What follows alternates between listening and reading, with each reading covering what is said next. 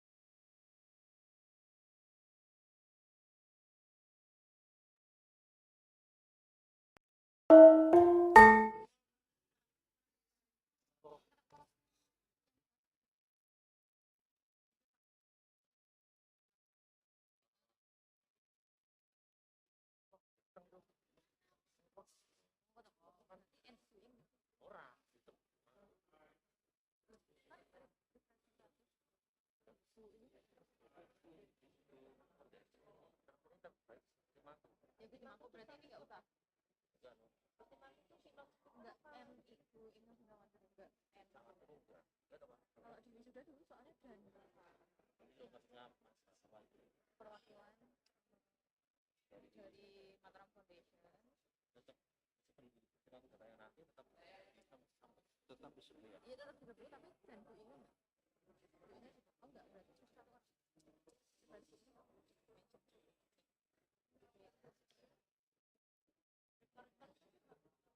biar Mesti ini sebagai nanti dia ini keynote speaker di sini sebetulnya sebagai representatif Mataram Foundation kan makanya kalau mau ditambah 50 lebih airport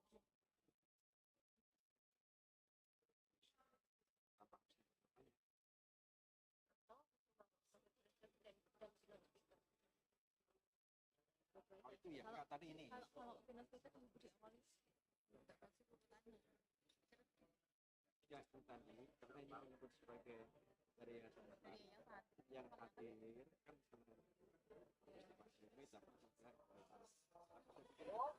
sebenarnya tidak ada buat saja enggak usah disebut nama iya jadi apa Pak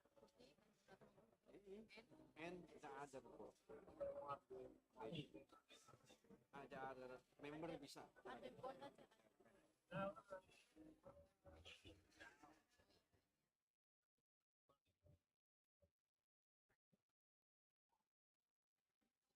Terus nyundul. Banter ya nyundul yuk. Terus banter ke ya habis. Di tanggal 14. Ayo kayak kapal. Ada di sini yuk.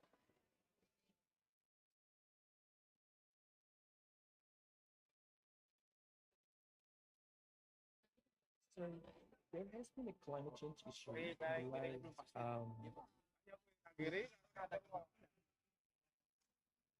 even though the impacts on climate change are getting worse, Indonesia is still getting more and more money from the coal industry as well. So this is kind of very big questions for all of us as a scientists, as a climate change scholars, and also what are the adaptations and also mitigation efforts that we can have to help Indonesia come out of the fossil fuel industries. So my take on this research would be how, as a personal relationship between two and three. Dan ini kan di keputusannya kan udah di luar ruang ini. Itu sebetulnya yang menyatakan bahwa tidak hadir itu kan panitia, bukan moderator. Itu moderator. Moderator itu panitia kalau udah ada di sesi itu. Dan sebetulnya ya bisa juga lah. Sebenarnya saya akhirnya juga nyebut karena saya kan saya pemahaman saya mengelola yang fix di forum ini.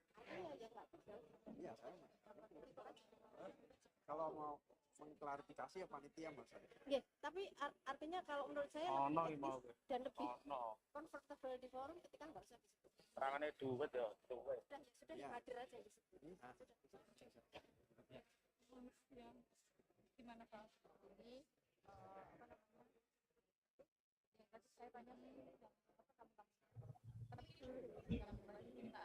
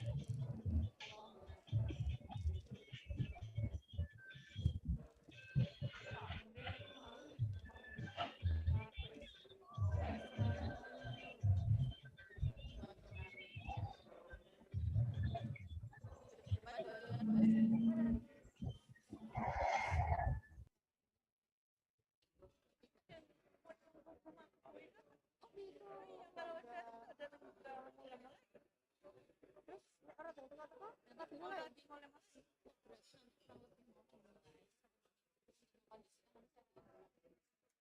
Tak, ke sana ya.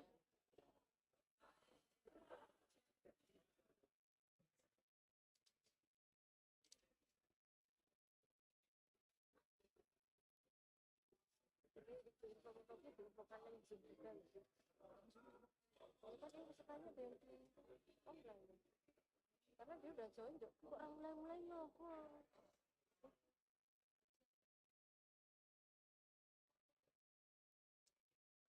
Hai Mas Rifan, kan orang sana kan tanya info ya.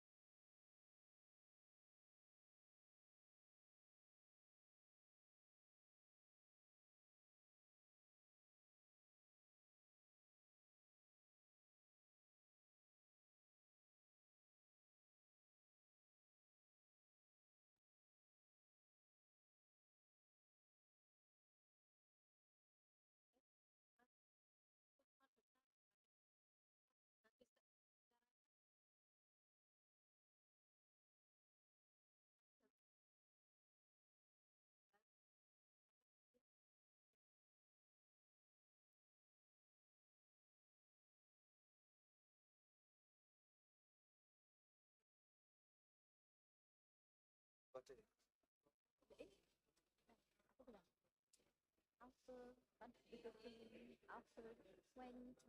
to 20,000, Indonesia is the global stage.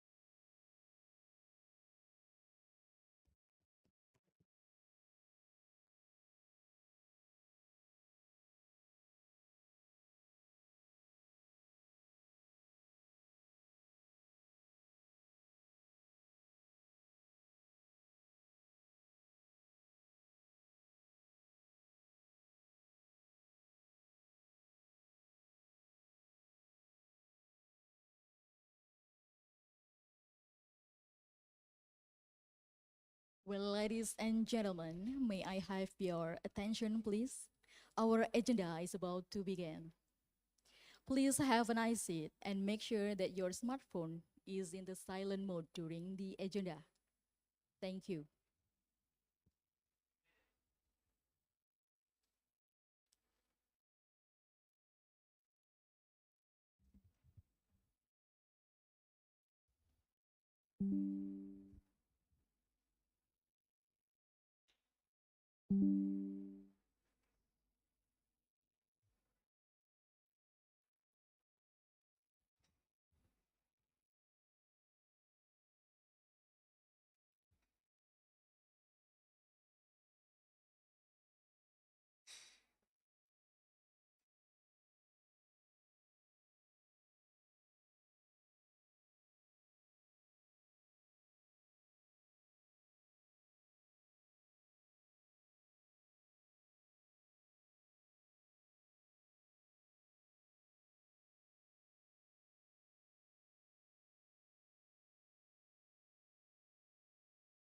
Before we start our sorry, before we start our agenda, let me to solicit to Professor Edi Suwandi Hamid, Gusti Kanjeng Ratu Mangkubumi, Professor Brinkman, Laurie Elish Piper, and Ibu Puji Komaria to have a nice seat in the podium.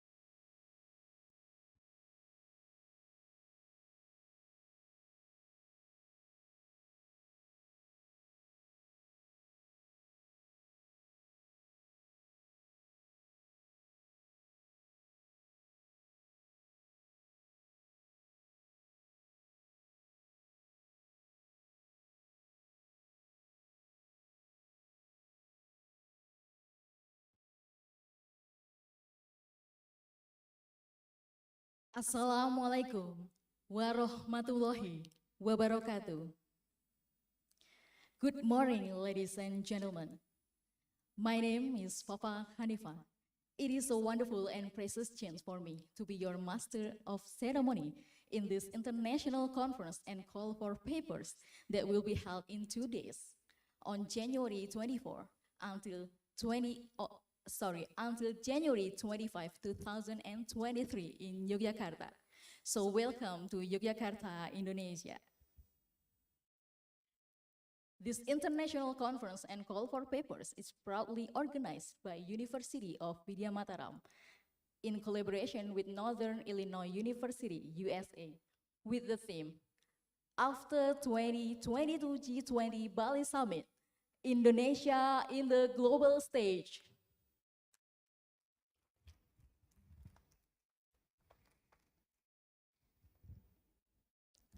It is an honor for me to inform you that among us here, we have Honorable, the representative of Mataram Foundation, Gusti Kanjeng Ratu Mangkubumi, and the other member. Honorable, the Rector of Widya Mataram University, Professor Dr. Edi Suwandi Hamid MEC, along with the Senate members.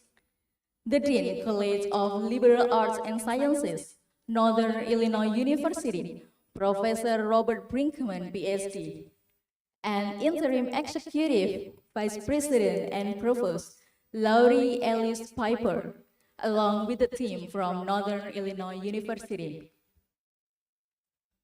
The representative from the co-host of this event, The rector, along with the former rector of National Technology Institute Yogyakarta, Dr. Pambudi MT and Dr. Irham MT, and Vice Rector from University of Tunas Pembangunan, Surakarta, Dr. Suswandi MSI. The Honorable, our invited speakers, the functionaries of the university, faculty, and study programs within University of Widya Mataram, domestic and foreign presenter, all guest delegates, ladies and gentlemen. Firstly, I would like to say the utmost gratitude toward God for letting us together in today's event with a good and stable condition of health. As the master of ceremonies today, let me to read down the agendas for our event today. The today's event will be started by the opening ceremony, continued by the keynote speeches, and first plenary session. Then we have time to break and lunch. After that, the agenda is the second plenary session, and closed by parallel session for today, and the other agenda will be continued on the next day. So with no further ado, let us start our agenda today by the prayer. For the sake of running this event smoothly, I would like to invite you to have reciting prayer all together. The prayer begin.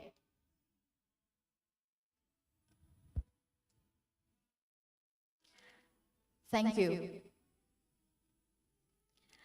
Continued by singing the Indonesian national anthem that will be conducted by Ibu Dwi Astuti MSI. Attendees are requested to stand up.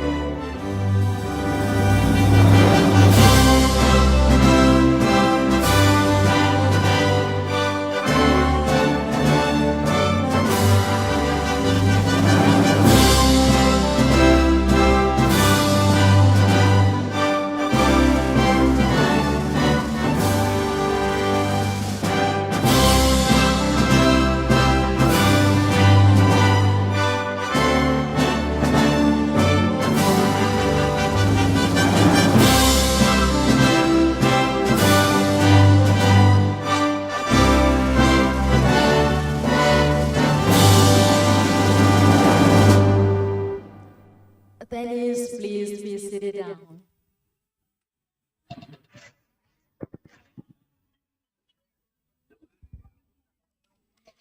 Welcoming remarks will be delivered by the Rector of University of Widya Mataram to the Honorable Professor Dr. Edi Suwandi Hamid MEC.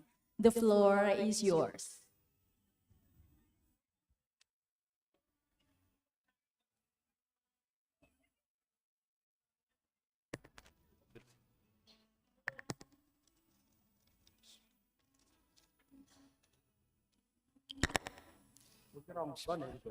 Assalamualaikum warahmatullahi wabarakatuh. Good morning everyone, distinguished Gusti Kanjeng Ratu Mangkubumi, Princess of Yogyakarta, and also Treasurer Mataram Foundation, and all other members of Mataram Foundation, Honorable Prof. Brinkmans, and also Prof. Laurie Ellis Piper, Professor Eric Jones, and Dan McCoy, and others delegates from Northern Illinois University, Rector ITNY, and also the Vice Rector of UTV Surakarta. Both are co-hosts of this forum. Distinguished all speakers, presenter, guests, and participants. I'm sorry, I cannot mention all the names. First of all, praise our gratitude to God, Allah Subhanahu wa Ta'ala, who bless us with good health and great opportunity to attend this international conference with the theme after the 2022 G20 Bali Summit, Indonesia on the global stage. We hope by discussing this theme will enrich our knowledge about G20 and also can provide ideas so that the G20 can realize its noble goals for the welfare of the world community. Second one, I would like to extend a very warm welcome to all of you, the speakers and participants, to Yogyakarta, the city of education, also the city of culture and heritage city. We delighted to have you here to participate and share in this conference, both through online by web or Zoom and offline in this site hotel of Yogyakarta. Thank you very much for your attending in this conference. Third one, on behalf of Universitas Widya Mataram, I would like to thank to the speakers from various countries and to all the participants who has taken part in this 2 days international conference. We hope this forum will give much benefit for all of us. Ladies and gentlemen, this conference organized by Universitas Widya Mataram in collaboration with Northern Illinois University and also supported by Institut Teknologi Nasional Yogyakarta. It means that National Technological University in Yogyakarta and also Universitas Tunas Pembangunan, UTP. Tunas Pembangunan is development sheet or development shoot to support development from Surakarta. Thank you for the good collaboration to NIU and also ITNY and UTP so that this activity can be carried out. We hope the cooperation among us will continue in the future. Ladies and gentlemen, it's a great pleasure that I would like to announce this conference will be followed by around 150 participants, with around 90 attending in this hotel, and the others join us by web or Zoom. These participants come from USA, Malaysia, Spain, India, Brunei Darussalam, and of course, mostly from Indonesia. There are 74 papers, including from keynote speaker, that will be presented related to the theme of this conference. Paper in the presentation are selected from more than 100 of paper received by the steering committee. We really hope that all those papers can be discussed in this conference and able to give optimum benefit for all of us. Ladies and gentlemen, before concluding my remarks, on behalf of the organizing committee and also steering committee, I would like to convey high appreciation and gratitude to those who have supported this event, especially our partner, the Northern Illinois University, and both co-hosts, ITNY and UTP Solo, and all of speakers, and of course to the organizing committee chaired by Ibu Puji Komaria, who have worked hard to make this event possible. The last, I wish the participants a very fruitful and productive meeting. And last one, to officially open this conference, I'm saying in the name of God, Allah Subhanahu wa Ta'ala, and Bismillahirrahmanirrahim, I declare the international conference with the theme after the 2022 G20 Bali Summit, Indonesia on the global stage, officially open. Thank you for your attention. Billahi taufiq wa hidayah. Wassalamualaikum warahmatullahi wabarakatuh. Thank you for Professor Edi Suwandi Hamid, MEC, for this speech. It will be continued by introductory speech that will be delivered by the Dean, College of Liberal Arts and Sciences, Northern Illinois University. To the Honorable Professor Robert Brinkman, PhD, the floor is yours. Thank you all so much, and thank you for the introductory comments and for all the help of you and your wonderful team. We are thankful for the many kindnesses and the actions of the local Yogyakarta team at Universitas Widya Mataram. Thank you so much. And there are some special people to thank specifically for the organization. Of course, Dr. Edi Suwandi Hamid, thank you so much. Dr. Puji Kumaraha, thank you so much. Dan McCoy from NIU, there's Dan who has done a lot of work as part of the NIU team. Dr. Marta Dani, who's also from UWM, who has also done a great deal. And of course, Dr. Eric Jones from NIU, who has also been part of it. We also want to recognize universities that have gathered here to put on the event. Universitas Widya Mataram, of course, but also the partners, the Institut Teknologi Nasional Yogyakarta, Universitas Tunas Pembangunan. I also want to specifically thank Her Royal Highness Gusti Mangkubumi. Thank you so much for your support, encouragement, and we're so honored that you're taking the time to be with us today. I would also like to introduce the team from NIU who came to be part of today's event. First of all, I'd like to introduce Dr. Lori Elish Piper, who is the Dean of the College of Education at NIU and our incoming provost, and of our partnerships here in Indonesia. Next, I'd like to introduce Dr. Abu Ba and Dr. Shupe Yuan. Please stand, if you could. Dr. Ba is a professor in sociology and is best known for his work on sociology of politics or political sociology.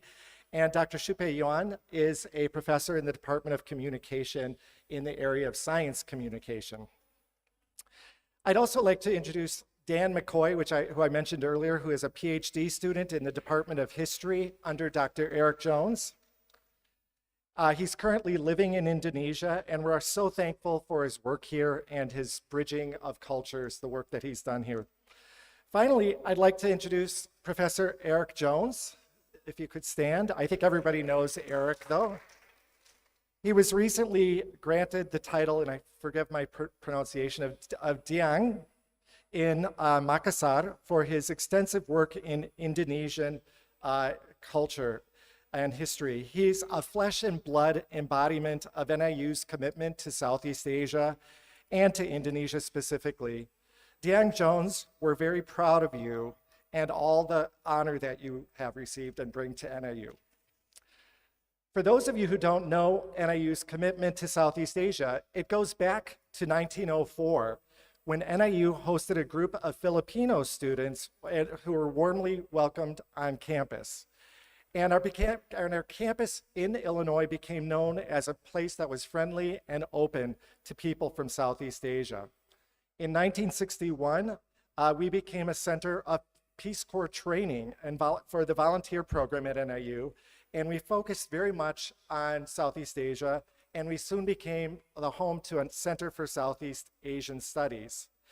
We have many, many faculty and students who are part of this center, and we're proud of our commitment to Southeast Asia and Indonesia.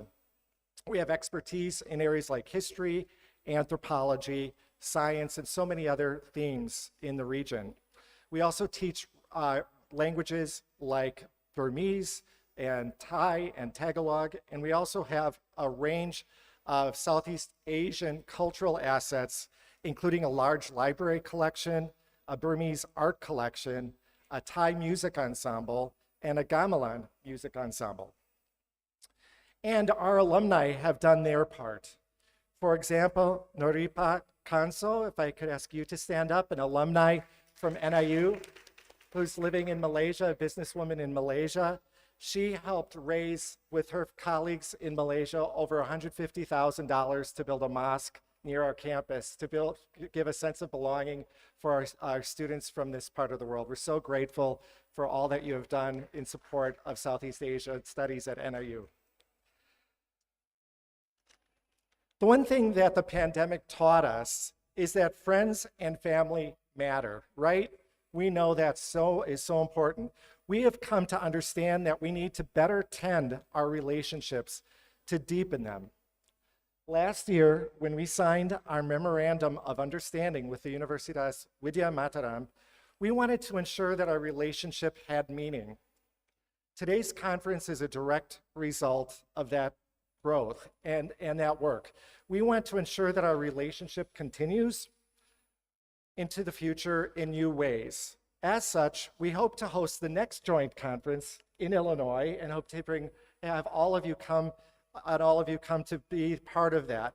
Perhaps the next theme will emerge, but some ideas that we've had are themes like global education, business and diplomacy, particularly in the realm of STEM, science, education, sustainability, and society.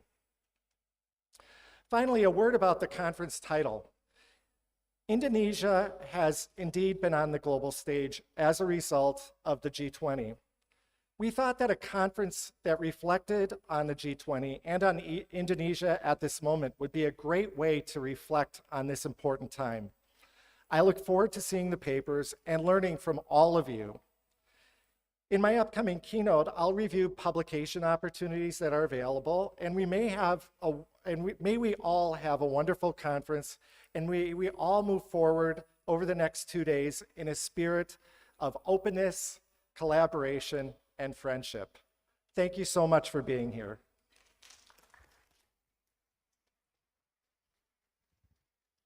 Thank you for Professor Robert Brinkman, PhD, for this speech.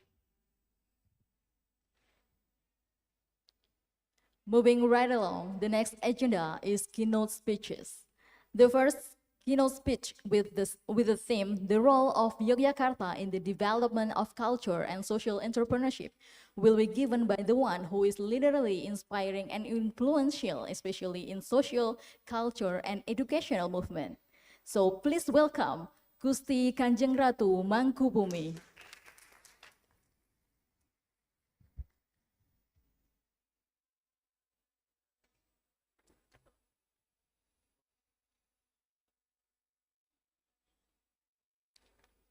Selamat pagi, Bapak-bapak, Ibu-ibu, Mbak-mbak dan Mas-mas yang bersama-sama pada pagi hari ini. Dan yang kami hormati Bapak Rektor, Prof. Edi Swandi Hamid, juga tentunya dari Rektor ITNY, kemudian juga dari Wakil Rektor UTP, dan Bapak Ibu tamu undangan, dan juga good morning the international guests from overseas. Thank you so much for joining with us this morning to hold like small seminar or big seminar. The seminar this morning until afternoon. And good morning for Professor Robert Brickman and also Prof. Eric Zone. Good morning, see you again. And also Professor Lori Ellis, good morning. And Professor Zoni Suhalda from Malaysia and all the guests from Malaysia. And also Professor Meriden Alam from Brunei. And good morning. Selamat pagi semua, salam sehat semua. Last November, the government of Indonesia became the host of the G20 summit in Bali. As the host country of the G20, which consists of 20 of the world's largest economies, Indonesia had a formidable task in a world still threatened by a global pandemic and war. Despite these challenges, Indonesia played a vital role in assuring that summit could actually happen and produce a G20 declaration. The main theme of the G20, recovering together, recovering stronger, focus on three main pillars: global health, agriculture, energy transition, and digital economy. The underlying principle of these three themes are sustainable growth and social inclusion. It is inherent in today's world that we grow stronger together and leave no one behind. These themes for Yogyakarta, Indonesia, are nothing new. Yogyakarta itself, as a civilization in culture and culture center, has survived the various phases of Indonesian's ancient and modern society. The establishment of the Mataram kingdom, dating from the 8th century, as indicated by archaeological evidence such as the Borobudur and Prambanan temple, provide glimpses of the ancient history of Yogyakarta itself. My father, His Majesty the Sri Sultan Hamengkubuwono X, has many times shared that Yogyakarta Royal Palace has a sustained and for the four eras such as Mataram realm, which the first phase Mataram Hindu Buddha, Mataram Islam, Indonesian independence of 1945, and now the era of Indonesian reformation and transformation, which the Sri Sultan Hamengkubuwono X supported and also was a major figure in 1998. It is in this era of Indonesia reformation and transformation that the Yogyakarta Palace, or known as the Kraton Yogyakarta, is stepping up to be the standard bearer of culture heritage, which promotes sustainable growth and social inclusion. The Yogyakarta Royal Palace role in Indonesian independence in 1945 is well documented. The Sultan Hamengkubuwono IX is an Indonesian national hero in which he played a vital role in supporting Indonesian independence. Many would agree that without the support of the Jakarta Royal Palace in 1945, in the years of revolution and welfare that subsequently followed in 1945, Indonesia would not be an independent republic. The Royal Palace of Yogyakarta supported and assisted the independent movement and protected its leader and freedom fighters.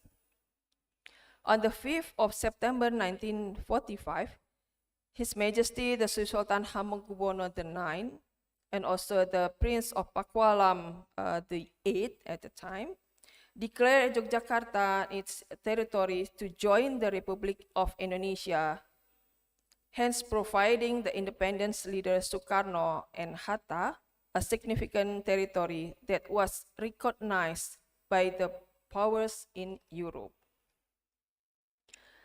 Yogyakarta, for a brief period from 1946 to 1949, became Indonesian capital city in order to protect the existing of the Republic.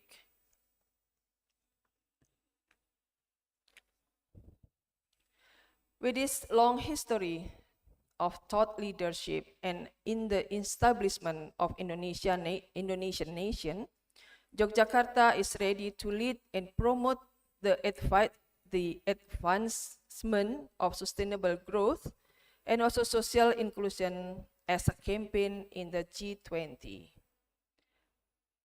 I thank you very much for the University of Widya Mataram for organizing this important seminar, and I wish you all successful dialogue until this afternoon. Thank you so much.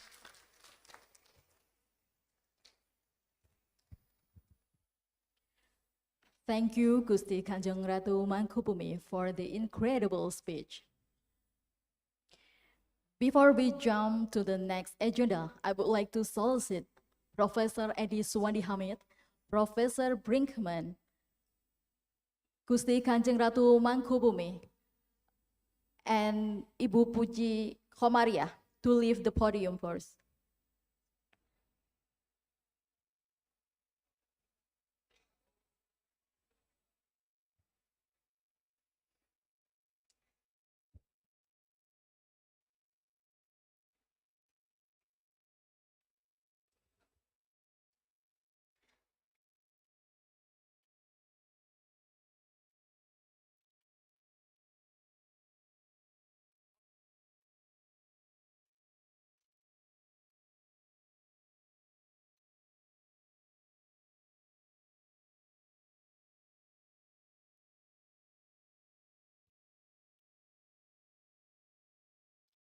And now you will see the dance performance by one of University of Widya Mataram students. This dance is originated from Yogyakarta. It has a very beautiful movement because it contains combined movement between Jaipong and classical dance movement. This dance describes behavior that is in full harmony with compassion for the safety of life in the world. It's Tari Mangastuti or Mangastuti dance. So please welcome Meilani Friza Ananta and enjoy the performance.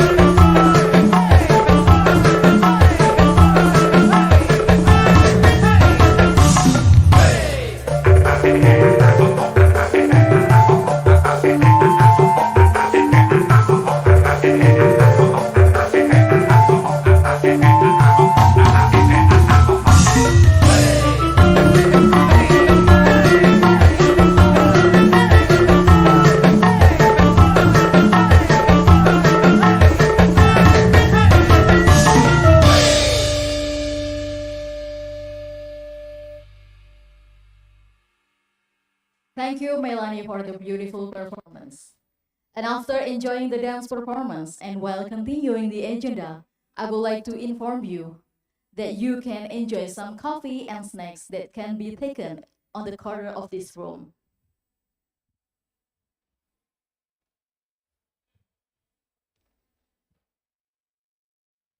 So please, ladies and gentlemen, if you would like to take some coffee and snack, you can take on the corner of this room.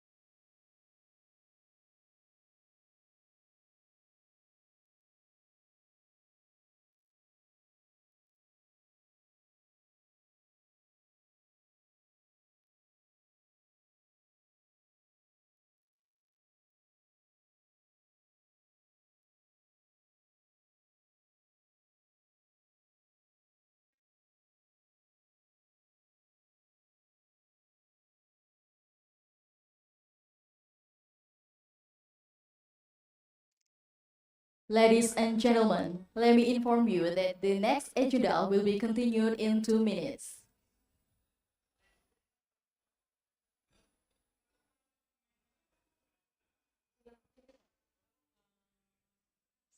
Bisa di bawah sambil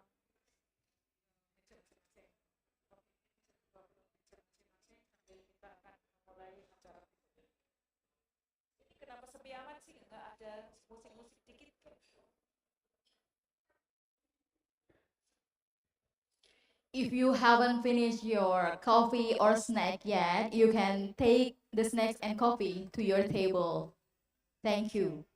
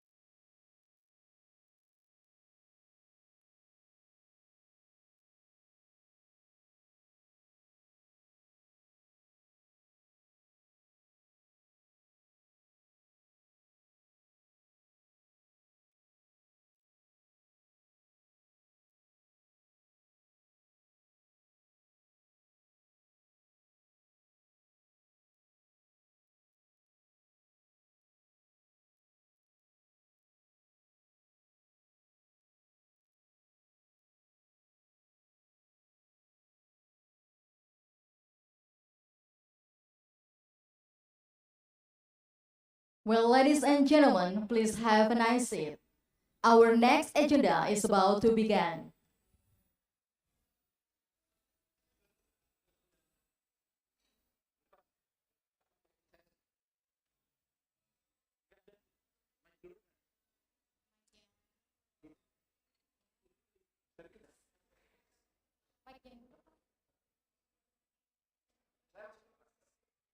Saya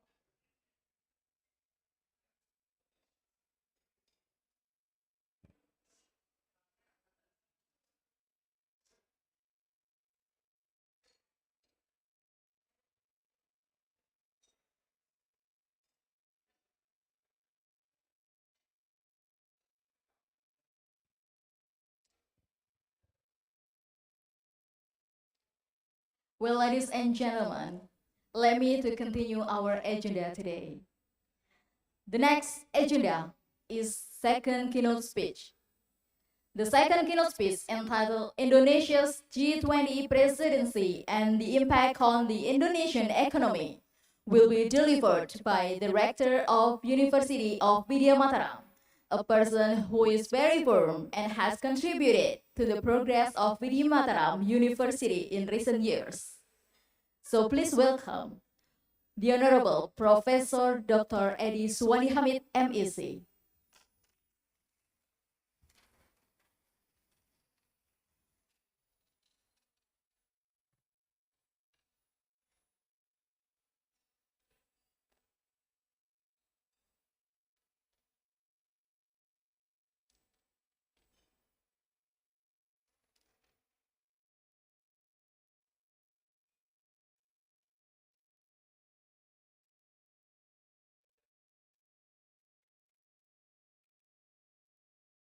Oh, oke, bisa pindah sana.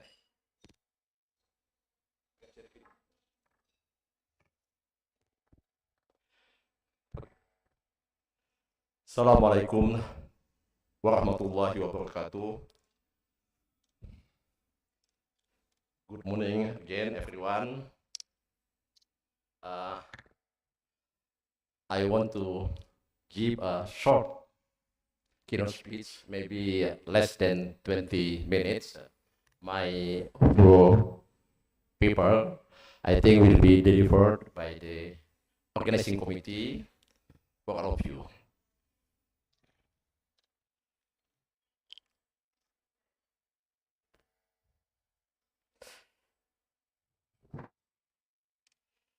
my title of speech, Indonesia's G20 presidency and the impacts on the Indonesian economy. My background is economist, so my concern in this keynote speech also related with the economy. Ladies and gentlemen, as mentioned by Gusti Kanjeng Ratu Mangkubumi, group of G20 consists of 19 countries and one of regional economic associations, namely European Community. This established in 1999. Originally, G20 meeting forum of Minister of Finance and Governor of the central banks in an effort to broaden the discussion of policies that are beneficial for resolving the global economic and financial crisis, like happen also now. But international community began to recognize after the United States hosted the first summit, the first G20 summit in 2008 in Washington, D.C. Ladies and gentlemen, the G20 was upgraded to the level of heads of state government 10 years after establishment in 1999. So it just began 2009. That initially focused macroeconomic issues, but now expanded its agenda to include many issues, as mentioned also in the declaration, G20 Bali Declaration. As we know, G20 have strategic position. Why? If we look at the data, as mentioned in Pranav, the member is representing the world's economic and political power, including the members such as United States, China, UK, and other big countries.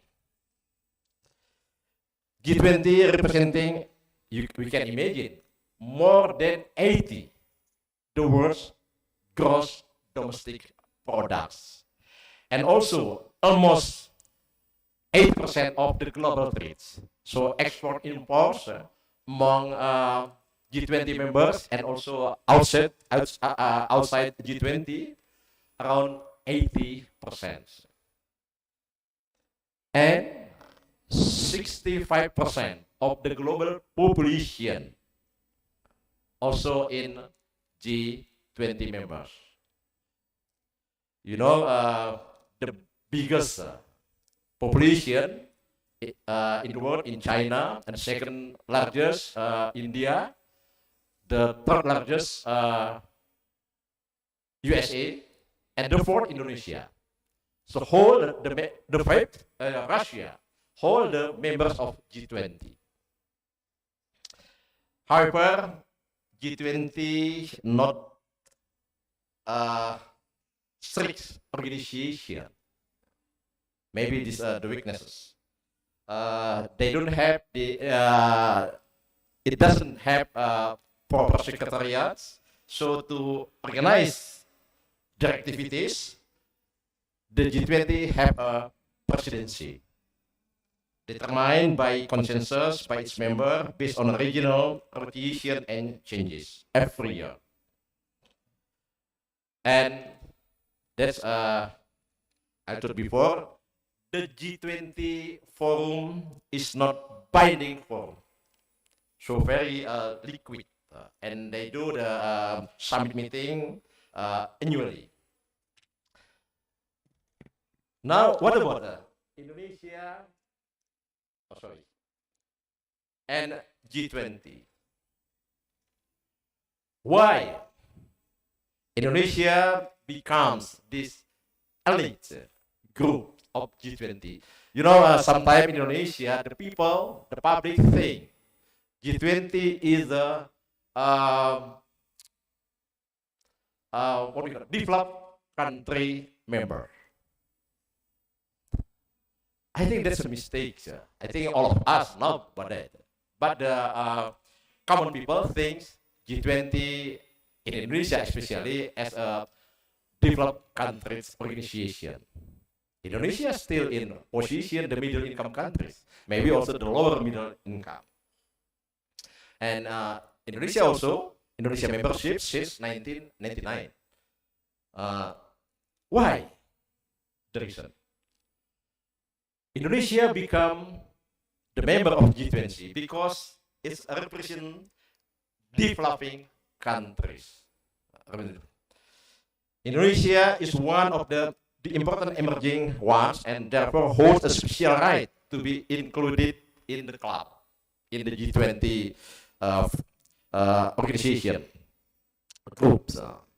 And also Indonesia, as I mentioned before, is the fourth largest population in the world.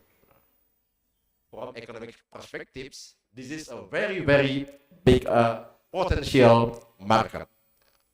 So there are many consumers for global products in Indonesia. The total population in Indonesia now around 275 million people.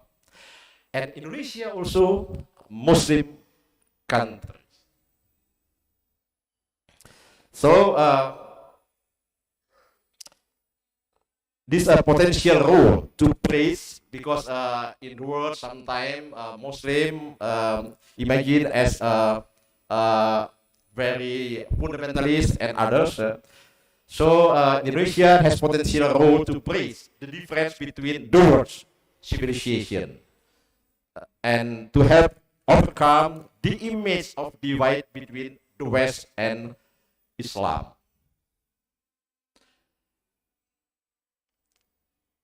Next, Indonesia also is new democracy. I think Eric Jones knows much about this because he knows much about the Reformation movement in Indonesia in 1998.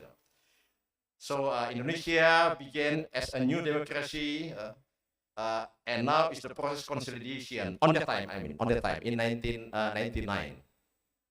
So we hope this hopefully it inspire others to promote democracy while pursuing strong economic growth. And last, geographically, Indonesia has significant position. So Indonesia the only one association Southeast Asian member nation as a permanent member of G20. So what about the Indonesia's G20 presidency? As we know, Indonesia began as a presidency on December 1st into 2021 and finished at November 30 last year. As a presidency, Indonesia carried out the spirit of recover together with the team, also mentioned by Gusti Mangkubumi and also Proprimans, recover together, recover strangers. Why Indonesia presidency choose this focus? Because since the world had been under pressure due to the COVID-19 pandemic, so it's requiring joint and inclusive efforts in finding way out our solution for recovery. So we should be hand on hand together to face pandemic COVID-19. And also to achieve this target, it was focusing on 3 priorities. That's it. This priority also mentioned in 42 points in Bali Declaration. The first one is related with strengthening of global health and architecture. The second one, digital transformation, and the last one, energy transformation. Ladies and gentlemen, how Indonesia carry out its role as a presidency.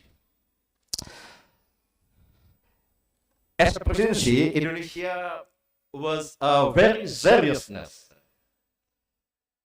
to prepare the agenda of G20. Well prepared. You know, we support with largest budget,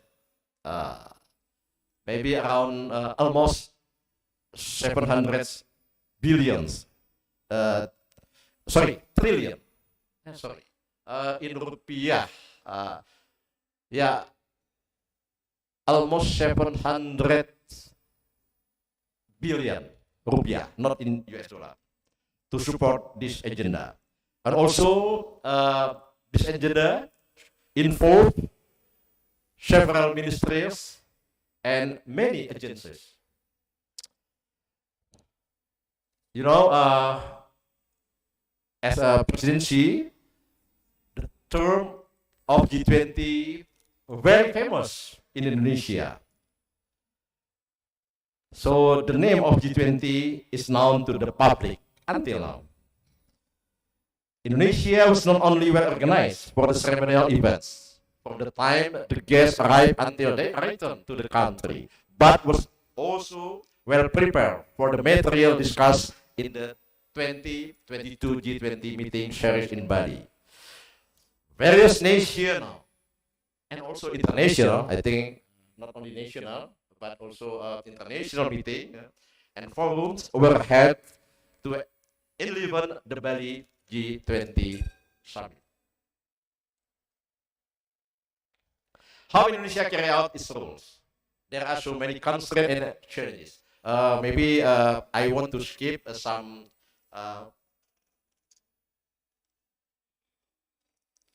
paper, but it's not easy for Indonesia to prepare issues to be discussed in this G20 forum, because on that time, presidency of Indonesia, there is a conflict between Russia and Ukraine, and also there is the trade conflicts between the US and China that is still going until now. So it's need the role of the presidency of Indonesia. It's very much needed.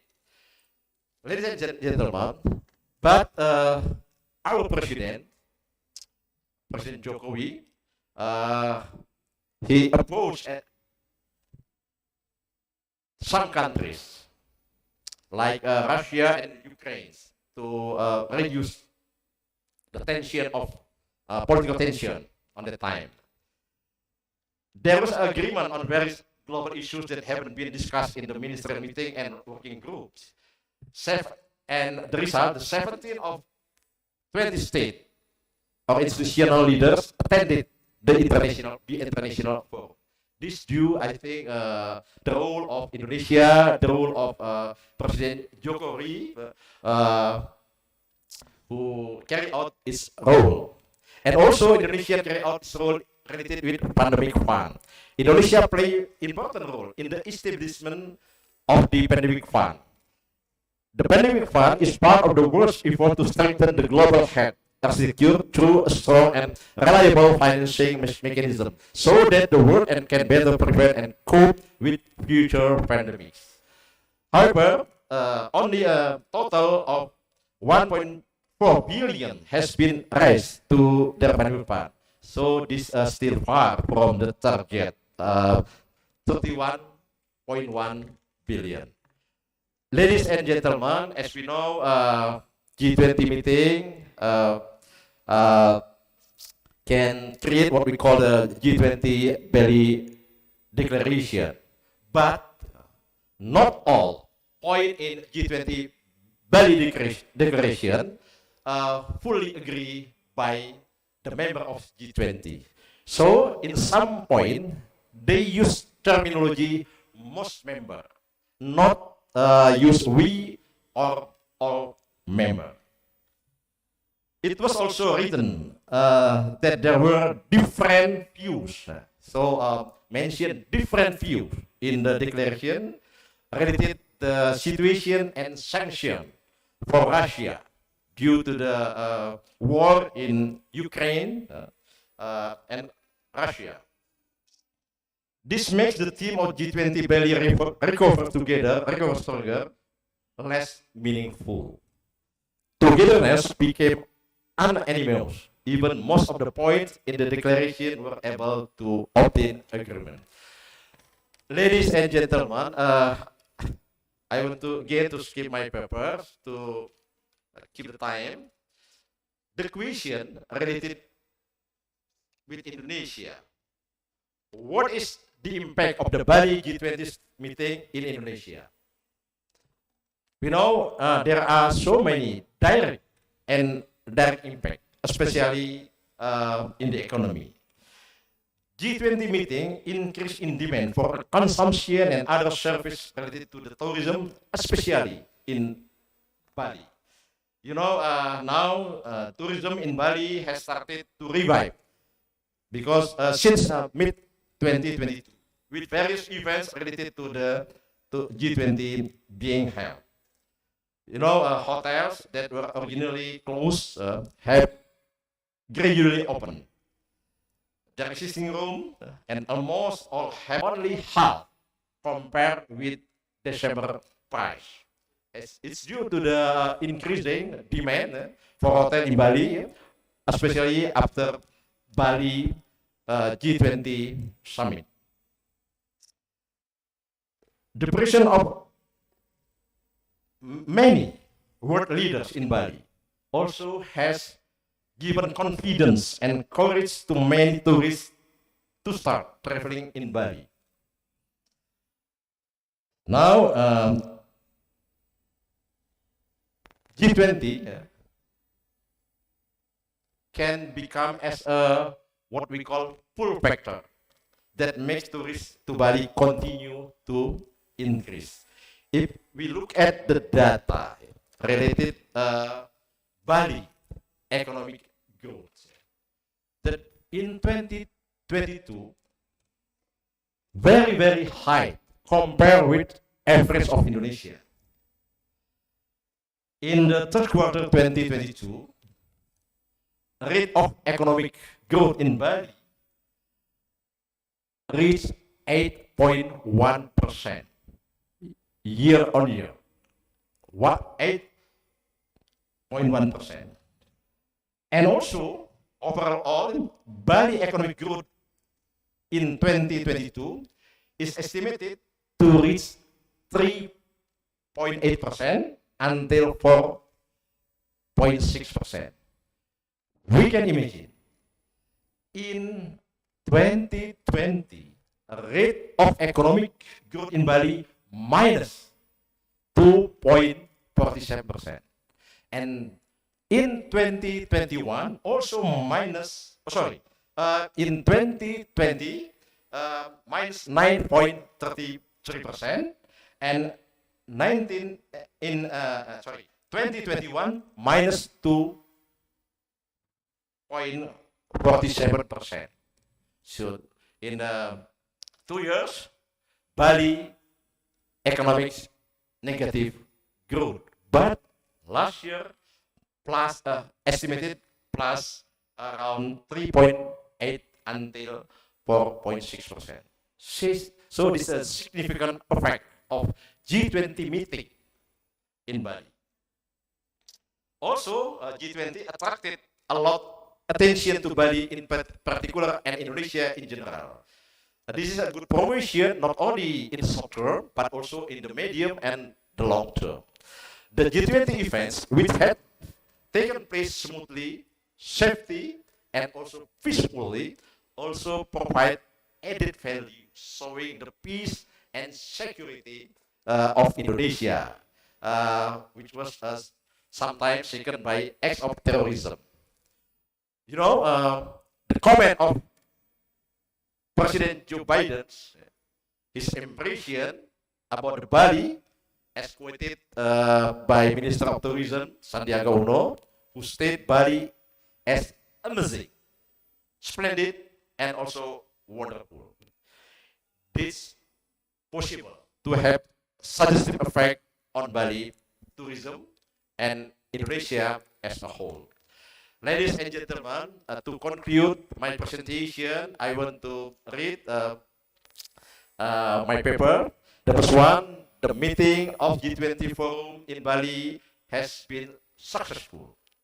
This cannot be separated from Indonesia's role in seriously preparing for the event to build and enhance Indonesian positive image as a moderate and peaceful country in the eyes of the world, as also promote Indonesian tourism.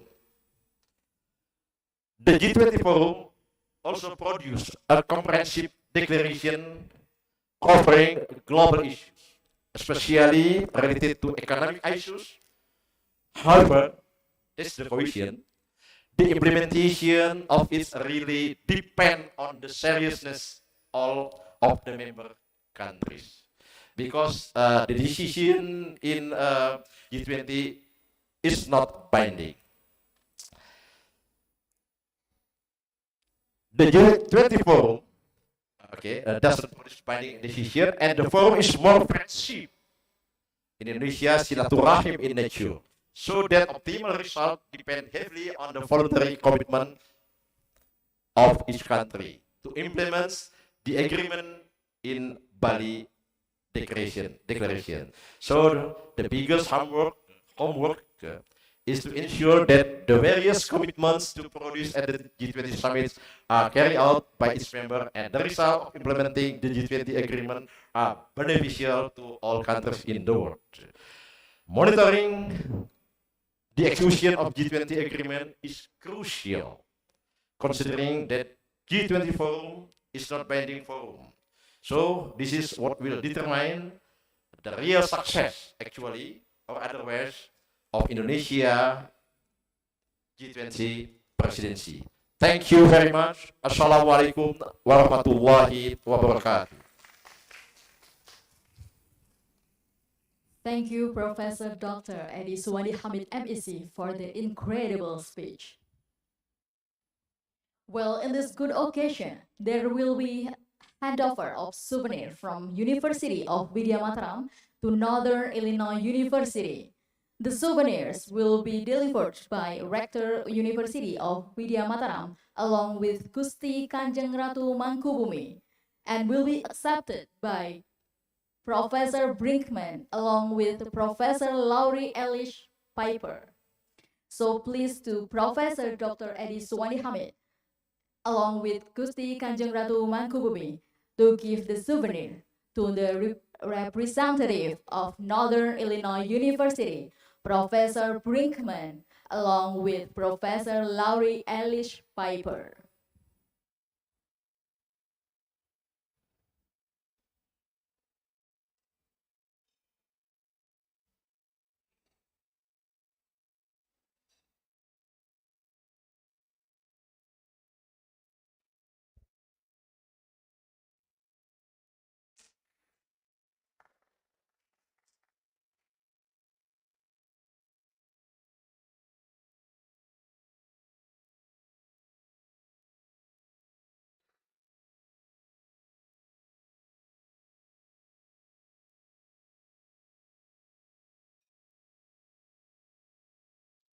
Before you return to your seats, this will be continued by the photo session for all the attendees.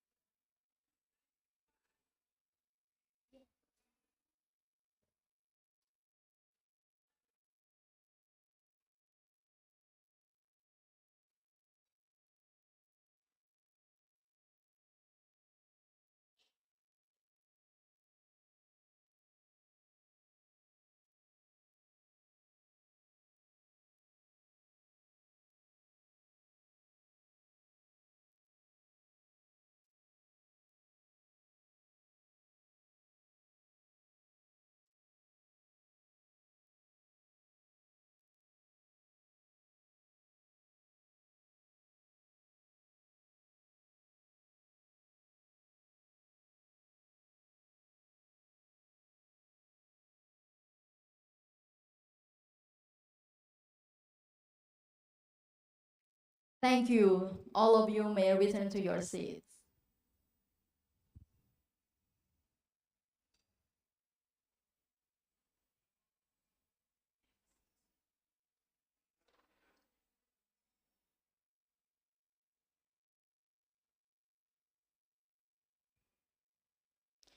Well, ladies and gentlemen, let us jump to the next agenda. That is the first plenary session, which will be led by a lecturer from University of Widya Mataram as a moderator.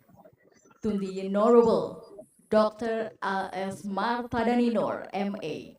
The floor is yours.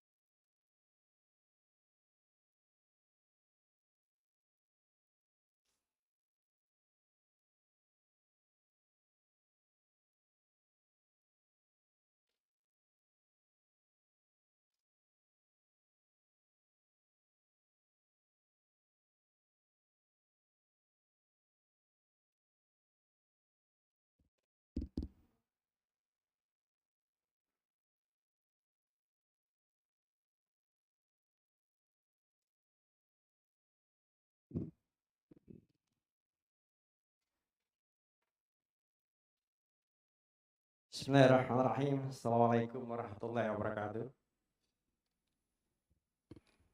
Good morning, ladies and gentlemen.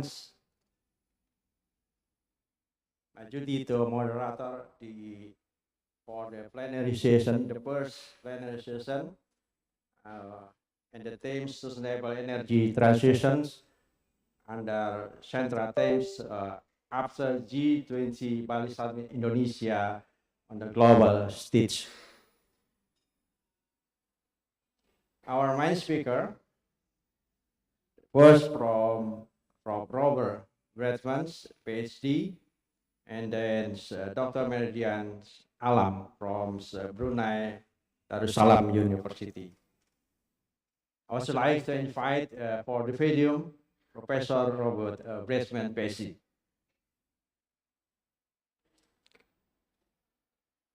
And also I want to say from the Dr. Meridian Alam and the Zoom platform from Robert Bremen, please use set of it. Bisa ditampilkan Zoom-nya, Zoom platform.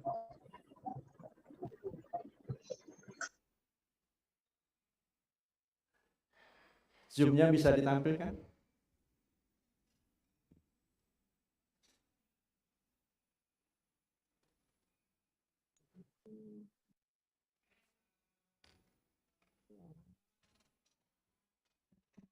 Hello, Dr. Meridian Alam. Hello, good morning. I'm here already. You are Hello, good. Yes, I'm listening to you properly right Okay. now, and your Okay, voice thank are you. clear. Yeah. Thank you, Dr. Meridian Alam from Brunei Darussalam University.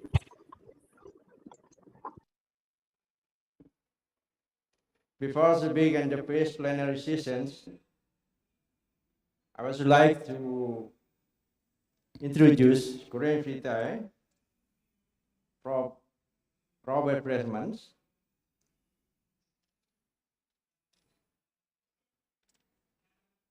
From Robert Bresman, Dean College of Library Arts and Science and IU, Professor Treatment of Earth, Atmosphere and Environments, and he was PhD Geography, 1989 University of Wisconsin, and his dissertation lead pollution in soils of Milwaukee County, Wisconsin. His recent entries, sustainability, cardiology, hydrology, and the selected publication recently, Global Handbook of Sustainability from published by Macmillan's, and 2021, Practically Sustainability, a Guide to a More Sustainability Life. And also, in the same years, Introduction to Sustainability, second editions. Briefly, Prof. Robert Bremen will be talking about understanding sustainability in the multifold worlds of meta-modern challenges and opportunity. His argument in sustainability all about measurable change that improves society ability to reduce a person or organization impact of the planet. Prof. Robert Bremen, it's your time to speak for 25 minutes. Please. Thank you. Thank you. If I could have the PowerPoint, please. First of all, is there a changer? Okay. Perfect.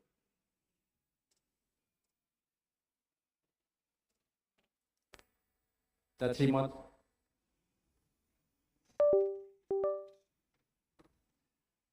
So thank you for hosting here today. Oh, there we go. So the presentation is going to focus on these main ideas: the evolution of sustainability, understanding metamodernism, which is probably a relatively new term for many of you, and then diverging ideas of sustainability in a metamodern and multipolar world, and then I'll have some conclusions. Before I do that, though, I wanted to talk a little bit about the publication, one of the publication opportunities from this conference. I've been working with Palgrave Macmillan for a number of years and have published a number of books with them. And they're very interested in working with us on a collection of papers from this conference that would be peer-reviewed. After the conference is out, I'll be sending out an email to all of the attendees to talk about that opportunity and to see if there's interest. All right. A lot of this paper is informed by work I've been doing over the last 30 years in sustainability, working with national governments, with the United Nations, with corporations like Tetra Pak, a big packaging firm, and also work that I've done with the National Cave and Karst Institute. I've also been writing about sustainability in a number of books and also on a blog I've had for many, many years called On the Brink, which the website is there if you'd like to take a look at it. So, first of all, I'd like to say that the idea of sustainability is not really new. Societies have always tried to find ways to make do with the resources that they have.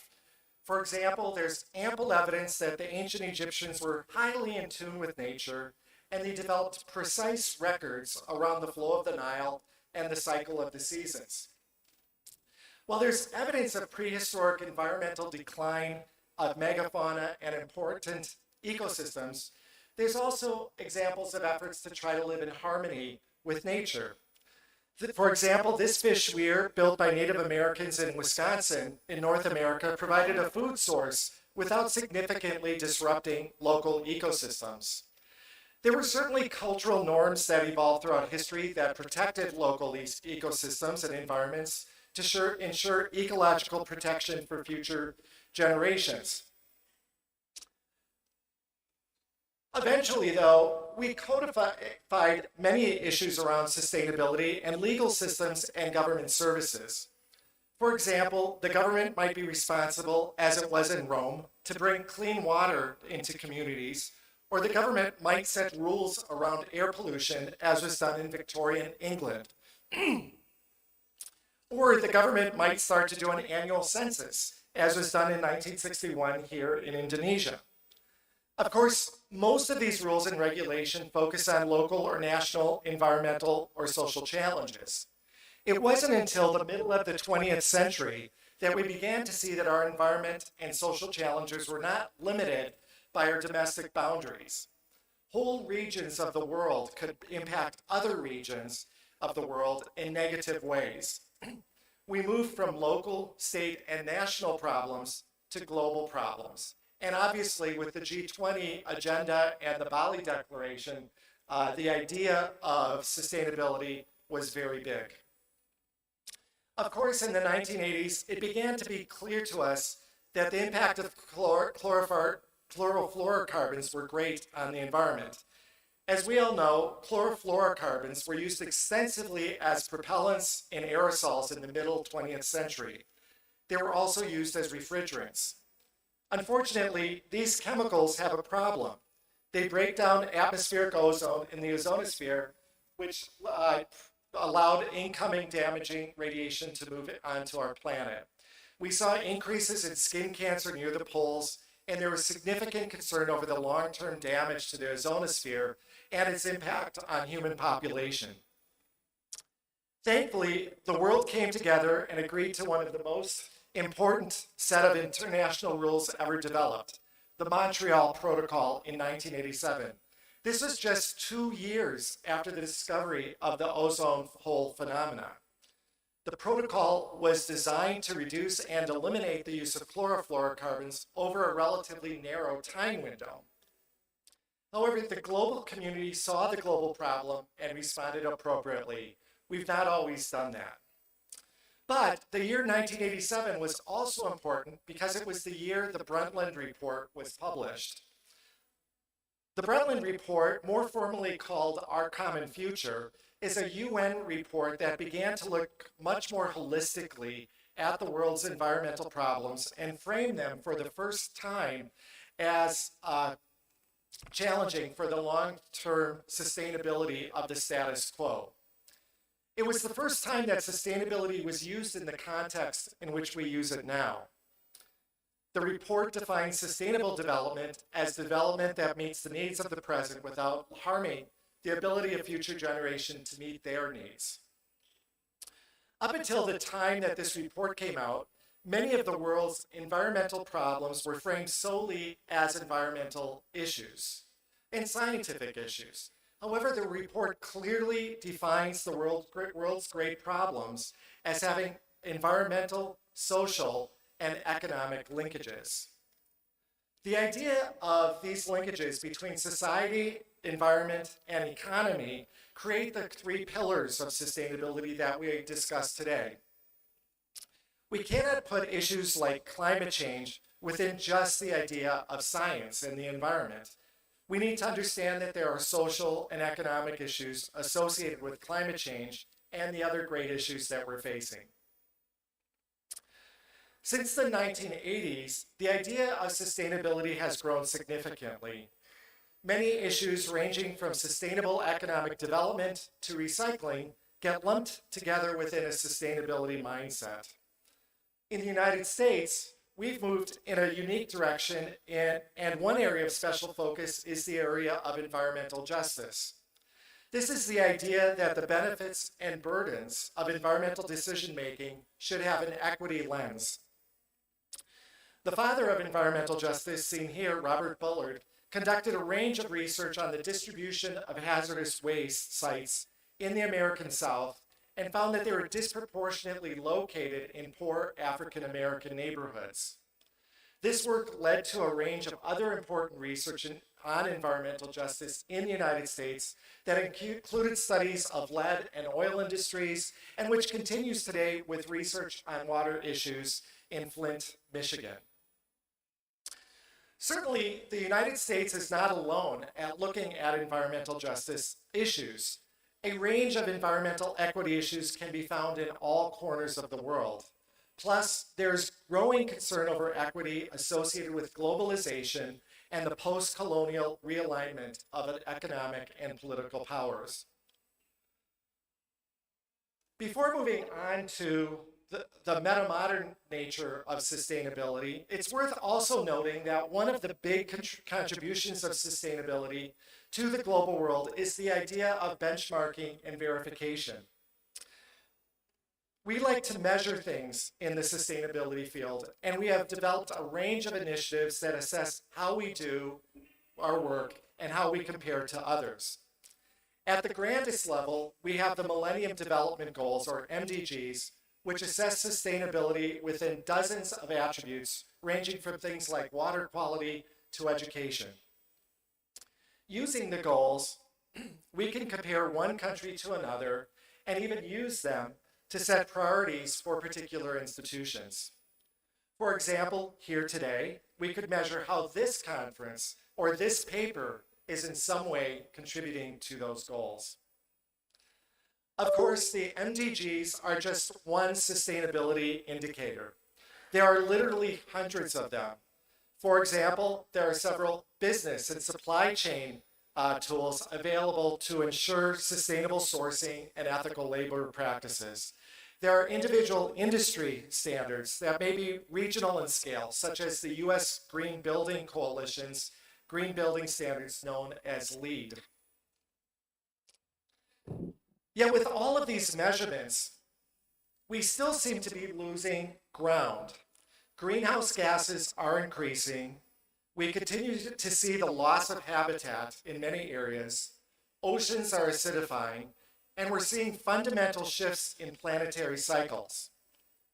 We've been working in sustainability for literally 50 years. What are we getting wrong?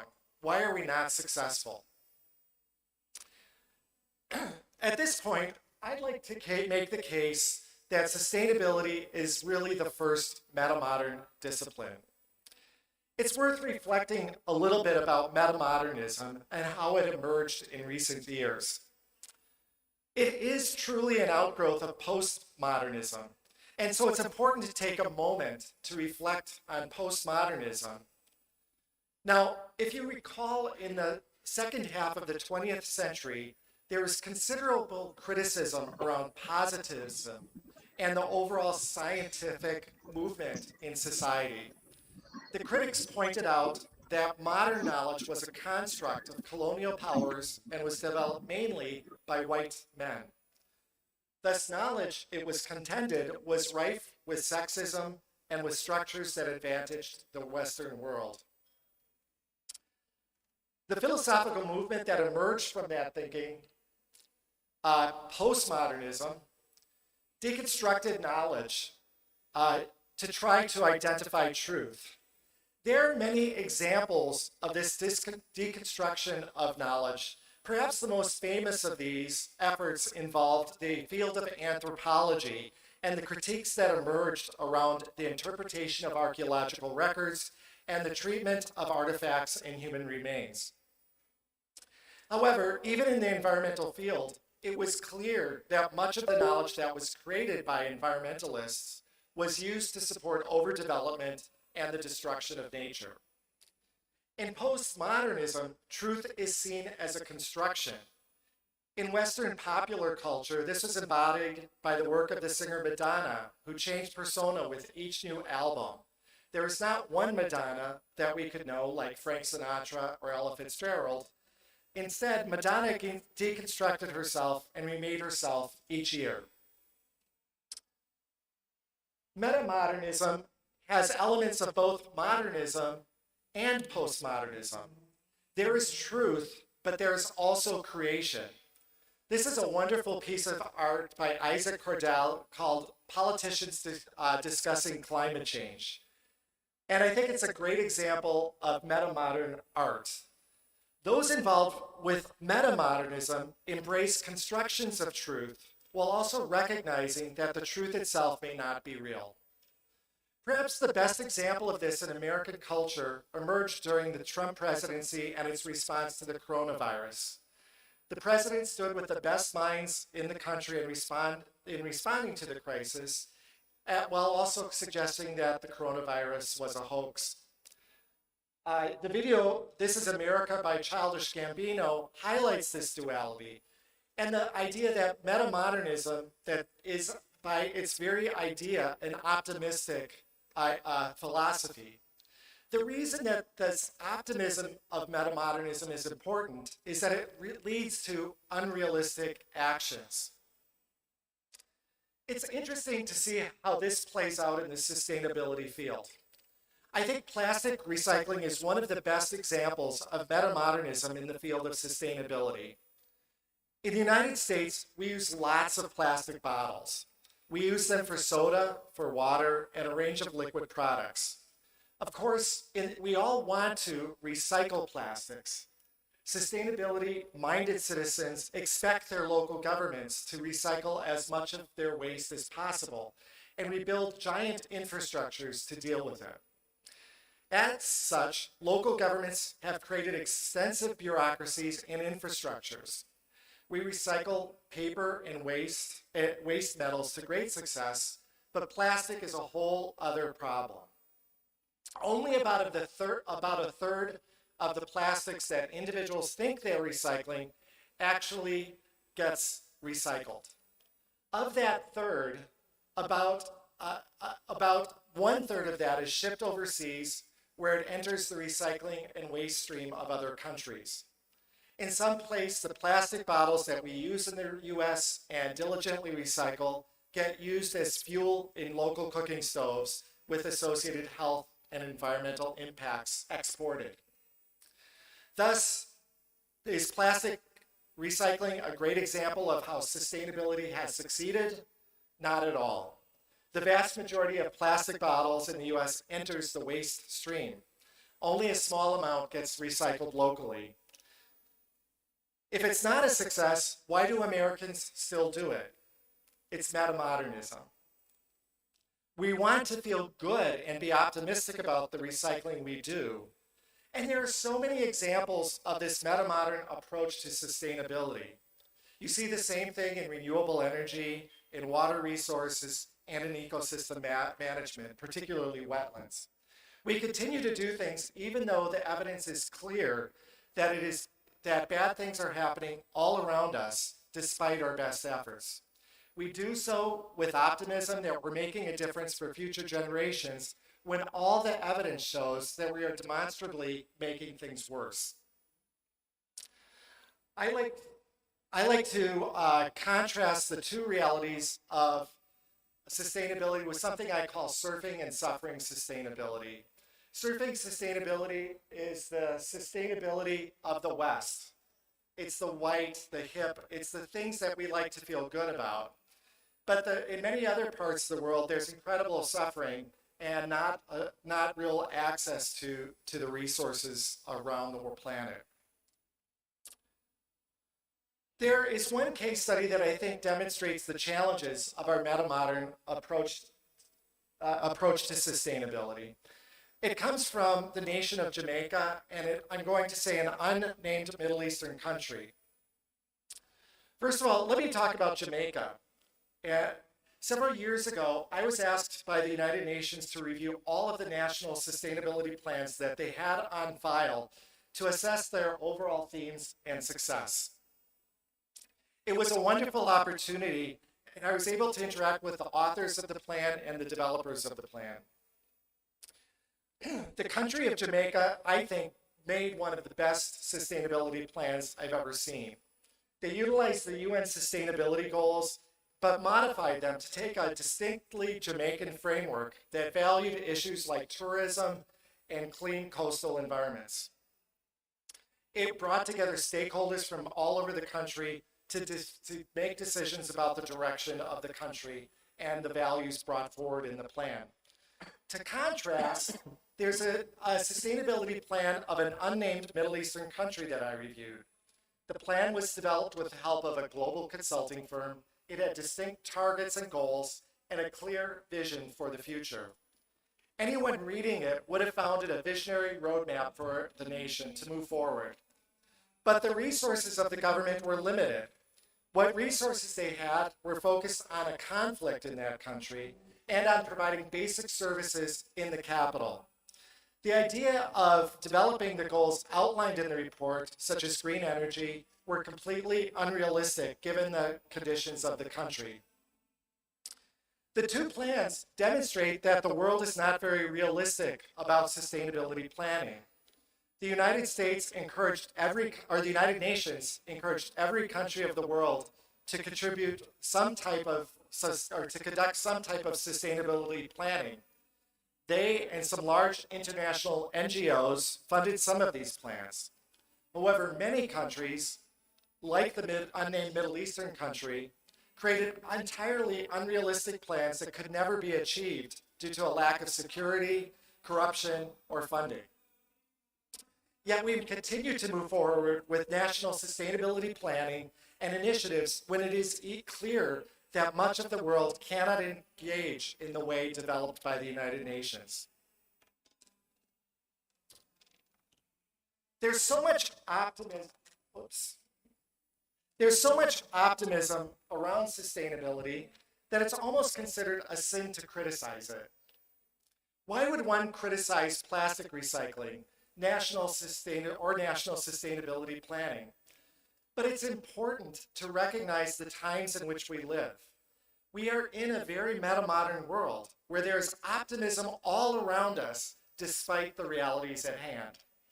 We want to believe that renewable energy is going to reduce greenhouse gases when even though last year was the highest year for the production of greenhouse gases in the world. We want to believe that a fancy tool for tracking endangered species will make all the difference while we're seeing that species go slowly extinct.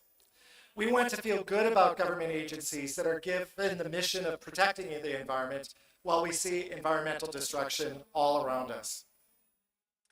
Thus, when one delves deeply into these hopes, the reality is that we're failing at many aspects of sustainability.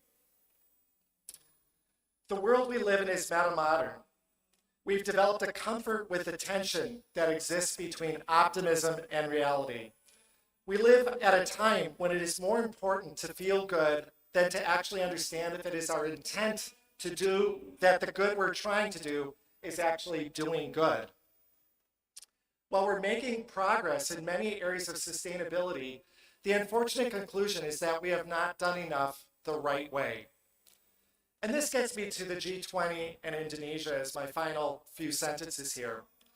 The G20 declaration that came out last fall focused on things like climate change, biodiversity loss, and the use of culture as a framework for sustainable development. I believe that Indonesia has a unique opportunity to provide a fresh perspective on sustainability that creates real measurable change for the future. Thank you very much.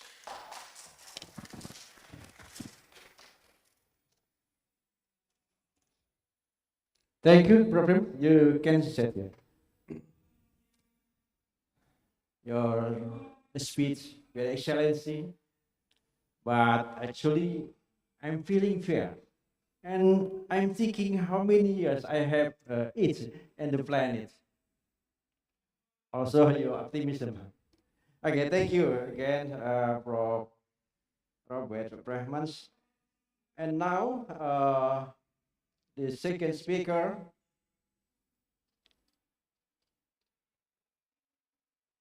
Dr. Meridian, and I would like to introduce his CV.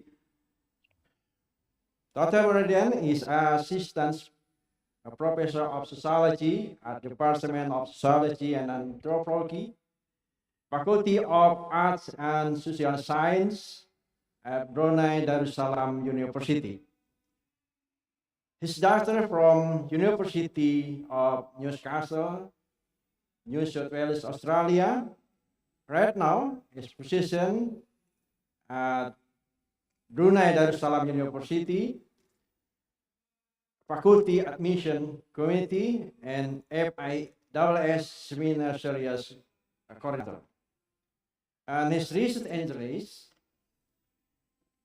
environment, confines, youth and civic organization, sociological analysis, online learning, and mental health, and also environmental sociology. His selected publication recently in 2022, the social transformation of biogas technology. And the same years, Organisasi Pemuda Lingkungan di Indonesia Pasca Orde Baru. And the other publications volcano tourism and volcanic areas, exploration of the height expression in the Mount Semeru, Indonesia. And the last, the changing 50 and spirituality activism, a new trend of Orawan, Muslim in Yogyakarta and Surakarta. Dr. Radian Alam, it's your time to speak for 25 minutes also. Please. All right, thank you very much, the moderator. So first of all, I'd like to check if are you able to listen to my voice? You still mute? Yes. Okay. All right, so I have already unmuted my microphone right now, so I'm going to check again. Can you hear my voice clearly? Yes, very clearly. 1 minute, Dr. Radian. All right, Cannot hear. okay. Oh, cannot? Bisa suaranya di... Sorry? Yes, I already unmuted my microphone on my MacBook right now. Dr. So Radian, 1 minute because I cannot hear. oh, cannot? All right. All right, so Okay. Okay. all right, can you hear my voice right now? Okay. You can then use.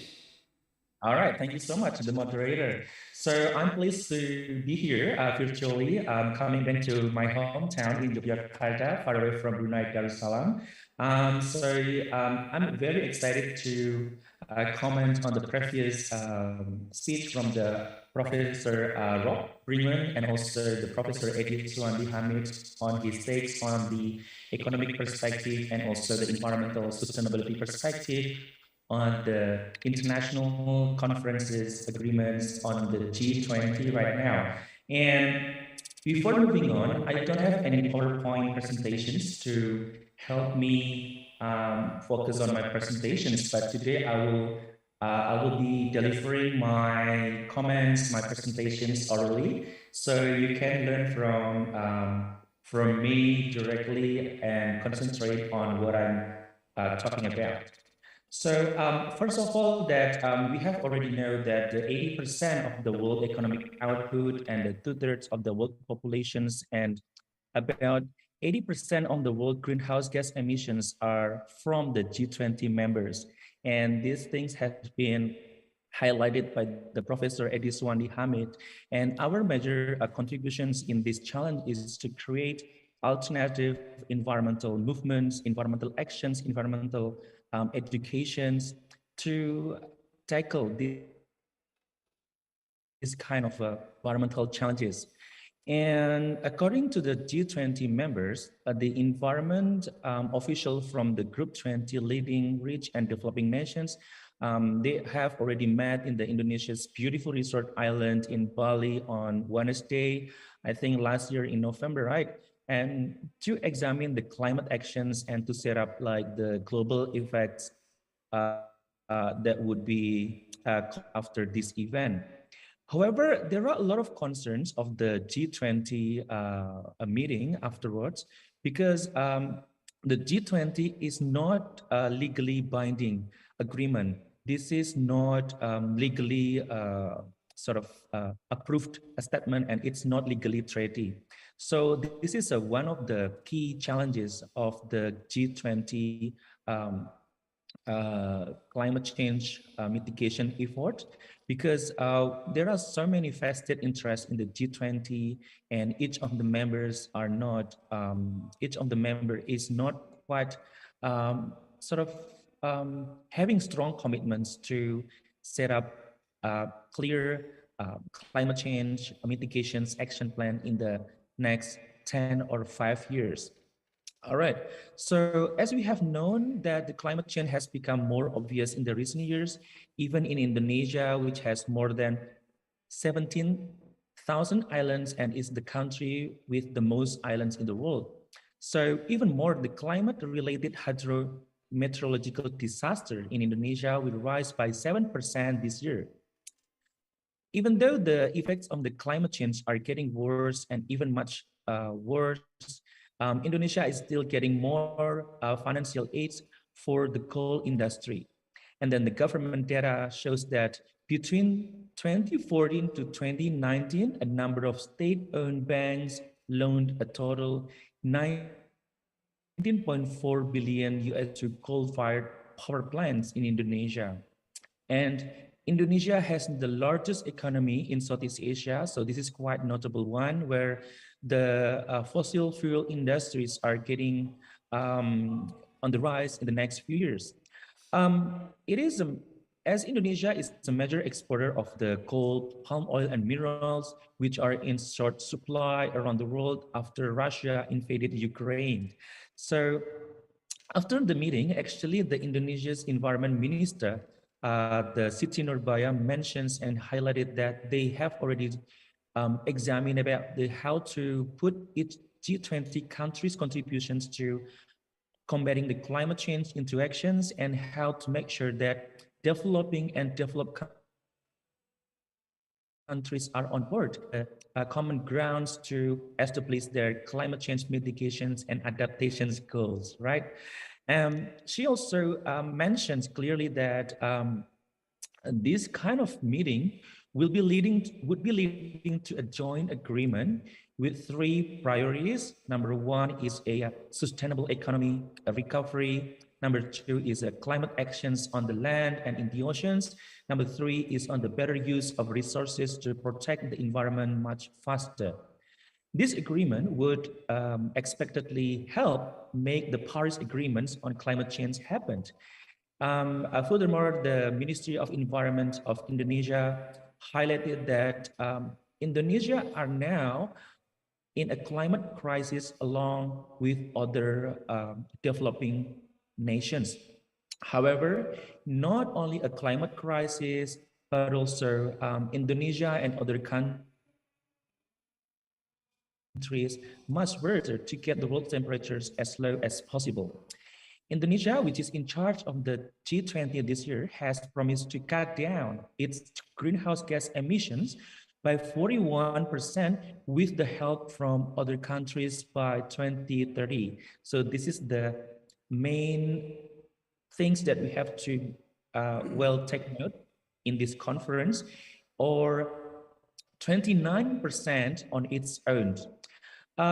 Even more, the Minister of Environment of Indonesia also emphasized the importance of the G20 environment ministers to agree to lessen the effects of the land degradations and prolonged drought in the continents and in the regions in Asia, Southeast Asia, in the United States, and even in Australasian countries, including New Zealand and also Australia, and to focus on the restoration of the ecosystem and also the conservations of the land and forest in a way that is becoming more and more sustainable. Therefore, we are in an urgent need to lessen the effects of the climate change and the loss of biodiversity. However, we have to examine, there are several challenges in the G20, and this is going to be the post-G20 climate mitigations and adaptations alternative that we can do. Number one, the challenges would be the finance minister and the governors of the central banks on the G20 countries made a promise to fight climate change and protect environment, including stopping a biodiversity loss, and that they would meet the goals of the Paris Agreement by using a variety of fiscal, market, and regulatory tools. Number two, the second challenge is that the G20 countries should lead in ensuring the current global situation, which doesn't serve as a pretext or reason for delaying the climate obligations. And even more in the third challenge, in terms of the coal industries, we haven't met the international target by reducing the number of the fossil fuel industries. So in more detail, the return of the coal as a source of the energy right now, and then the climate finance issues are quite alarming. The climate finance, for example, have promised especially the 100 billion goals. However, this amount of money has not been well equivalently distributed to reduce the number of the fossil fuel-based factories and industries across the world. And in the same vein that the developing countries are also requiring like growing their generated income in the next few years. And in the fourth challenge that the many countries have rejected the Paris 2015 and Glasgow 2021 commitment. So this is quite concerning for all of us who are environmentalists and environmental and sustainability scholars, that the draft text suggests that a dispute on the how strongly to criticize the rich countries for failing to give 100 billion in climate finance to developing countries by 2020. And the importance of loss and damage, climate-related effects that cannot be recovered from or to adapt to was also disputed. So the loss and damage is not clearly mentioned in the agreements between between the countries who have rejected the Paris 2015 and Glasgow 2021 climate commitments. Despite more than 100 countries making the COP26, the methane pledge to cut emissions by 30% by 2020, and there was no consensus on how to reduce the methane gas.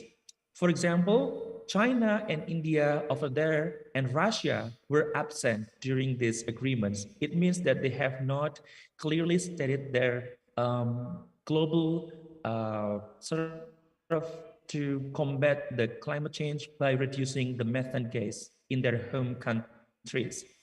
Number four, the developing world has demanded that the countries who are most to blame for the climate change should pay the bill for specific loss and damage finance.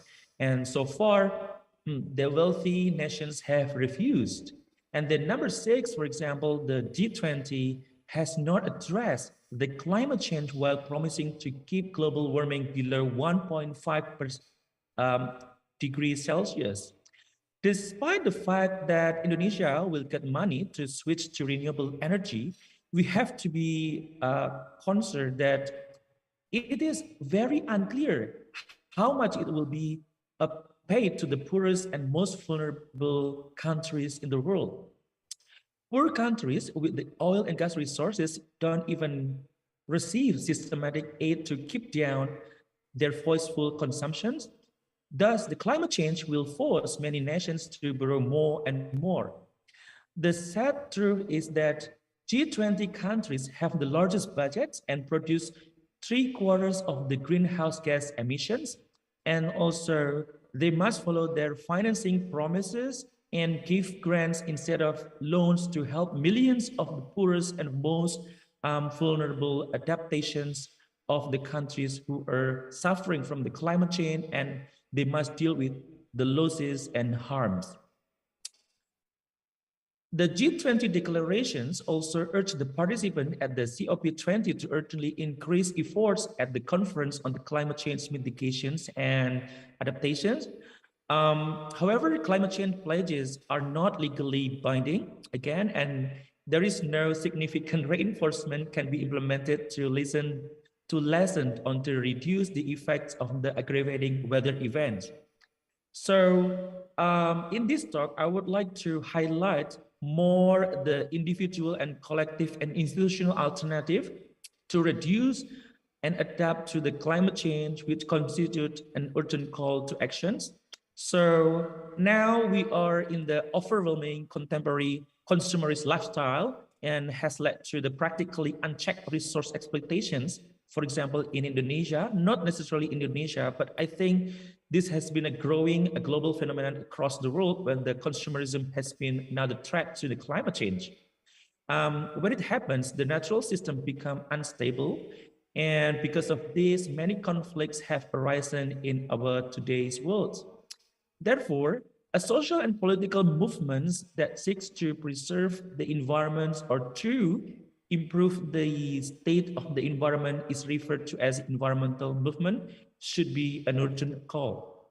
The environmental movement can be described, can be conducted in various ways. So when we talk about the environmental movement, and when we are referring to the same thing, the term green movement and conservation movements are very, very necessary. Number two, the environment movements, they are advocating for the conservation, also the responsibilities of the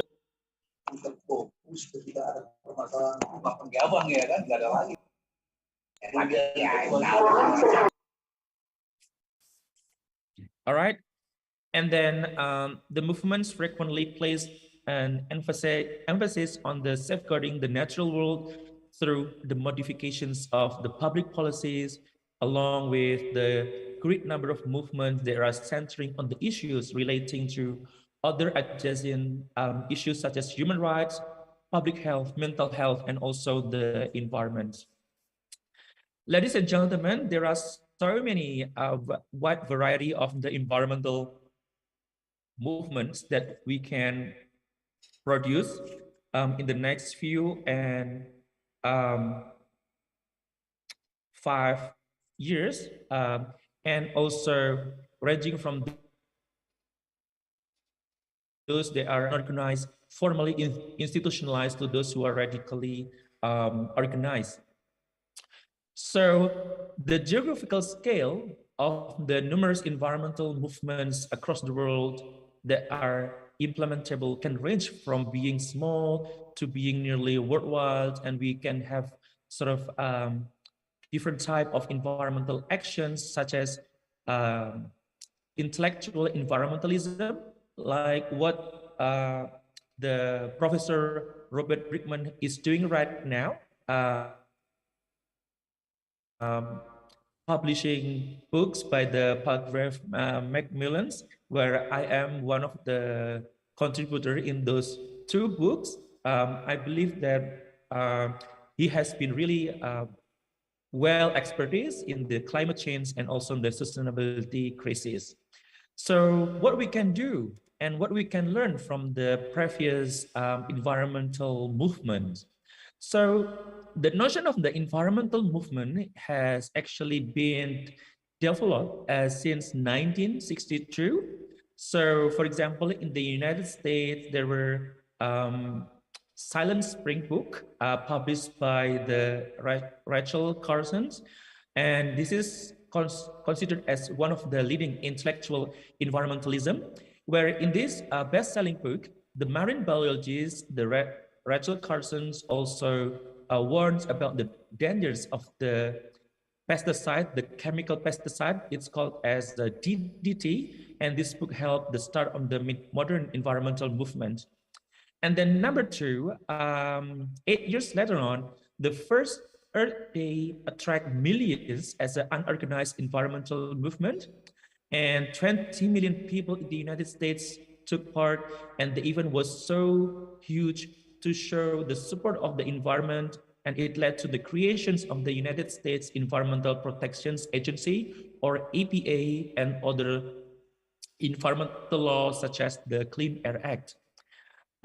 Few years later on, in 1980, for example, the recycling movement it's called the Recycling Goes Curbside as a community-based environmental movement, and it was held in the Woodbury, New Jersey, and it was the first town to make its curbside pickup program mandatory for residents. And the Recycling Goes Curbside movement has been replicated by Australia, by New Zealand, and other Southeast Asian countries such as Singapore.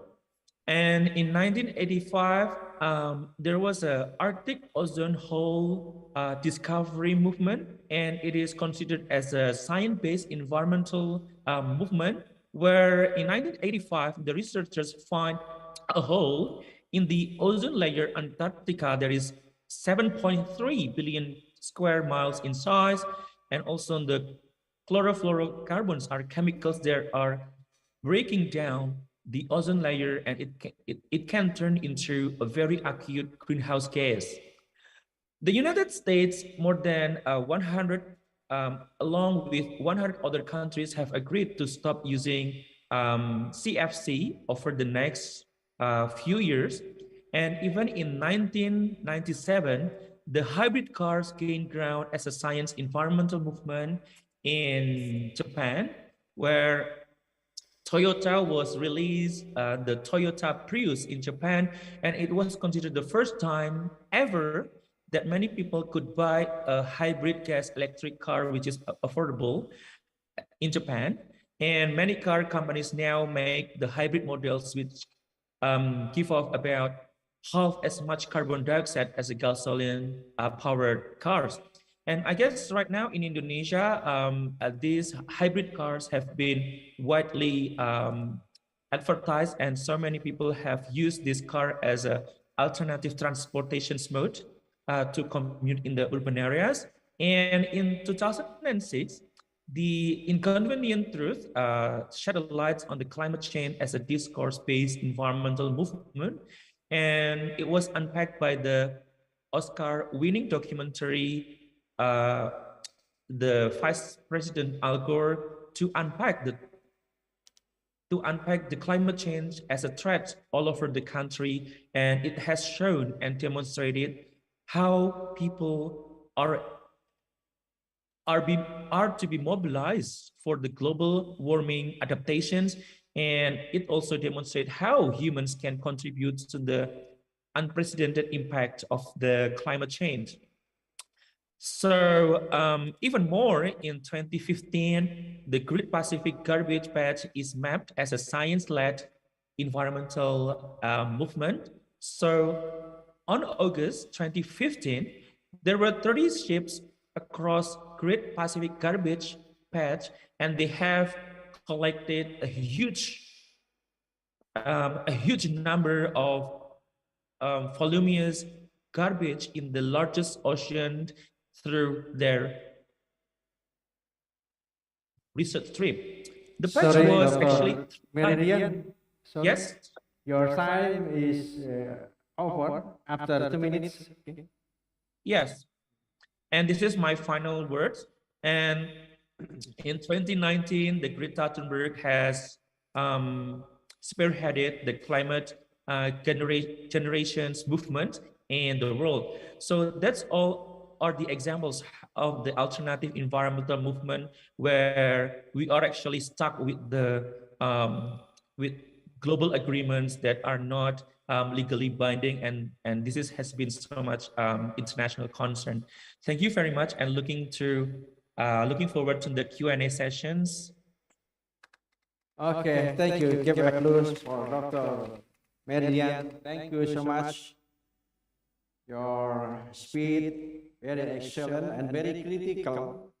Also about implementation and action for the enforcement climate change. Now we have the session for discuss until 11:30, and before I give the floor participation, I would like to invite for comment or questions Professor Ambar from the university. She is the Dean of Faculty of Science and External. Please, Professor Dr. Ambar. Mohon mic-nya. Di depan sini, Mas.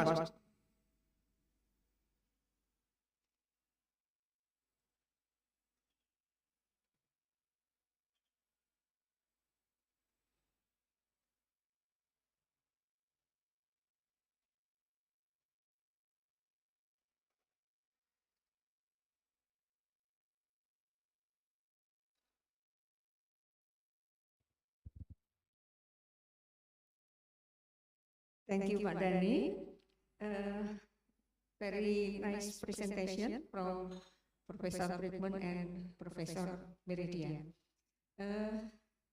Related to what was delivered by Professor Friedman and Professor Meridian, that the environmental crisis is partially caused by gas emission and the climate change.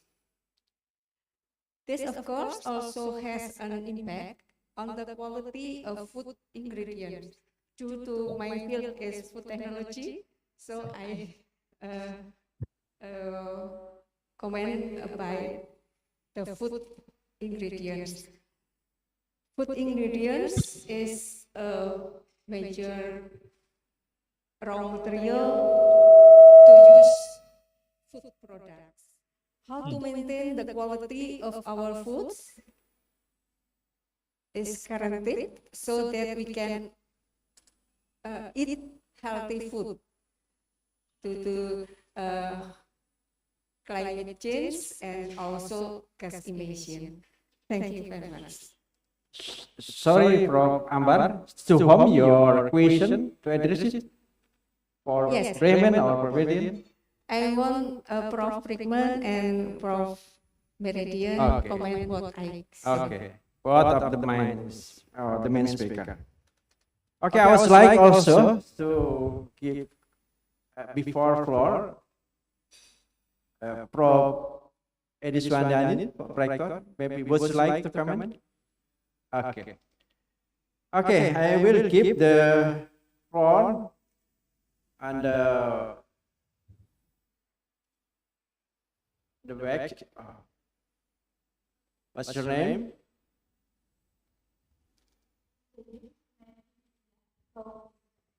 Sorry? Dia, okay, Dia, okay. Wait. And the other participant is there? Widya, 1 minute. I will be list and the participant to question. And the other participant to comment or to quiz? Okay. What's your name?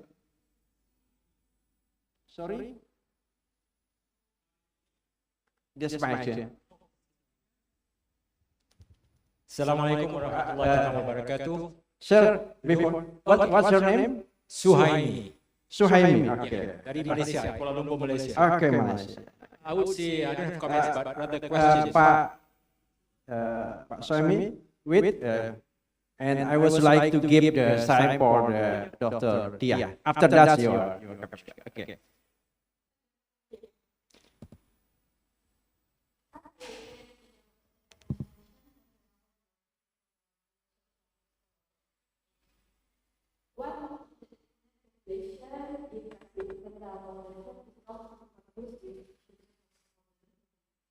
Instead, modernism is about genuine connection, empathy, and community, while modernism is about creating something completely new. Metamodernism is about creating something new with what's created before, while in inherent ephemerality of the human. And my question is how to implement metamodernism in business and education, and as a lecturer, how to maintain student mentality so that they become students who can maintain metamodern sustainability. Thank you. Sorry, to whom your question to address it? Pardon? Your question for whom? Mr. Robert PhD. Mr. Robert. Yes. Okay. Please, Mr. Suhaimi. And Okay, I have no comments, but rather questions. A series of them, I'm not sure which is which, but could be open to both. First thing is, in tackling carbon, there is this, what we call carbon exchange, carbon offsetting. And I've just Googled up, there's one already in Indonesia. In Malaysia, we have started like a month ago. I'm not sure this is an effective way of really mitigating or reducing carbon discharge. And if it is, I think we should continue doing it. And hopefully, the other parts of the countries or the region will take it up. My second question is relating to population. There's a population growth. Luckily, we learned in China, the population suddenly has sort of there's a reduction because of low birth rate. I'm not sure whether that's happening in Indonesia, definitely not in India, but I think population-wise, growth does play an effect on the environment. And I hope one or both of you could comment on that. Thirdly is on agriculture. As you know, the more we grow agriculture, be it oil palm and even greens, vegetables, to feed the environment, the growing environment or population, I think will eventually face an issue as well. Yeah. Number 4, I think, as Professor Brickman has mentioned about consumerism, there's too much of it now. You can see products are being produced in China, and they are just one-off, and that's not good for the whole environment. I hope the world realizes no point trying to get China producing every single thing is cheap, but we will just throw it away. My final question or comment is regarding the regional. We have listened to G20, COP 26, 27, but then what about ASEAN itself? I think we countries in the ASEAN region must really sit down and do some really effective work on this, not only non-binding, but make it rather binding in some small ways until we get it on as a movement. Thank you. Thank you, Mr. Swami. Sure that we ASEAN want to have a binding, more legally binding commitments to the climate change? I think only for 3% and the comment and the question also. And I also like to invite Professor Robert Bremen to give the response for the question and for the comments. Yes, thank you so much for the questions. They were really interesting. First of all, Professor Mini, sorry, I really appreciate your question around food and the role of food in sustainability. There's no, and it overlaps a little bit with the other question. Food is one of those things that I think has gotten a great deal of attention. There was just actually last spring in Bali, there was a work that was done on food security and food access, and that was a theme of the G20 as well. There's the challenge with food is, I think there are many challenges with food. First of all, traditional or industrial food production is contributing greatly to climate change. While many of us have moved to a vegan or partial vegan diet that has less meat, the reality is that the world is continuing to grow the meat consumption worldwide. So it's again one of those meta-modern aspects of sustainability where you see a great movement to meat alternatives at the same time that meat production is increasing. So part of, I think, what we need to do is to just challenge the idea that it doesn't mean that we all have to become vegan or not necessarily cut meat completely out of our diets, but trying to live a life that is more in line with our personal ethic around sustainability would include a diet that had less meat and that was healthier, not just for ourselves, but for the planet.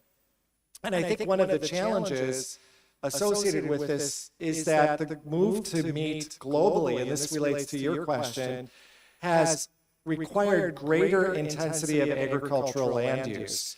And so all over the world, you're seeing smaller farms being put together into larger industrial scale agricultural production, where much of that agricultural land is for producing grain to feed animals and not food that directly feeds people. It's feeding animals that then people are eating. And that's a fundamental transition that's taking place in many parts of the world that's just over the last 20 years. And it has a tremendous geographic land use change as a result of that, and displacement of small local farmers that would have been able to produce food for themselves. So I think food is one of those things that we need to be more front and center on in the field of sustainability. I love the question about how do we keep optimism going for our students and what is the best way to approach sustainability education for students. There's no doubt that learning about sustainability can be depressing. When I teach my classes, I warn them that just be careful. There's a lot of bad news in this class, and it might be the first time you're hearing about some of the challenges and those graphs that are showing extensive climate change and various problems. I think the key thing to show them is the hope for the future. And there's so many, even though I criticize optimism, I still remain an optimistic person for myself. And that's the way we have to approach it, is that we need to do what we can do. We need to demonstrate the good work that people are doing all over the world. In my work, I try to elevate those leaders who are doing amazing things in locations all over the world. There are leaders and inspirational people that are making good decisions and are making good changes. And many of them are here in this room. And so we need to lift each other up and show the students that there is good work happening, that there's good work happening. There are leaders that are making changes. So even though I criticize optimism, we have to individually be optimistic to keep our work going. Finally, on tackling carbon and population, carbon, you know, I love to show that graph of global energy use because there's so much optimism. If you talk to people in the United States, people talk about turning the corner around our carbon outputs. But you have to look at the issue globally. We live in a global world and the problems are global. If you look at it globally, we have not, the curve is going down, you know, it's the rate is changing, and we're increasing the production of renewable energies, but overall, it's just increasing energy consumption at a planetary level. We have to really think about how a range of solutions to address carbon, whether it's through carbon capture, more efficiency in our machinery and all of those kinds of things. We have to have a total systems-wide approach to reducing carbon. And I'm so glad you bring up population growth because it's for the last 30 years, it has been one of those things that's been difficult to talk about, frankly. And people are starting to talk about it because you're seeing measurable changes on sustainability indicators where you see population decision-making around this. So it's one of those things that I think it's worth being part of the conversation again, where we used to talk about this a lot more in the past. So I'll leave my comments there. Thank you. Thank you, your turn. Please, Dr. Meridian, to respond to some question and comment as well. All right. So I guess quite well expertise and quite mentioned for the question related to the food technology ingredient thing. So I'm quite concerned if my response to this question is not related or having relevance to your questions. But according to my own experience, I share with you that the food ingredients can be also sustainable, but also having great quality for the target customers. So make sure that the quality itself has been verified and has been assessed and according to the demand of the target customers. So for example, right now, we can use the plant-based ingredients to create noodle, and also the package of the noodle itself is made of the base of the it's called the coconut fiber things kind of, and it has been researched and studied and distributed in Indonesia, and it is considered as one of the most environmentally and healthy noodle product in Indonesia, and also it has the highest food security rates, and it is safe for babies and also mothers. So in my personal experience, I have had my two babies with these two organic ingredients, However, price-wise, it's quite expensive here, but healthy, very much healthier, environmentally friendly, and also the pack itself is biodegradable, so you don't have to be worried if the pack itself is going to pollute and contaminate our soils. So that's one of the personal experiences. And then number two, in terms of the modernity and how we can inculcate the modern mindset that on the same time the students can have sort of environmentally sustainable behavior. So the first thing to do is that in the university level, we can learn, educate the students about the sustainability issues. Like for example, in my case here at the University of Mataram, I am the only sociologist who is teaching climate change, environmental crisis, chemical reactions, and also the environmental movement. So in my second course of the environmental movement, I asked the students to create like one semester project. So in one semester project, we have around like 13 students, and then we divided them into separate groups, and then each of this group should establish environmental movement, environmental actions, environmental education program. And so in the middle of the semester, they have to present their project before their colleagues and other lecturers. So the stakeholders would be getting exposed to their progressions and development. And then by the end of the semester, we asked them to present their findings, their shortcomings, the challenges, and also their success stories, and also what's the action plans that they can do with the community leaders and also members in the next 5 years. And also the last but not least is the quick reflections on the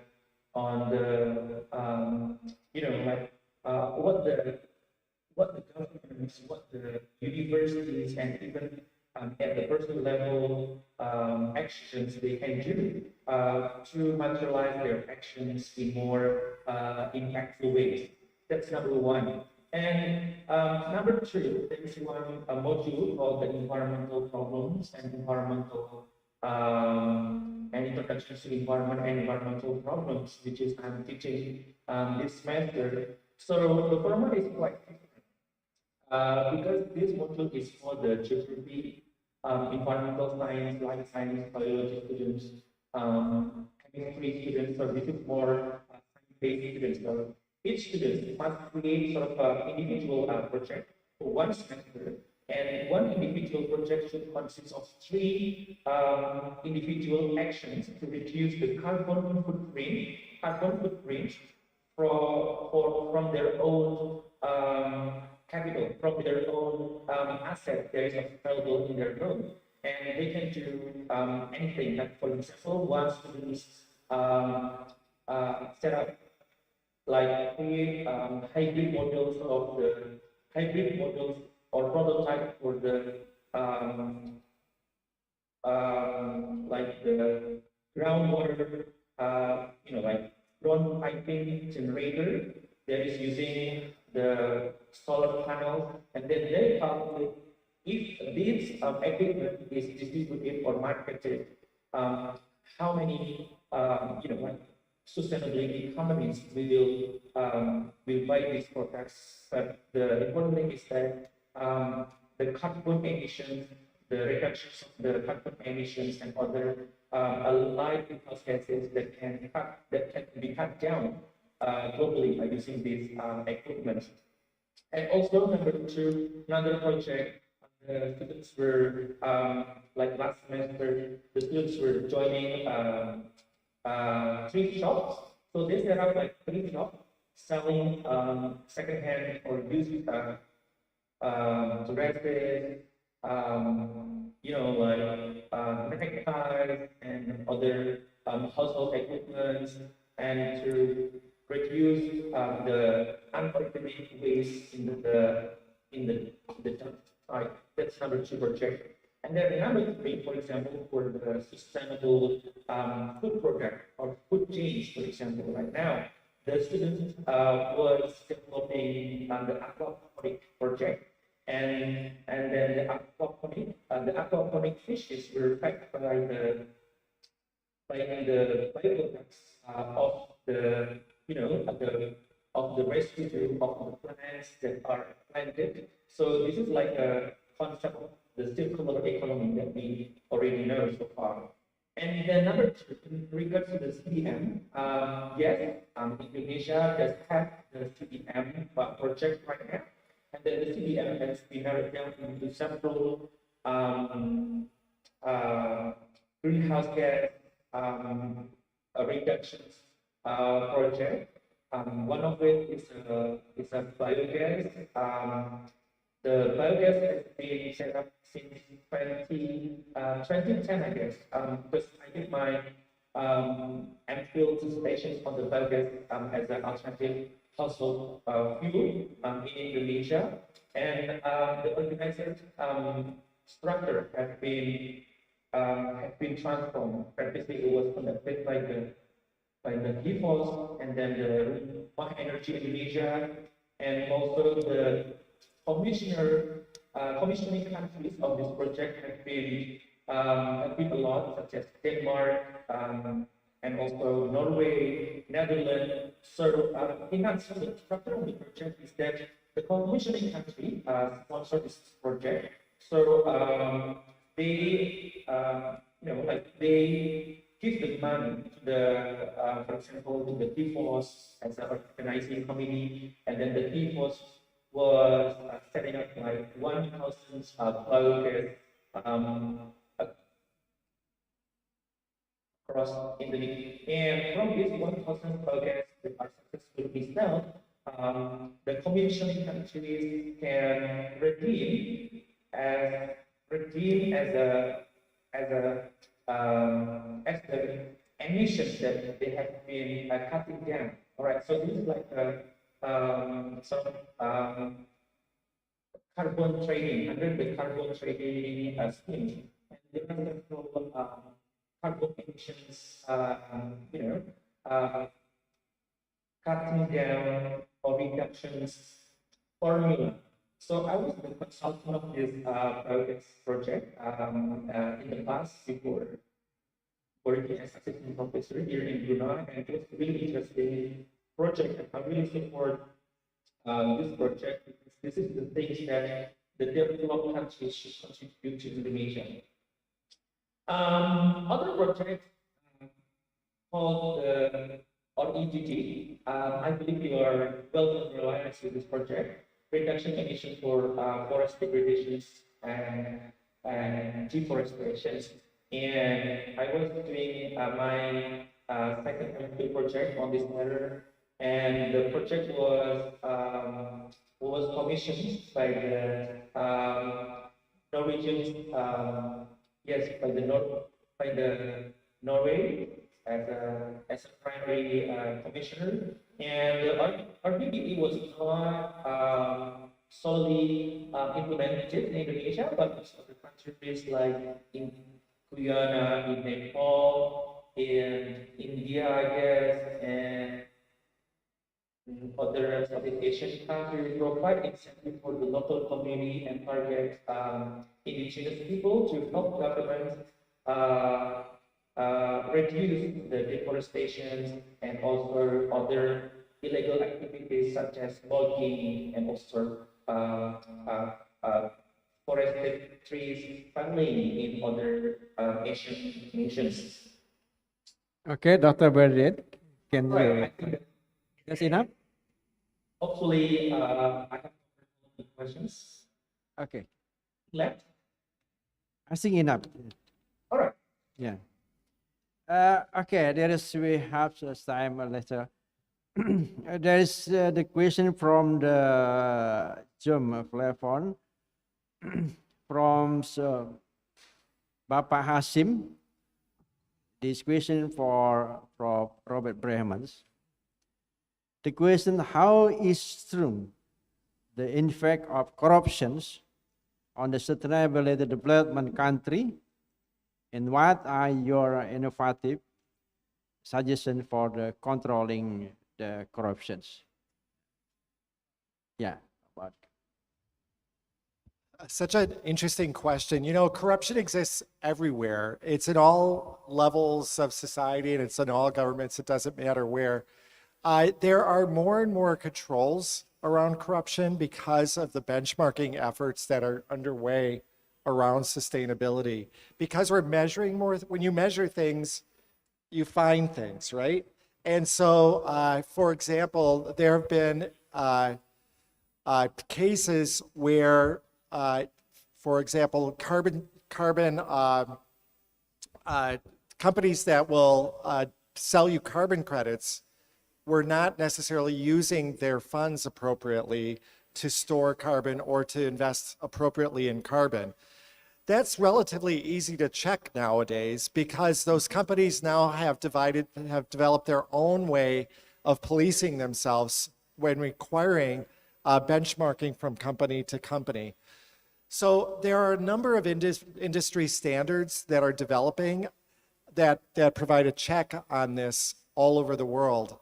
And I think that it's really, there's a company that was developed at Northern Illinois University called Softly that works with, it's a web-based tool that consumers can utilize to make purchases on Amazon or other shopping platforms in the United States to ensure that they're buying from certified organizations. Now, with government, it's another story. Okay. It really is about citizen involvement with decision making. Yeah. Okay, thank you, Professor Brehmans. And we have time around 15 minutes. I was like to invite for the floor. Any other participant or the question or comments?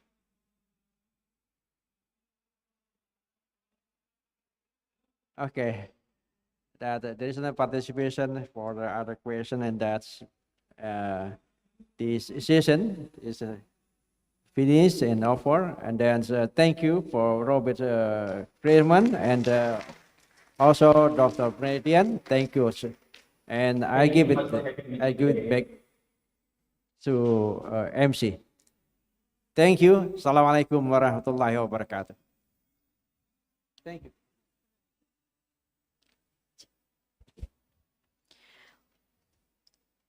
Well, thank you very much to Dr. As Marthadani Noor, MA.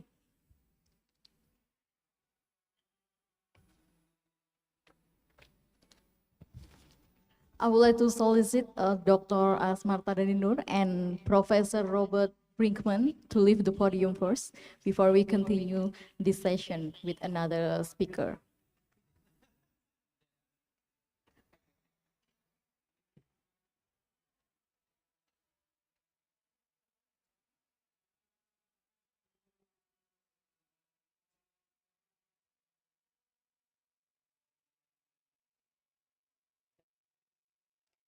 Let us continue on the next speaker on this session that will be led by another moderator, Professor Eric Jones.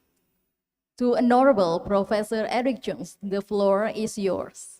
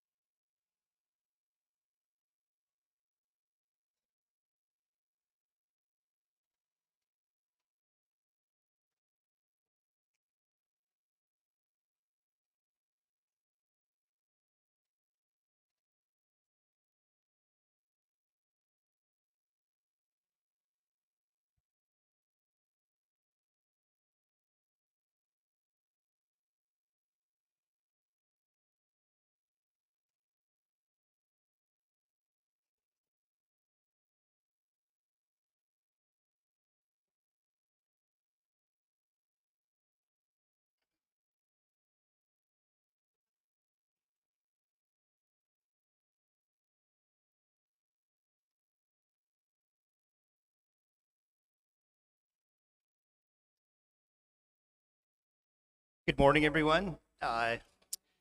We have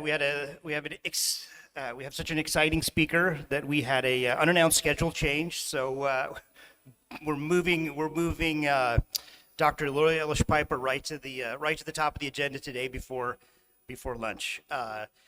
It's really an honor and a privilege. I'm going to be speaking later, so I won't take time talking about myself, but I will say that we are really honored to have dignitaries, not only from locally from Indonesia, but also from Northern Illinois University, who have taken such time and attention to be interested in Southeast Asia and Indonesia in particular. And one of those special guests and real friend of Indonesia. She has a reputation as the durian eater in Sumatra, where she's a champion and was quite famous locally in Padang. I think they're still discussing her feats there as a bule. Dr. Lori Ellis Piper is the dean of the College of Education, and I will say she has been a supporter. She sent our students to local high school here in the region, and has been a long champion of international exchanges and programs.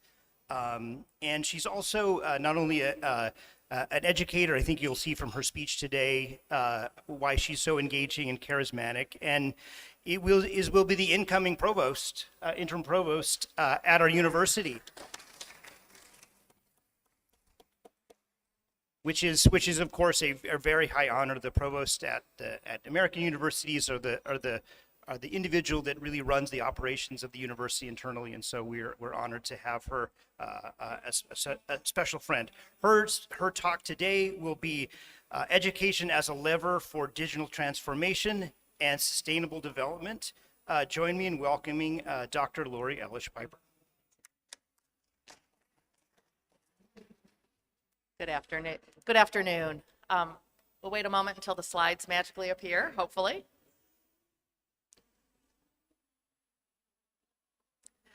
I'm going to be talking about education, not sustainability directly, but any aspect of sustainability is contingent upon education, because if we are not educating ourselves and more importantly children, things are not going to get better in the future. And so that is probably a different angle than most of the papers you've heard up to this point in time.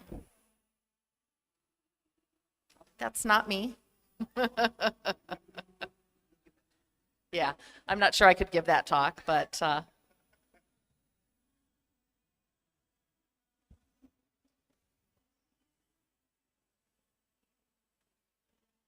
there we go. That looks like my slide.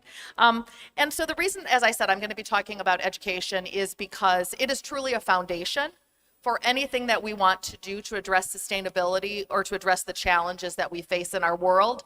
It is the foundation of anything that we want to do to make our world a better place. Okay, so I think I can advance my own slides, theoretically. Or not? Okay, what did I do? I don't know what I've done. Okay, there we go. And so if we look at the United Nations goals, number 4 is quality education. And so this is something that clearly has been documented as being important, but the COVID-19 pandemic really elevated the concerns around access to education and around the quality of education that children can have access to. When we think about education, that educated citizenry is truly a foundation and probably the most important asset for any nation. When we think about education, it contributes to all facets of government, economy, business, industry, health and well-being, to education, starting from early childhood education. Oftentimes we tend to think of higher education, college, university, as being the most important, but I would argue when we're really trying to understand the ways that education can contribute to our countries, we really need to invest in early childhood education, because most of the brain development, the language development, even the moral development occurs in children from birth to age 5. So by investing in early childhood education, we can really help build that foundation. In addition to that, when we're thinking about education, we also need to be thinking about individuals who have special needs. We need to be thinking about individuals who learn differently or who need different kinds of support, as well as thinking about general education for the masses. Our countries are also benefited in terms of human services as well as sustainability by having an educated citizenry. So when we think about education, I will admit I'm a teacher educator. So I started as an elementary and a middle school teacher, and then I've been a teacher educator for about 25 years now. And the preparation of high quality teachers truly matters, and research indicates that the single biggest predictor of school outcomes for students is the quality of the teacher in the classroom. And so the effort and energy and investment that we make in preparing highly qualified teachers pays enormous dividends for our students, not only the students, but for their families and for our communities. And so today I'm going to talk very briefly about a model for preparing teachers based in the community, and then talk about the importance of providing ongoing professional development to support teachers and help them continue to enhance their practice, to stay current, and to be able to become increasingly effective across their careers. A vital tool in all of this, in both the preparation of teachers and professional development, is technology. One of the silver linings of the pandemic, I think, is that we have learned that technology can be used in different ways than we thought pre-pandemic. Thinking about the ways that we're preparing teachers, thinking about the ways that we can make programs accessible to individuals who might be too far from a college or university campus, thinking about the ways that we supervise our student teachers and our clinical students when they're out practicing their craft and learning to become teachers, and doing that remotely provides a very accessible way to, again, provide teacher education support and opportunities in remote areas. We struggle in the state of Illinois and some of our rural areas of providing teacher education experiences for students who might live 3 or 4 hours from a college or university campus. And so by being able to leverage technology, we've been able to provide opportunities to them. And then also that ongoing professional development. So once teachers are done, I always tell them, congratulations, you are at the top of your game. You are current, you understand the best practices, you understand the current research on teaching and learning, and you know what, tomorrow there's going to be new stuff to learn. You are never done becoming a teacher. So that ongoing professional development is vital. And one of the models that we've seen in research that's particularly effective is called coaching. And in a coaching model, a peer teacher who might be more experienced, or sometimes in a school you might have someone who serves as a coach and their job is just to support teachers and go into the classroom and give them assistance, to model for them, to provide feedback, to observe them, to co-teach with them, and to really help them engage in thinking about solving their problems of practice.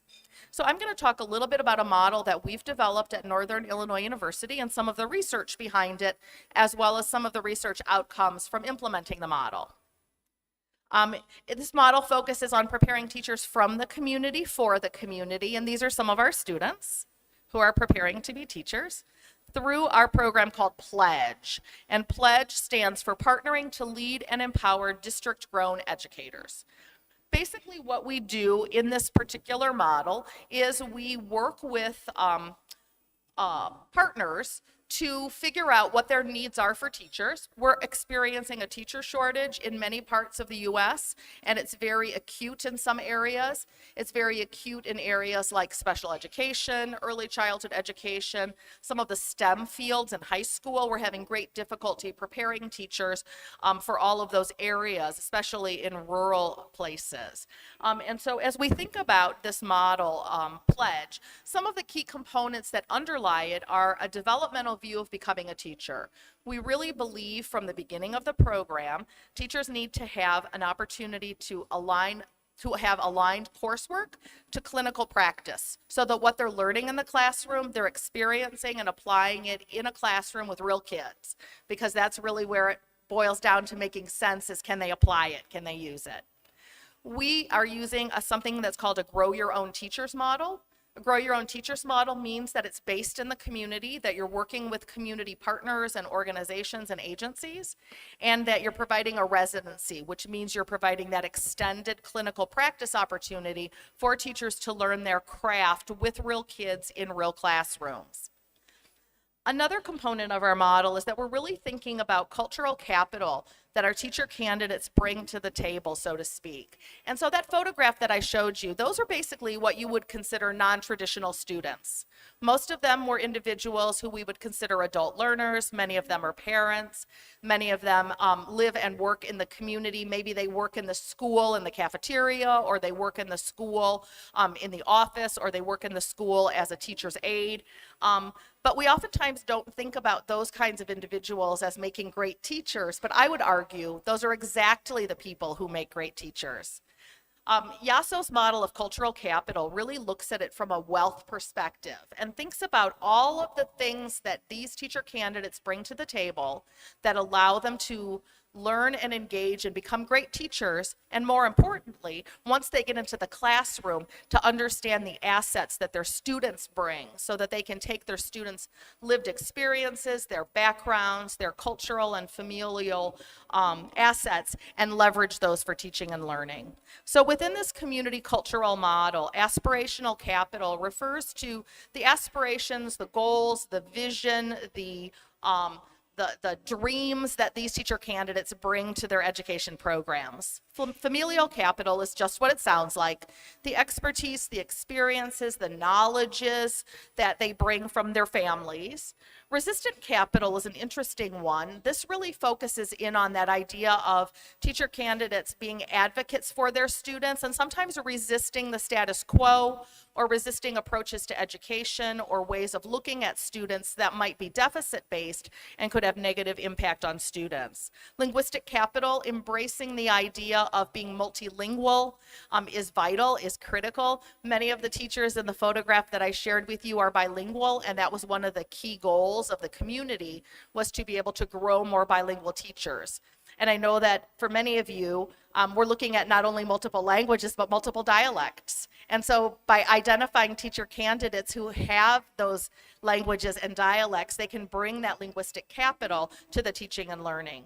Navigational capital is oftentimes developed in a teacher ed program, learning how to navigate the program, how to work through schools, how to navigate the resources and the expectations, the assessments, the requirements. And then social capital is just what it sounds like, that ability to network, to work with other people, to be able to communicate, to be able to leverage all of that for your teaching and learning. When we talk about an asset-based approach to teacher education, two of the key components that are really vital in our program are funds of knowledge and funds of identity. Funds of knowledge refer back to many of the things that I talked about in Yaso's model of cultural capital, and funds of knowledge are the things that the assets that the learner brings to the learning experience. So it's their lived experiences, their ways of knowing things, their family traditions, their experiences. And then funds of identity are the ways that the learner sees themselves. You know, does the learner see themselves as successful? Do they see themselves as an artist? Do they see themselves as friendly? Do they see themselves as creative? Do they see themselves as bookish? And so those funds of identity are critical, because when we know what those are, we can make sure that we're providing teacher education that supports the individual teacher candidates to become the best teachers that they can. And so within our pledge model, it's really built on partnerships. The way that it works for us is that we work with community colleges that are distributed across the state of Illinois. There's 48 of them, so they're pretty geographically distributed. And many times our teacher candidates come to us from those community colleges where they've completed part of their degree. They work with us at the university, we partner with schools, and we also work with community organizations and leaders, because they are vital, because we are growing teachers not for the university, but we are growing them for the community. So with all of those partners, we engage in a lot of collaborative goal setting. The first thing is focusing on what is the teacher preparation program going to address. In the case of some of the photos that I shared with you, we're preparing special educators, or we're preparing early childhood teachers, or we're preparing, in some cases, even principals. So finding out and determining what the focus of the program is going to be. What are the resources to support the program? Many of these teacher candidates have great assets, but they have very limited financial resources. So we're always thinking about ways to not only provide scholarships, but to provide other resources like childcare, transportation, money for books, money for other living expenses that are vital for the teacher candidate to be able to complete their program. The recruitment of teacher candidates to meet the community needs is really where the community resources come in play, because those are the people who are on the ground, who know people, who understand, people who might be interested in going into teaching, who might make great teachers. We also need to work collaboratively to identify the clinical placements and supervision, to identify the kinds of barriers that teacher candidates might experience, as well as to develop potential solutions, and then to develop strategies for success. So I want to talk about some of the findings that we've had from the last 2 years in implementing this model. So we have found that indeed our teacher candidates have brought rich cultural capital, a passion for learning, and also a passion for not only teaching, but their community. They want to stay in their community. They want to teach in their community. They want to give back to their community. Many of them cite that there were teachers in their lives who were particularly influential and inspirational, and many of them want to be that person for the next generation of students. We also have found in our program that a cohort-based model provides a lot of peer support, and that it is very helpful in sustaining through a program, especially for individuals who are, navigating a lot of responsibilities in life. In our model, the teacher and faculty candidate relationships really seemed to be uniquely built on acceptance and candidates' needs and investment in their success. We saw a great deal of flexibility in our faculty supporting these cohorts. When students would say, we're having a hard time balancing work and school, can we adjust to these deadlines? We're having difficulty with this assignment, can we get access to additional resources? And we found that the professors in the program were very invested because many of them came from the same communities where we were preparing the teachers. So we're really thinking about that grow your own, investing in that community. A couple of our other findings focused on the support networks or the safety nets that were provided for teacher candidates.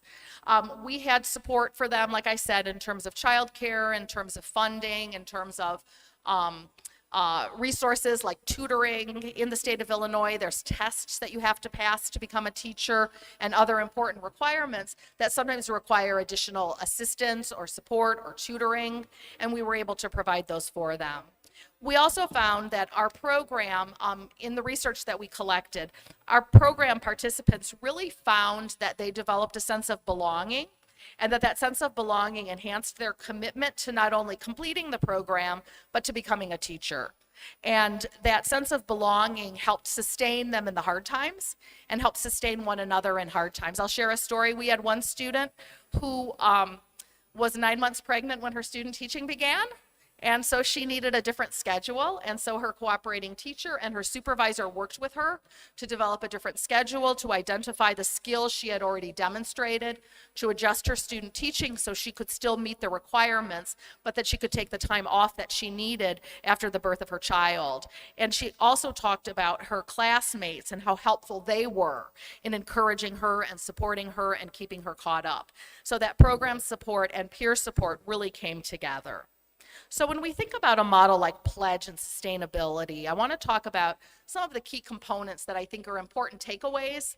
One of them is that teacher education becomes sustainable, that we're creating a sustainable pipeline of individuals across our communities who are ready and interested and willing to teach there because that is their destination. They want to be teaching in their communities. They're going to be long-term members of the community, and they're going to be long-term contributors to the success of generations of children in their classrooms. We also have found that community-centered teachers are retained at a much higher rate than other teachers. And so instead of, recruiting teachers from other areas and they come and they stay for a couple of years and then they want to move back to where home is for them, or they want to move because of other situations, we're finding that in this community-based model, the teachers want to stay there because that is where they are from. We also have found that principals and other education leaders can be grown from those community-centered teachers, which has been exciting to see those individuals throughout their career take on more responsibility, but do it in the home community where they are rooted and where they are most committed. And we also find that well-prepared teachers can create generations of well-educated and informed citizens. So let me share just a little bit of data from our 2-year study of the pledge model. So far, we've prepared 109 elementary education teachers in this model, 31 school principals, and 52 special education teachers. And this next part is shocking for anyone who is in teacher education. I'm not sure how many are in the room, but it is quite shocking that we've had 100% on-time graduation rate of all of those individuals, and 100% have been hired and retained in the partner schools. And so they not only completed the program, but they taught in those schools where they were, desiring to teach. And so we're very excited about that. But once we prepare them, as I said earlier, we need to make sure that we're providing ongoing professional development to support them throughout their careers.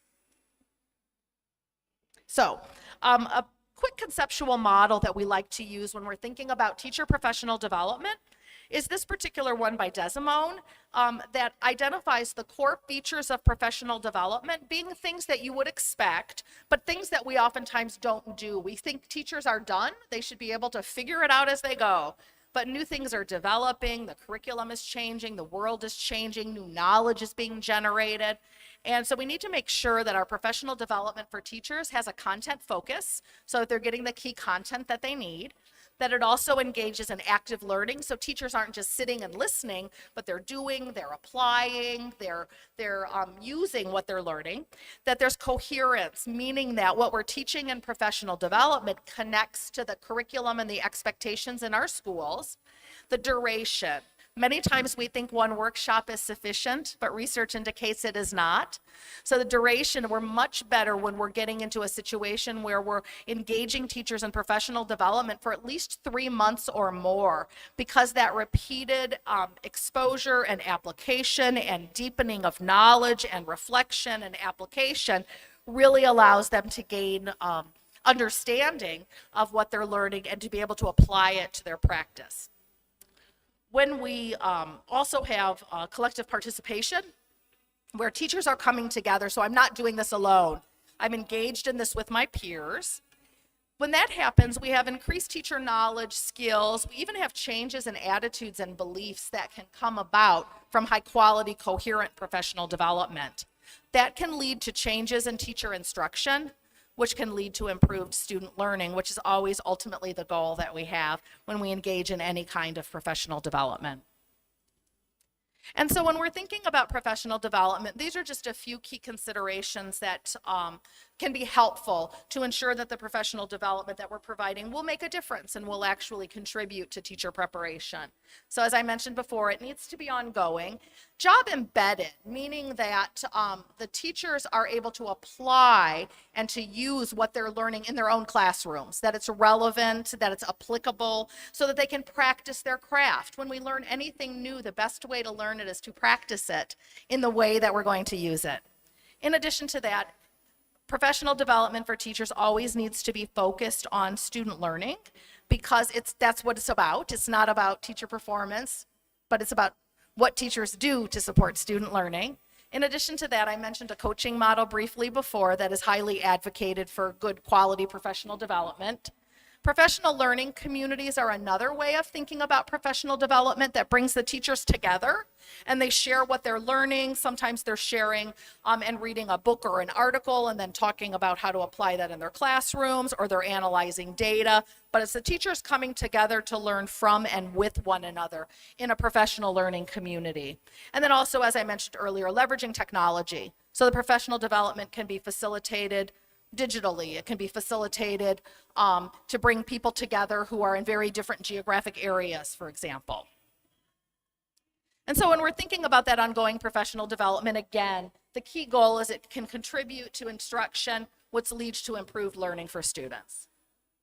So with all of that in mind, thank you for listening, and I look forward to an opportunity to answer any questions that you might have about anything I shared or about anything related to the preparation of teachers and the role that it plays in promoting sustainability.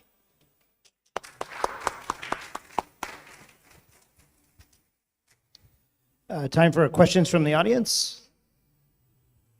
Yes, Noripa?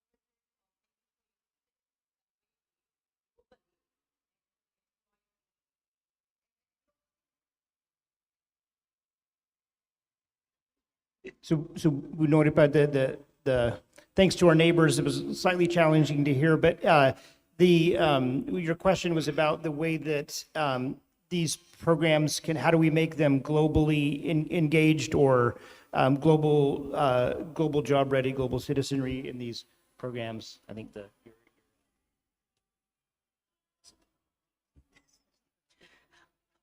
Yes.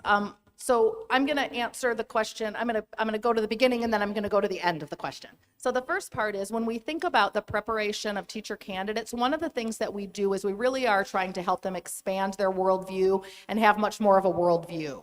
And so we have a program at my university called Educate Global, where we've been able to engage our teacher candidates, sometimes by sending them to a school like SMA Perdita in Solo, where we send teacher candidates to teach English in summer camps and work with students in real time in a culture and community and language that is unfamiliar to them, because it really expands their worldview and allows them to really think about global education, but also think about themselves as educators. But we also do a number of virtual global experiences with our teacher candidates, where we're partnering with schools around the world, and they're working with not only teachers, but sometimes they even work with and teach lessons for students virtually. And so what we found by doing those kinds of things has really opened the eyes of our teacher candidates to working with a range of students from around the world, many of whom have different cultural and linguistic backgrounds than their own. In addition to that, the job embedded piece that you talked about. So for teacher candidates, it's sort of a pre-job embedded, I guess you would say, because it's putting them out into classrooms and schools with teachers and students and giving them an opportunity to observe, to try, to reflect on, to plan and deliver instruction, to figure out what didn't go well, to learn from it, to work with their cooperating teacher and their supervisor to get useful feedback to enhance their practice.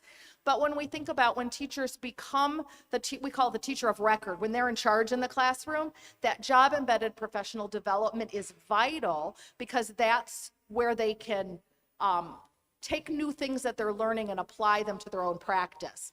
And so that if we're doing professional development for teachers and there isn't an opportunity for them to apply it in their classroom and come back and share what worked, what didn't work, to collect information or data or assessment results from their students and to bring them back and to use those to learn and to understand, then we're missing the boat, so to speak. And so that job-embedded professional development is really where the rubber hits the road. It's where the application comes into place. And once teachers can apply those new things, they can become part of their practice. They can become part of the things that they do in their classroom teaching on a regular basis. Thank you. Other questions? Yeah. Thank you very much for the opportunity today. Well, first, thanks, Prof. Laurie, for the insightful presentation that you just did for us. As you know, that our school actually hosts people from across the country, both in terms of the students and also the teachers. I do completely agree with you that the quality of the school depends so much on the quality of the teachers. I've been trying to develop culturally relevant and rigorous professional development that we do within our school building. But as you know, the biggest challenge that we face is because many of the teachers are not coming from the community. So we have the trouble of creating the sense of home for them in the school. And also having these different cultural backgrounds give them a different sense of what community means. And for us to create a professional development that is culturally sensitive is quite challenging in a way. So my question would be, how do we break the cultural barrier or even take advantage of those cultural differences so that we can create a more rigorous professional development for teachers, so that we can create professional learning community that can enhance school quality and students' achievement? Thank you. That's a fabulous question. I shall try and provide an answer that is on par with the question. First of all, your comment about culturally relevant or culturally sustaining pedagogy is really a vital question.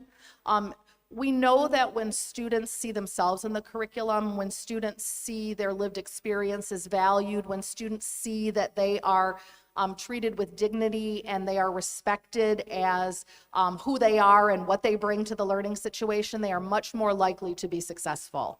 So that whole idea of funds of knowledge really can come into play here, that when teachers know their students, or teachers know even how to get to know their students, that's when some of that magic can really begin.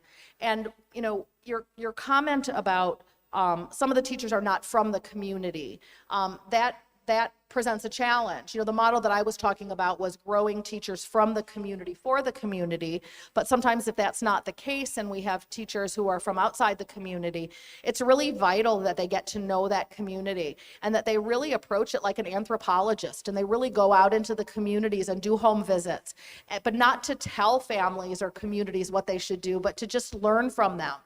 To spend time together, to get to know them as people, to get to, see the important places in the community where the student lives and goes and the things that they do on a regular basis as a family.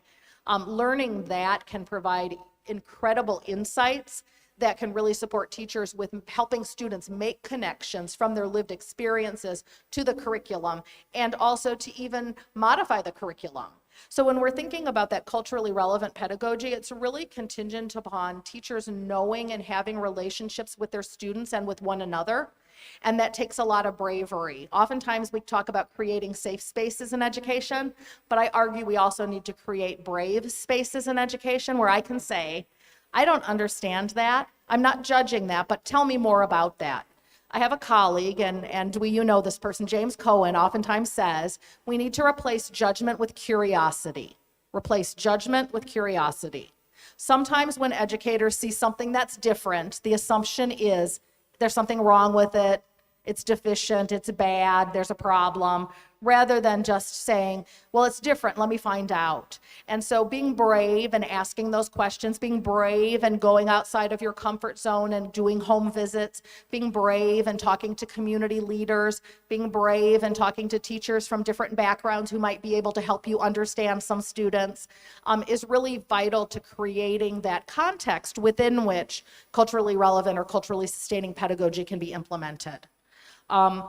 You also talked a bit about building that sense of belonging and community and how incredible that is, and it really operates on multiple levels. So students need to have that sense of belonging and feel like they're part of the classroom, they're part of the school, they're part of, they're part of the work that they're doing. Teachers also need that with students, but teachers need it with other teachers, because teaching is kind of a lonely profession. Sometimes, you're the only adult in there and you're doing your best, and sometimes it can be a little bit lonely and overwhelming. And so it is critical that teachers have those connections with others in their building, others across different schools, so that they don't feel like they're doing it alone. So I argue that until teachers have a sense of belonging and feel like they are respected and valued and important, and that they are seen for who they are and what they bring, that it's difficult for them to do that for their students. And so I think it's really important to think about ways that we can build that sense of community and belonging for our teachers, so they can then in turn develop that sense of belonging and community for their students. I have a question, Lori, and thinking about people like Gusti and Dwi, and who are actually implementing and trying to train teachers. How do you successfully strategies for recruiting Grow Your Own Teachers? Are there things that have worked in trying to lure them into the program? Yeah, one of the things that we've done is we have found caring adults who are working in school settings, who are not teachers, who we think would be great teachers, and pulling them aside and saying, and we've done this to bus drivers, we've done this to workers in the cafeteria, we've done this to teaching assistants, and say, I think you'd be a great teacher. If you're interested in that, I can talk to you about a way that you can enroll in a program, and we can help you complete that program. That's been one way that we've done it. Another way is we've really networked in the community. And so many times we have community-based organizations, we have faith organizations, religious organizations, where there are leaders who will say, I know people in my network that I think would be remarkable teachers, but they can't, they don't have the money or the time, or, they've never had the opportunity. And so talking to those folks and identifying who they might be. And then the third thing is, I think that we need to, and maybe this is mostly in the US, but I think we need to do a better job of really elevating and spotlighting the great work that teachers do and what a remarkable career it is. That truly, when you think about careers that are impactful, I would argue that being a teacher is the single most impactful career. It is the wellspring of every profession, because as children come up and teachers believe in them and challenge them and teach them and help them set goals and reach goals that are higher than they ever thought were possible, those children become the adults that go on into all of the different professions that are represented in our communities, in our countries. And so I think we need to talk up being a teacher, but certainly having someone tap you on the shoulder and say, I've watched you. I think you would be a remarkable teacher. I think you would be an effective teacher. Would you like to talk about a way that can happen? That's been highly successful for us. We just clap for that wonderful response. Yeah. Gusti, I think, has a question. Thank you. If we talk about teachers in school in Jogja, now we have more and more inclusive school between normal kids and kids with special needs. Because I'm concerned with the kids with special need, and I also concerned with the upgrading the teachers where they teach in a special needs school. They need to upgrade their skills, especially for service for the special needs. Maybe you have training program or collaborate or something? Yeah, we need your advice for this. Thank you. Yeah. Thank you for the question. That's extremely important. Thinking about all students includes our students with special needs. And, the way that we oftentimes have approached is, thinking about specifically preparing teachers to be special ed teachers. And that's certainly, starting from the ground up is one model. But another really helpful model that we have found is identifying some of our existing teachers and providing additional training for them because they already know how to be a teacher. They already know how to build relationships with students. They already know how to navigate the curriculum and how to do assessment and how to plan and deliver instruction.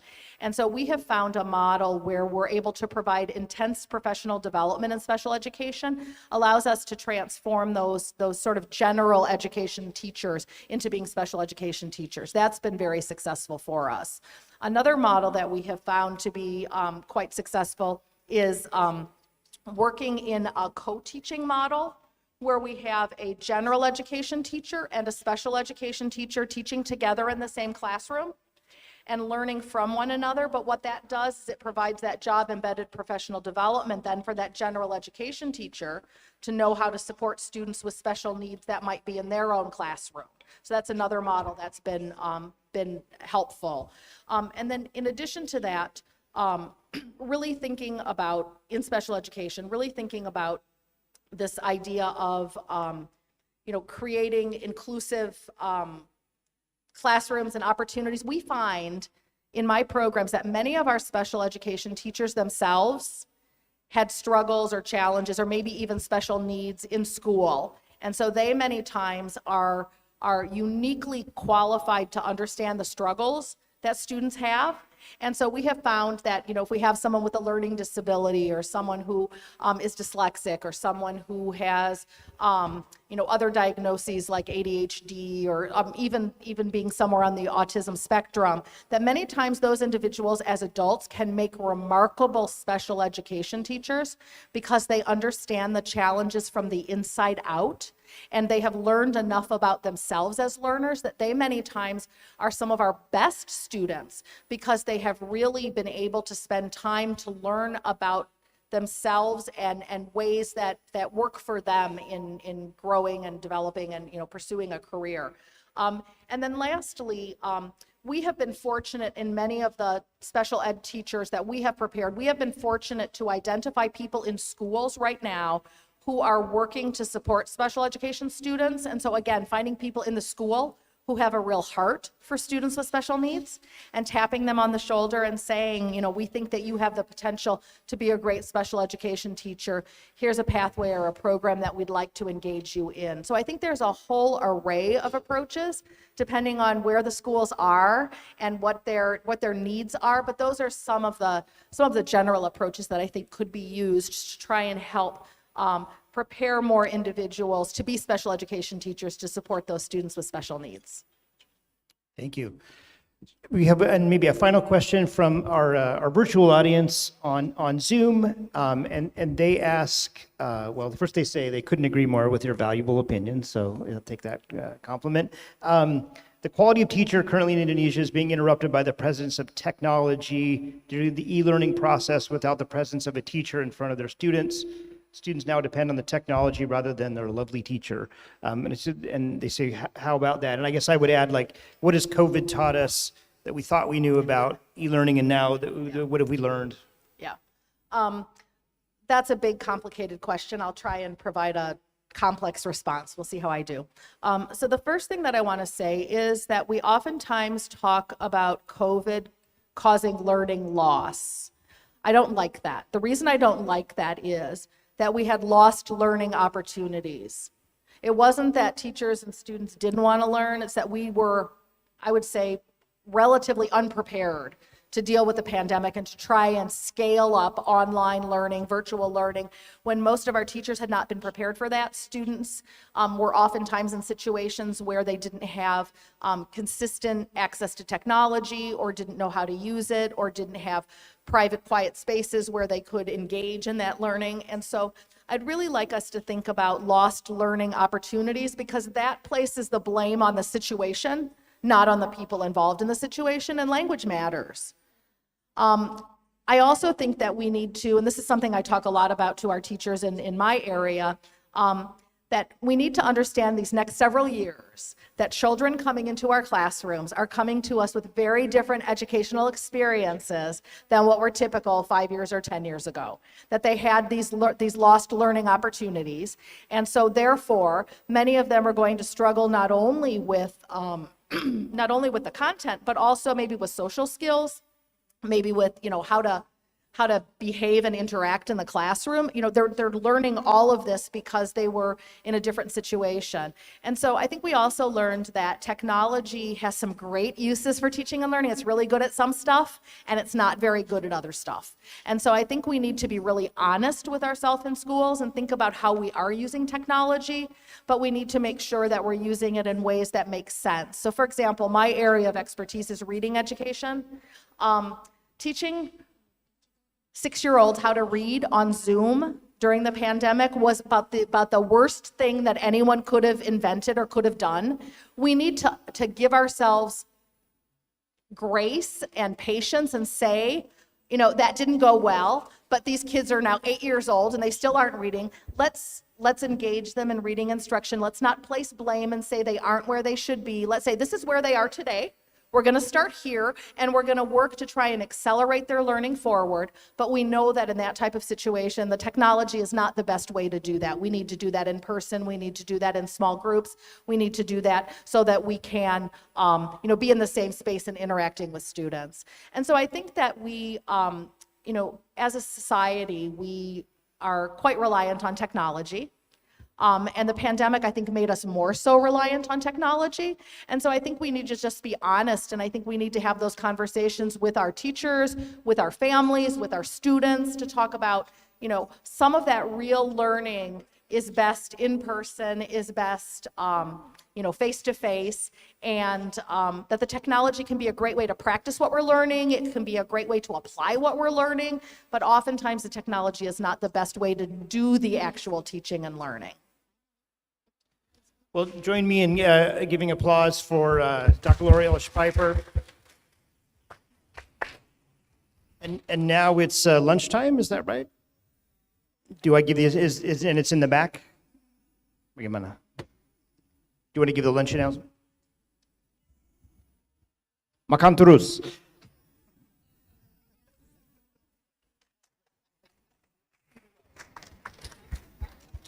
Well, thank you very much, Professor Jones. But before you return to your seats, there will be the handover souvenir from Rector of University of Widya Mataram for Professor Lori Ellis-Piper.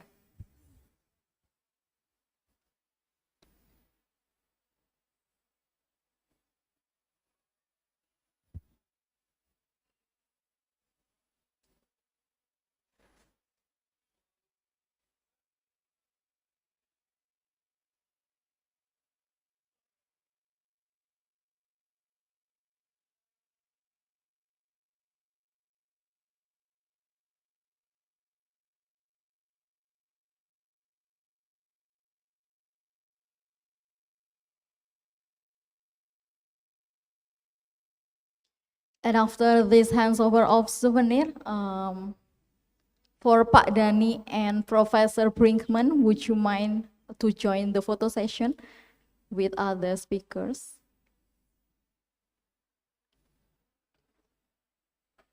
Please, Pak Dhani.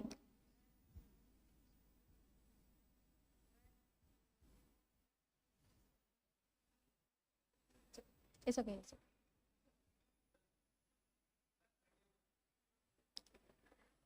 Thank you very much. You can return to your seats. Now is the time for having break time before we continue to the plenary session. You may have lunch or do the prayer in this occasion. You may go to the Baron restaurant in the lower ground of this building for having lunch. And if you want to do the prayer, you can go to the mosque located in the first floor of this building. And one more, make sure that you return to this room before 13 and 13:30 to continue our agenda. So enjoy your time.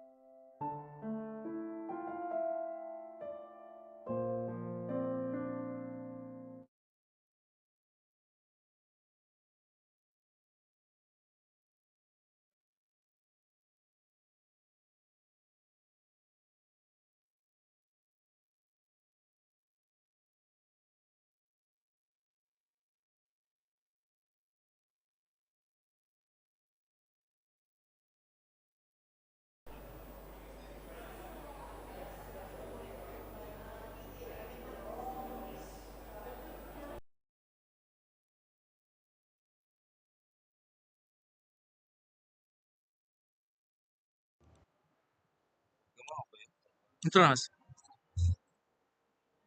Ah, ah, oke ini dap. Apa tuh?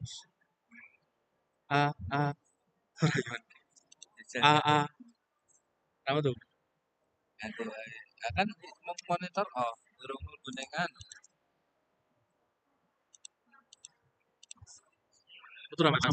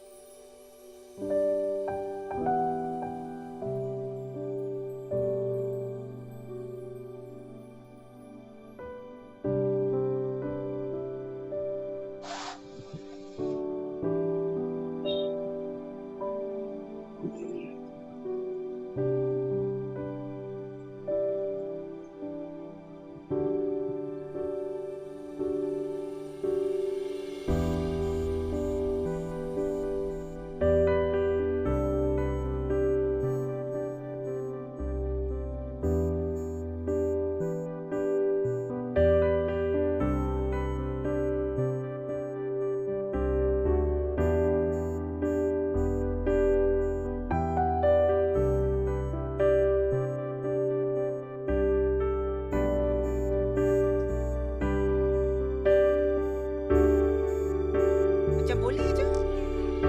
Assalamualaikum warahmatullahi taala wabarakatuh. I think boleh. Okay. Syahidah.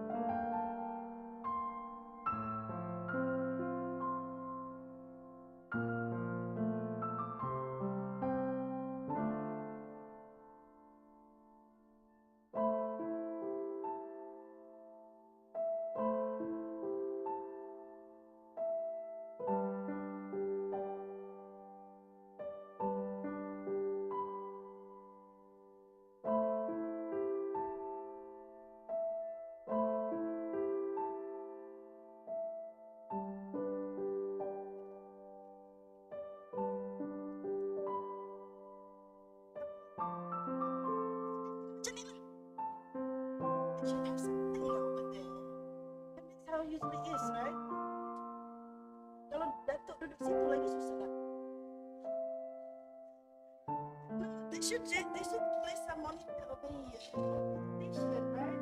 So we don't have to keep on turning our neck.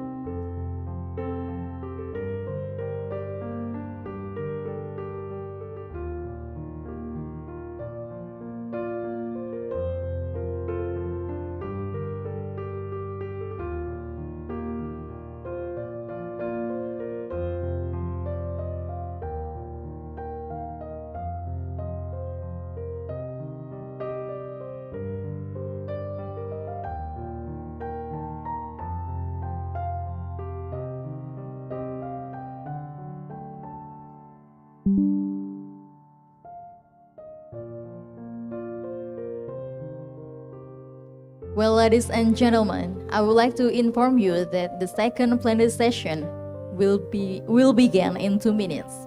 Please have a nice seat and get ready to the next session.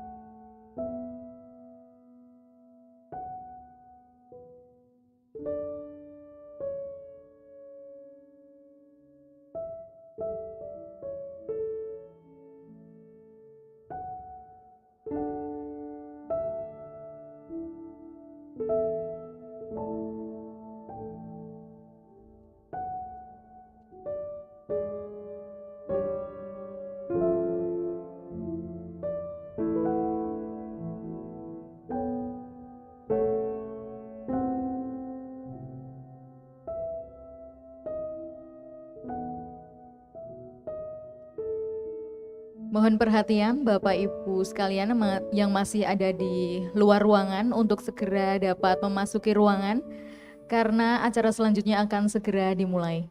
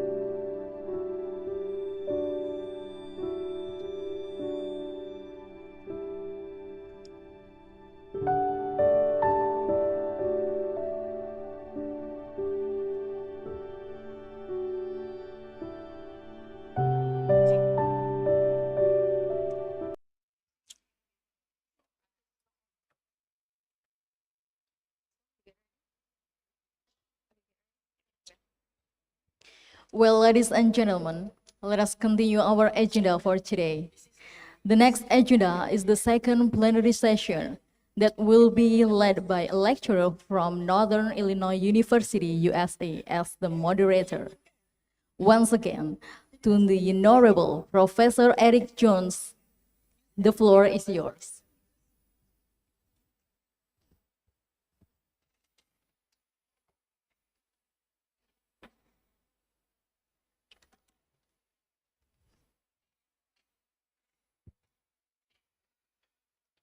Well, greetings, everyone. I hope you had a wonderful meal, which is not hard to do in Indonesia and Jogja, of course. Well, it's a great pleasure and honor that I introduce and moderate our panel. Thank you for having me. They've asked that I not go into traditional gratuitous detail with honorifics and titles, so I will honor their request because they have good ideas that we want to get across in this panel.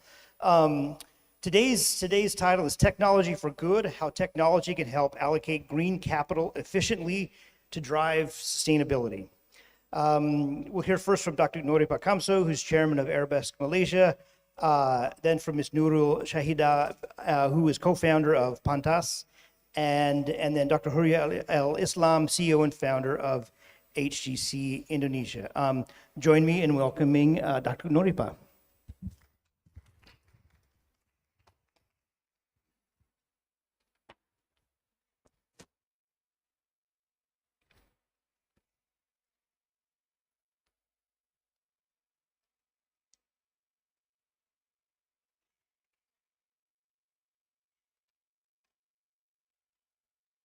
3 months ago, in October last year, I was in Schaumburg, Chicago.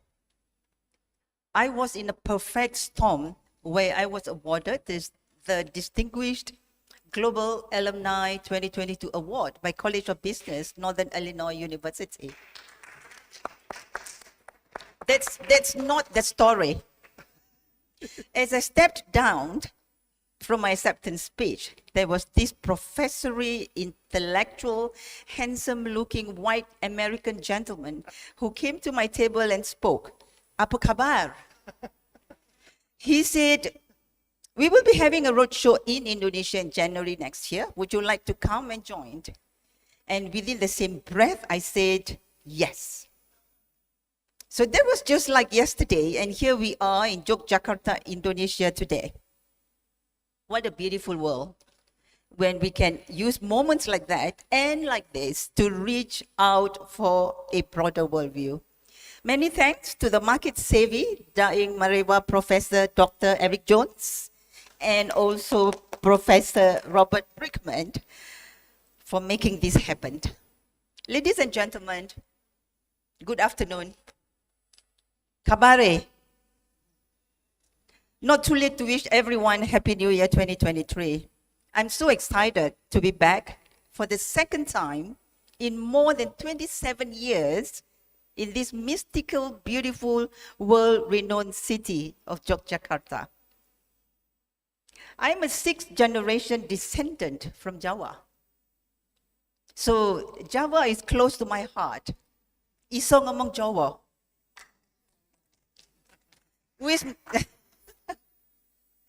Wis mangan ojo turu. I know this is graveyard period, and I would appreciate if you all stay focused. Now, ladies and gentlemen, for the next 15 minutes, I'm going to talk on Who Cares Wind 2.0. It will focus on 3 elements and how technology can assist in these 3 elements.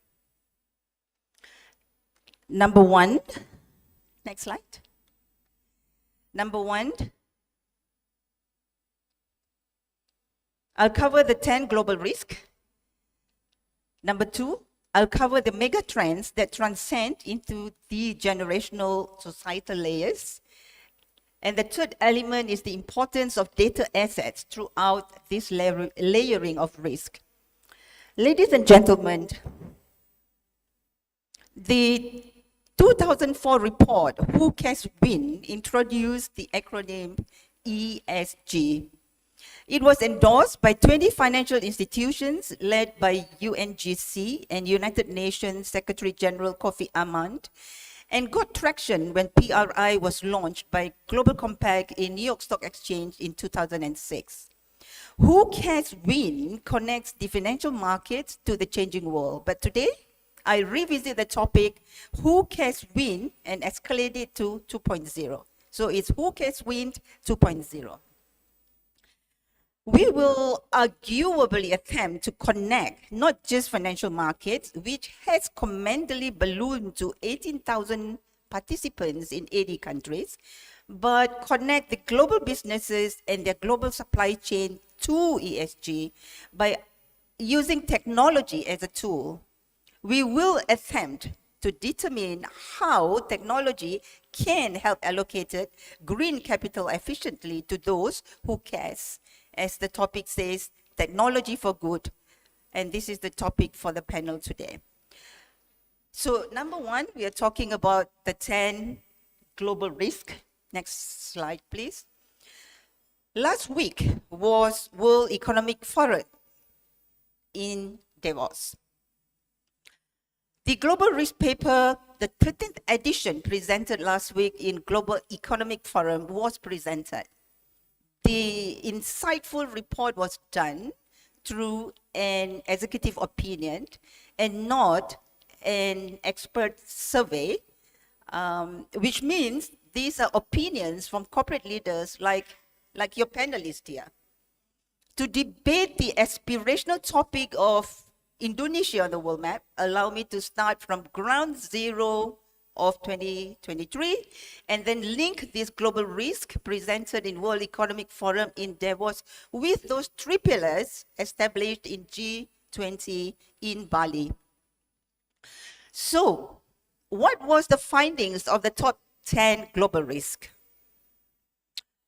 While societal risks like energy crisis and food crisis are top of the list, interestingly, 6 out of 10 of the long-term risks are all about climate and environment. But few leaders of today's generation have been through these kind of traditional risks around food and energy, while at the same time battling to save the planet. This calls for new type of leaders who can strategize the allocation of green capital. The report recommended that if we are going to look for solutions, there have to be some synergistic solutions. For example, a climate solution that can solve food crisis at the same time, or an alternative energy solution that can solve agriculture and green planet at the same time. This is nothing different from the survey outcome that Professor Robert Blinkerman has presented. Arguably, these synergistic solutions could be the thought process of how the three pillars was derived in G20 in Bali. Pillar 1 of global health and livelihood crisis can synergistically be solved with Pillar 2, which is sustainable energy transition, and using Pillar 3, digital transformation as a tool to achieve impact in the allocation of green capital through technology. And this is exactly the solution we are demonstrating in this panel. We have Panta Solution, which is Southeast Asia's only carbon emission software provider, whose target has been validated by SBTi, and they can assist the issue for Pillar 2, which is sustainable energy transition. And we have HGC Firm Solution provider for Pillar 3, digital transformation for financial inclusivity that embraces the underserved communities by applying everything that's inclusive, including Maqasid al-Sharia. Number 2, the global megatrends that transcends into the society.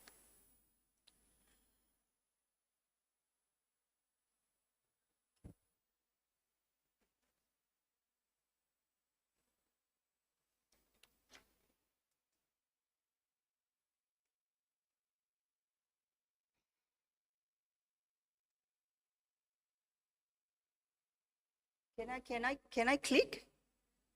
I'll do the clicking. Oh. The global mega trends. Now here I will quickly cover 2 observations and 1 real example. Observation number 1. We are now in a generation of social revolution, the S in the ESG. We need Malah to cetong ini ono ora cetong. Panas banget, Mas. Nggak jenengan ini. Ada di Duta Wacana kok. Kenal Pak Hestu jangan ya? Hestu Benek di. Can somebody handle the technology? We're talking about technology. Thank you. So observation 1, we are now in a generation of social revolution. This is the S in the ESG. We need to understand this generation. There are basically 3 generation revolution, yeah? The first industrial revolution focuses on less opportunities. They work for survival. They have no choice. Their boss are always right, and they call this loyalty. The second. Dosen sing ketok mu Gur Hasrul. Hasrul Kak. Ini Bapak.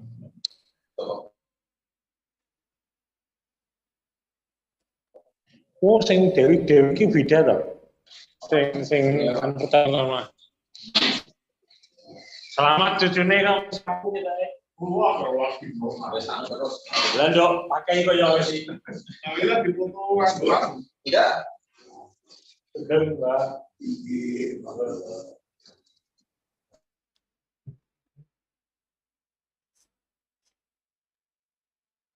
In the interim, we led Professor Jones to enjoy the 3 ladies.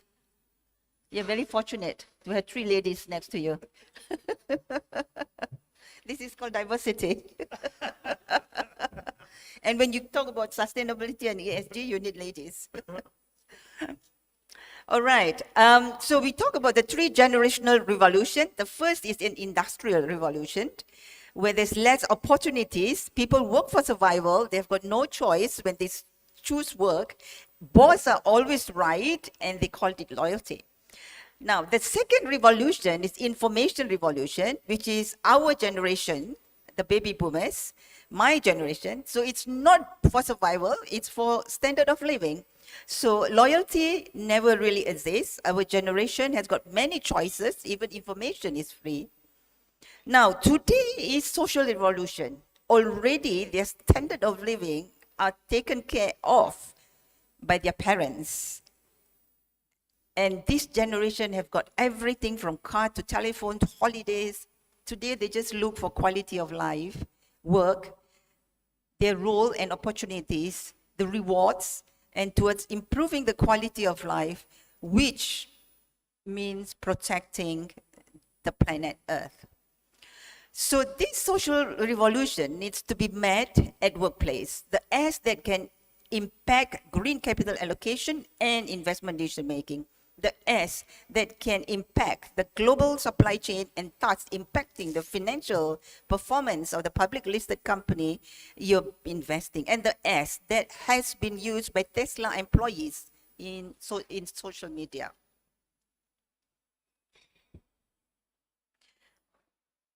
My next is an observation on how this social revolution can be mapped with the S or the social side of the global mega trends. The ESG is now the new playing ground of activists, social activists, human rights activists, has dented global supply chain. Now, what is the social cost they're fighting for? It's the forced labor and modern slavery under human rights and labor rights of the ILO and United Nations guiding principles. So this Forced Labor and Modern Slavery Act, that was just conversation, but now has been approved by Parliament as law and implemented effective January 1st, 2023 this month, in UK, Germany, Australia, New Zealand, Canada, and US is responding to the pressure of the social revolution generation for quality of life. Some of you might have read the story of Top Glove Corporation, which is my third point, which is an observation. So thirdly, I share this experience, this pain. As chair of Board Risk Committee of the largest manufacturer of glove in the world, and besides glove, this experience is also shared with plantation and electronic companies in Malaysia, which are our national brand and pride. This is not the slide. Can you just go back, please? Back. Yes, thank you. I'm talking about the pain that I went through as board chair of Board Risk Committee of Top Glove. So let me just continue. So export of glove was banned.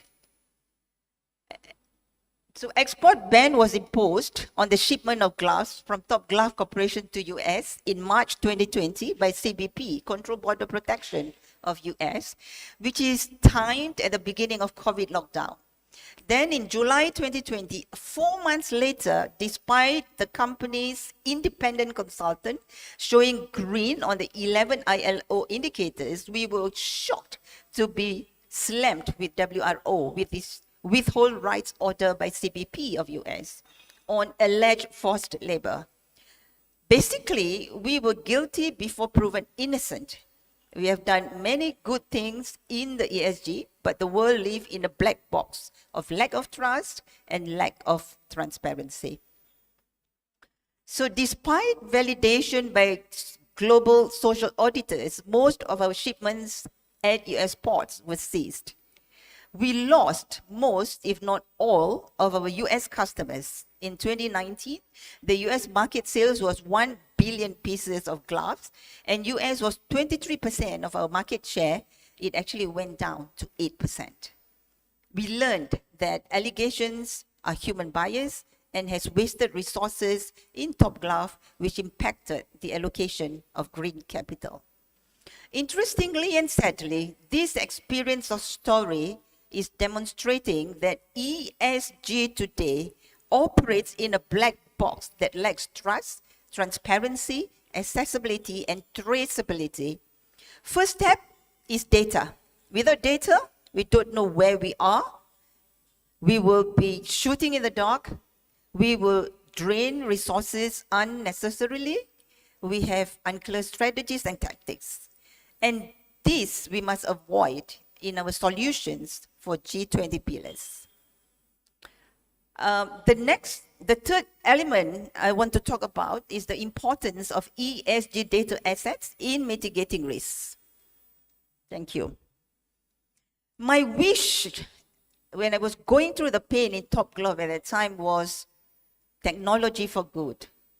If only US and the global players can access a publicly scalable, AI-powered driven, transparent, real-time, traceable, non-human biased ESG data on companies like Top Glove through something like ESG book or Facebook, just like your Facebook, where the world can read, then billions of revenue could have been saved. Data is the new oil. Let the world read our ESG. This will open up the black box. Once there's transparency, accessibility of data with consistent, trusted consistency of facts, companies the like of Top Glove can firewall from being alleged by ESG activists. Now, this is where Arabes, as a sustainable fintech, takes its role in solving this dilemma.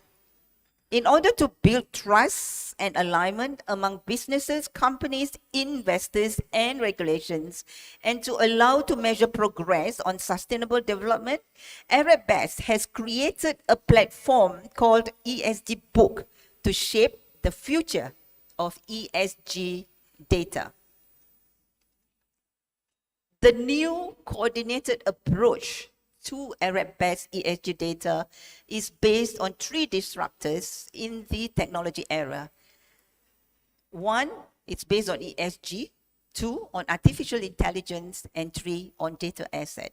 Thus, Arabest is an independent sustainability data provider that values accurate ESG data for use by decision makers for its green capital allocation.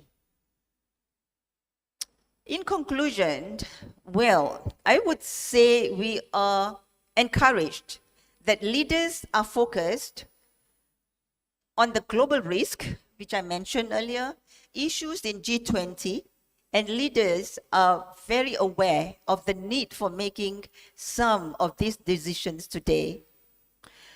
We are hopeful that leaders and government are very aware of the need for developing much better foresight for those future shocks. By reallocation of green capital, none of this is going to get sold in silos. It's not going to work if people take their own individual household decisions, or if nations turn inwards. It is only going to work if we are going back to some form of collaboration. Collaborations that look at a win-win situation. This way, I believe, where technology takes center stage, collaboration will have winners who will deliver, who cares, win for 2.0. Thank you.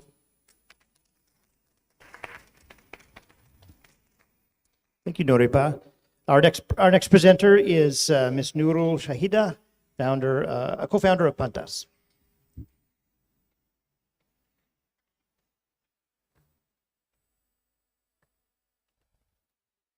Assalamualaikum and good afternoon.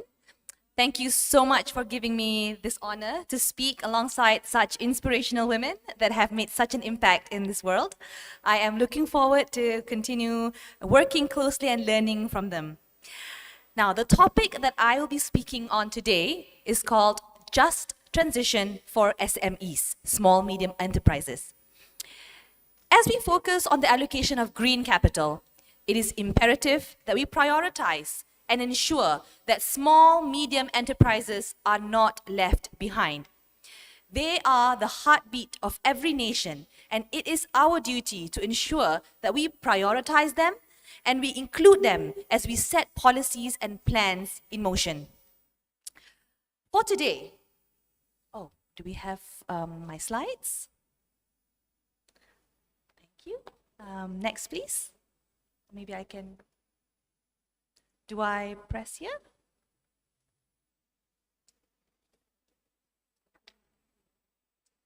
All right. For today, I would like to present a case study of what we are doing in Malaysia in partnership with the Bank Negara, our central bank, to assist SMEs and ensuring that there is a just transition, a fair transition for all. This program is called the Greening Value Chain. In this case study, I will go through, number 1, the current regulatory backdrop, the implications of that regulations, the public and private partnership that's being done, and lastly, the use of technology in order to address it. Recently, there have been an increasing number of regulations which requires companies to report their carbon emissions related to the products and services that they produce. First among them is CBAM.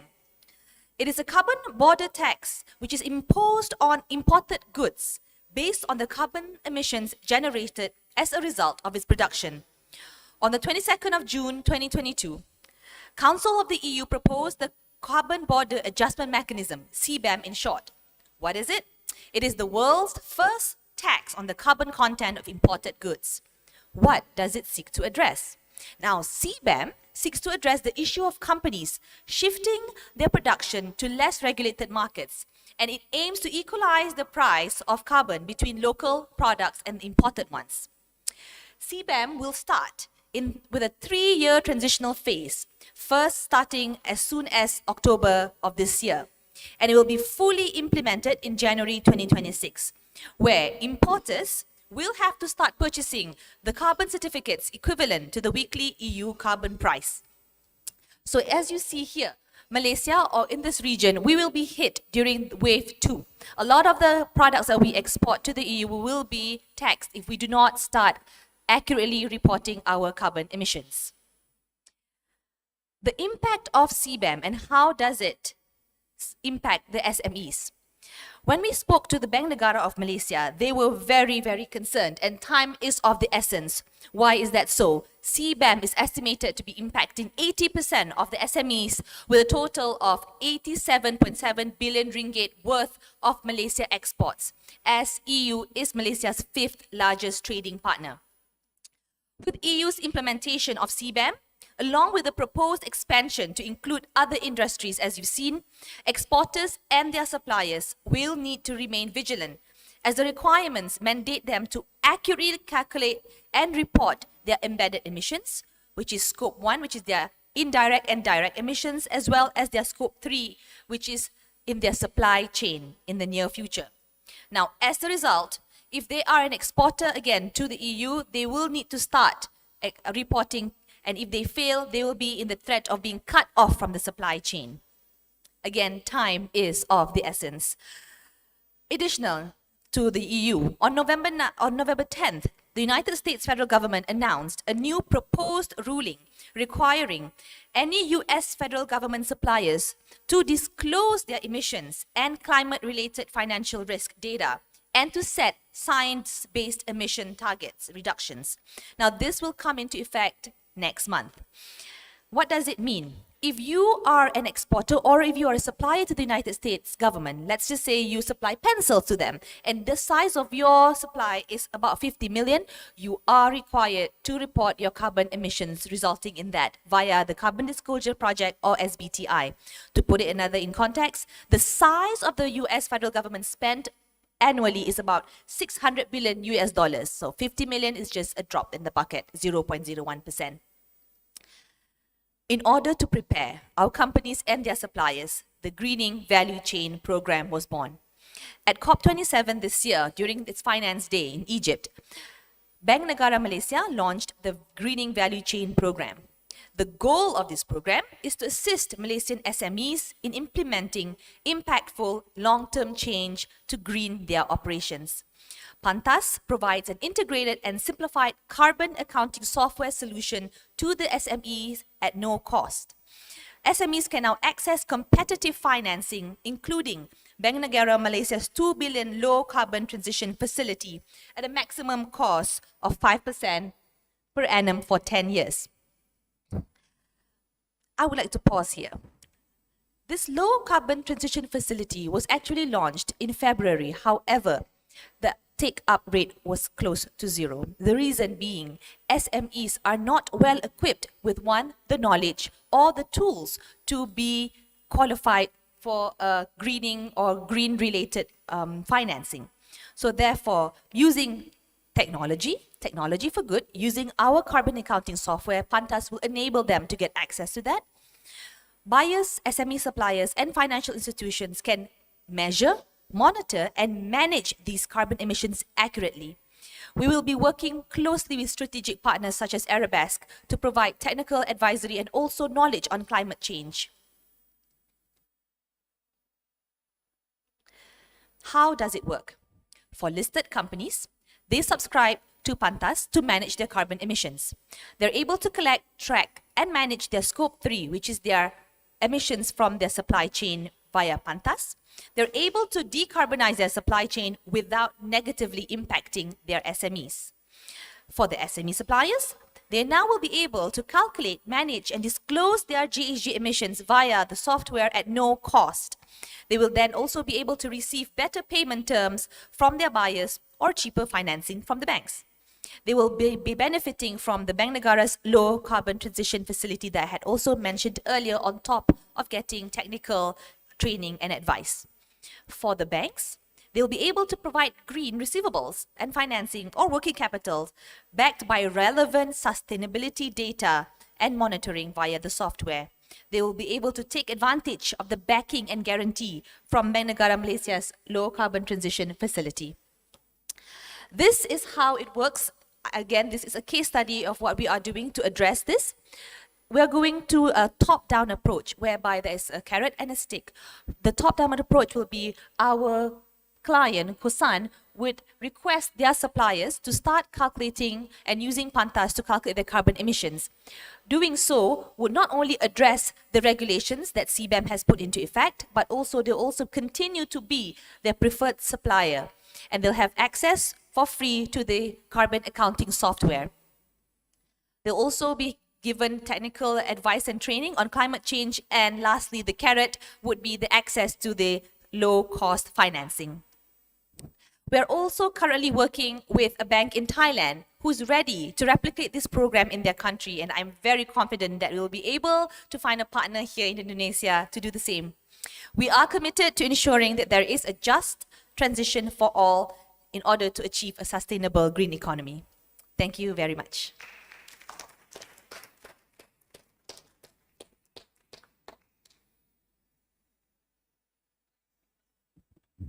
And finally, our last panelist of this session is Dr. Huria El Islam, CEO and founder of HGC.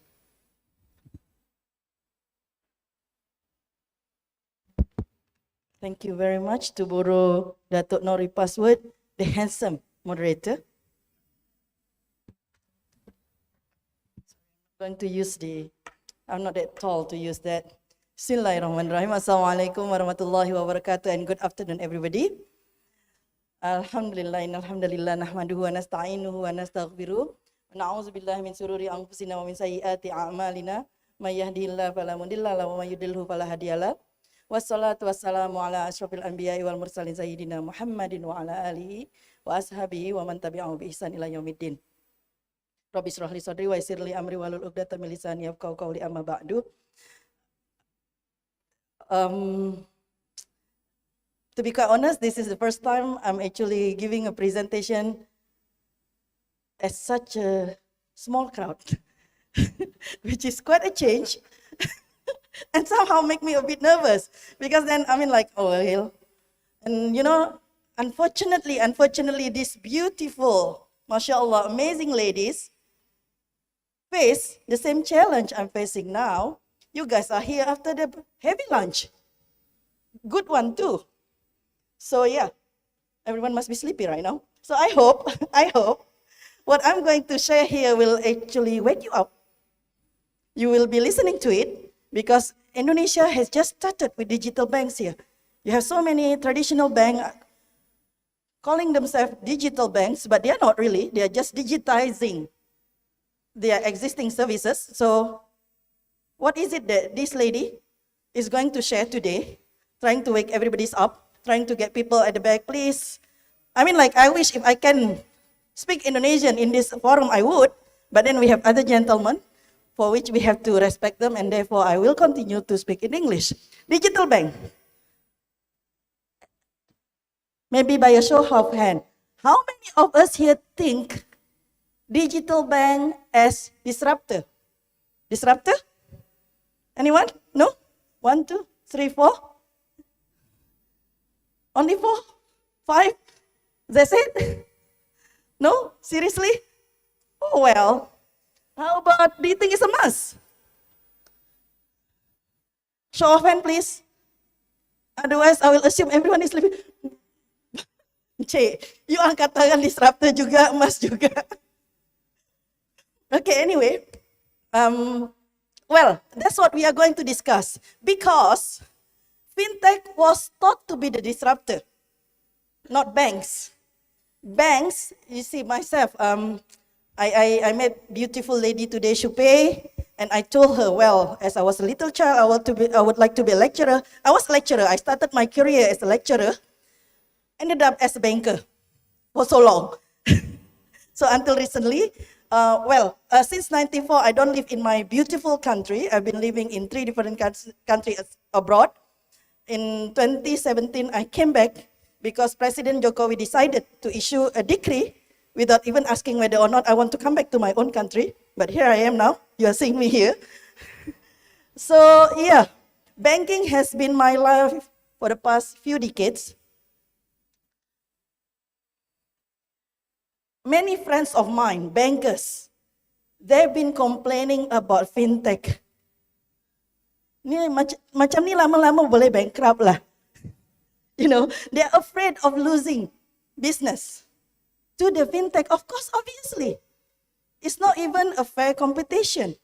You have on one hand, fintech companies who, first of all, they are not regulated. You know how expensive it is. Yeah, Datuk, yeah. Datuk Noripa was with me, or it's the other way around, in CIMB group. So yeah, we know how much it costs for banks to comply with regulation, something which fintech companies do not have to worry about at all. And resources, infrastructure, everything requires maintenance. So it's like, you know, if you're talking about boxing, which I'm not really good at, but it just crossed my mind because I try to get everybody's up. Maybe, you know, heavyweight and featherweight. It's not even a competition, yes. So I assume those who raised their hands saying it was disruptor, because you think digital bank, neobank, is just like fintech. So they're disruptor. But many, especially consultants, they would like to say digital bank are disruptor to the disruptors. So they disrupt the fintech. Let's actually go and move along with it. Let me see if I can move this. Yes. Okay, the reason why I got this topic, why I do this, because it was assigned to me, very honest. One of the 3 pillars for the G20. The third one, digital transformation. So digital bank was assigned to me. I've spoken about this in other event in Malaysia, in one muzakara. And digital transformation simply, the definition we use here, the process of using digital technology to create new or modify existing business processes. So that's why I said, many people say we have so many digital banks in Indonesia, but they are not really digital banks. They are digitizing the existing services. It's not really digital bank. The techie, of course, please I'll be stand corrected if I got it wrong. Ms. Shahida is here. The techie would like to defend digital bank, meaning 100% online, which will never happen in Indonesia because, as you will see in my slide later on, in Indonesia, the regulation, somewhere there, we'll go there later. The regulation is one shoe fits all. There is only one license for the bank. It doesn't matter what kind of bank you are doing. Therefore, even if you want to do digital bank, you still have an office. You must have an office. So if we use the techie definition of digital bank, you will never have a digital bank in Indonesia, correct? Because you still have to have the office. You still have in your office the customer service present. So all the requirements are still there. Although you are not required to establish branches. So, well, in Indonesia, we do have digital banks, but as I said, mainly the services being digitized. And we have one now has gone full board digital. There is if you have seen Aladdin, that was my bank, by the way, that has been transformed into full digital platform. Yeah, why I said people think digital bank as the disruptor to the disruptors because of this. How do I use the pointer? Oh, there. What happened? Now I'm disrupting your laptop. Sorry about that. Yang ni, udah bisa? Ya, terima kasih. Because you see, the feature of the very features of the fintech itself is accessible. Anyone can guess how many mobile numbers we have in Indonesia? Active mobile numbers. Anyone have any idea? I give you a bit of clue that the total number of population in Indonesia is about 275 something thousand, 280, make it round, million, sorry, 280 million people we have in Indonesia. So now make a guess. Do you think we have over 300 million mobiles here, or over 250 million, or over 200 million? Which one? A, B, C? No, C, you are very... We have over 300 million mobiles here. We have more mobiles than people. Therefore, fintech is easily accessible to everyone because all you need is just a phone, a smartphone, and as long as you can run internet on it, you're on board. So yes, that's why it is a disruptor. Because you see, especially for Indonesia, due to our geographical situation, from Sabang to Merauke, believe me, I've been Indonesian for 46 years. I've not been from Sabang to Merauke. Gusti, sudah? Sabang Merauke? No, because it's too big. I mean, I've been to New York, I've been everywhere else, but Sabang to Merauke, no. And trust me, it will be too costly for banks to have their branches everywhere. Sometimes it's not even practical either. You see, I know some banks that they do the branches in a form of a boat, because it is more practical for them to offer their services by boat, floating from one place to the other, according to the shift. But they don't have to worry about that now.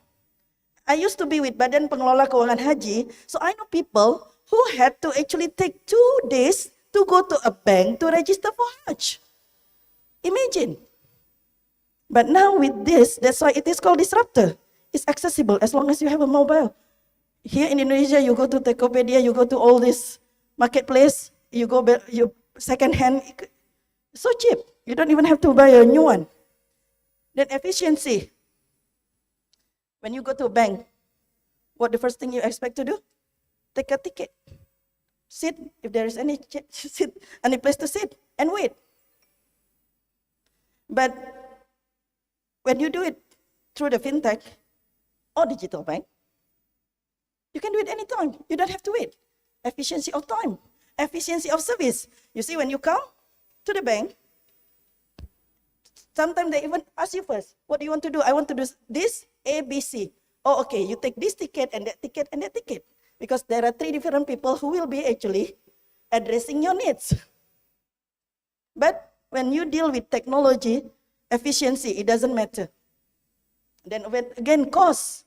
Imagine those people in the rural area that they have to go, they have to take perahu, the boat, to go to the main island. And sometimes they reach just few minutes late.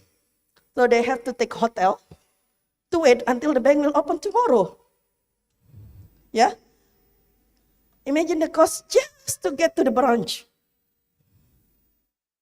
But with fintech, with digital bank, it's just your mobile. Even if you don't have internet, you just go somewhere with free Wi-Fi. Yeah? That's it. It's almost costless. Consistency, that is also very important. You see, I'm sure many of us here have experienced where you have a problem, you call up the customer service of the bank, you have one issue and only one issue, and the issue doesn't change. But when you speak to 2 different people, or even worse, more than 2 people, you may have different responses. Sometimes you don't even know which one is correct. Yeah, sometimes tell you, okay, you must do this, and the others, you must do that. And sometimes they change policy. Of course, this is inevitable. But what I mean is, you cannot expect consistency for people. This is very human nature. But with technology, as long as the set has not been changed, that's it. Accuracy. Technology doesn't go by mood. It's not just because, in the morning, children do not give you good time, you have hard time, you iron your clothes, got burned, etc., etc. So when you reach your office, you're a banker.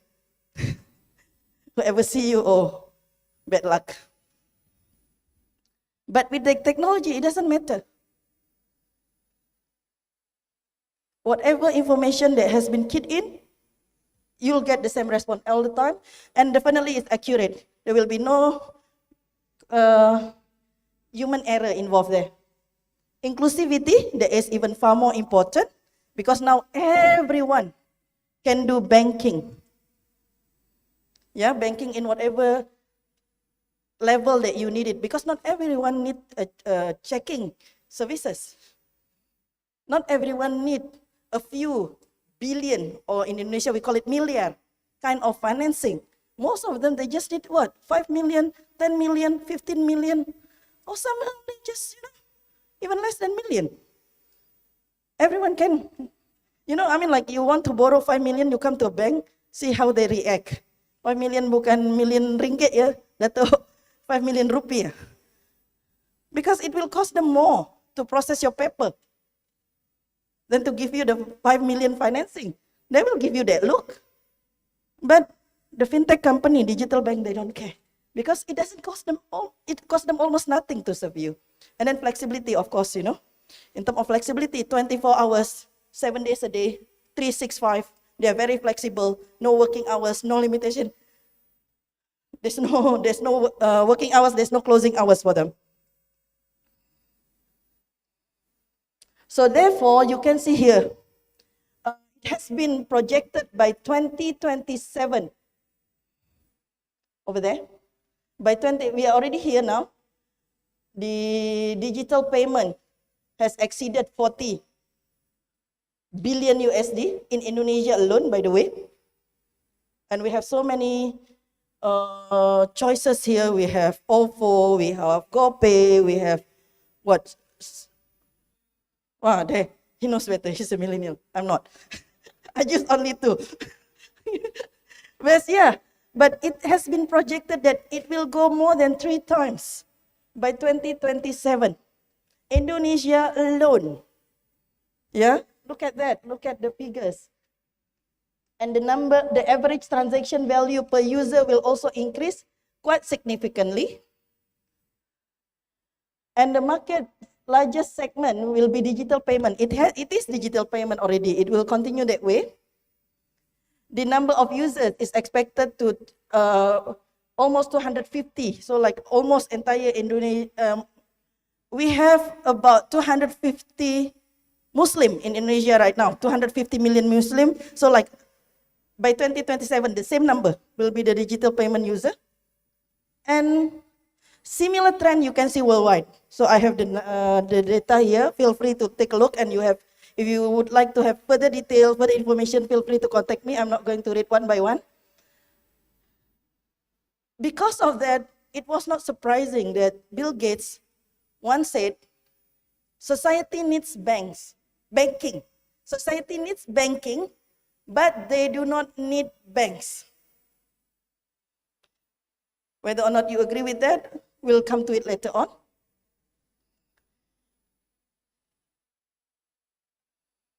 The true question, the fundamental question that we may want to ask ourselves, does it mean that bank has become irrelevant?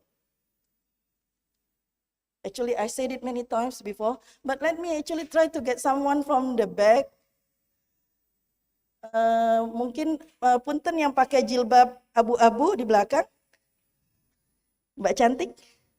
Kira-kira, maaf ya bertanya, kira-kira di masa hadapan bank masih relevan atau tidak? Izinkan saya jadi dosen hari ini. Sudah lama nggak jadi dosen. Jiwanya masih dosen sebenarnya. I was just saying I would like to be a lecturer. I have not been lecturer for so long. So let me be a lecturer today and have the freedom to ask her the question. Do you think banks will become irrelevant in the future? Apakah bank, boleh bahasa Indonesia ya, terserah saja. Apakah bank akan masih tetap relevan di masa hadapan?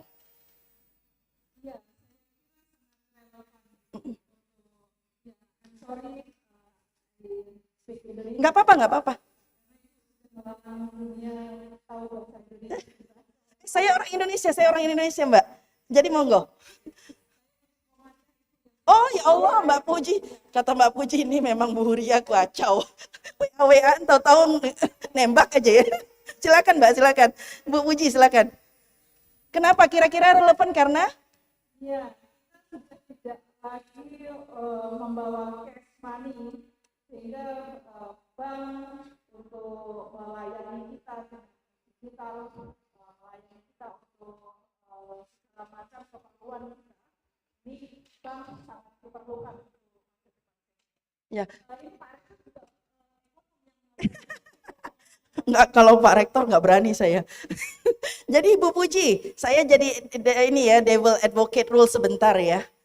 Tapi kalau sekedar harus ada uang yang dalam bentuk digital, tadi kan katanya harus kita sekarang bawa uang udah nggak cash. Kan banyak fintech company yang menyediakan jasa tersebut. Apakah artinya bank akan digantikan oleh perusahaan-perusahaan fintech? Kira-kira iya atau tidak? iya Bu. Negara berkembang saya kira masih harus banyak belajar.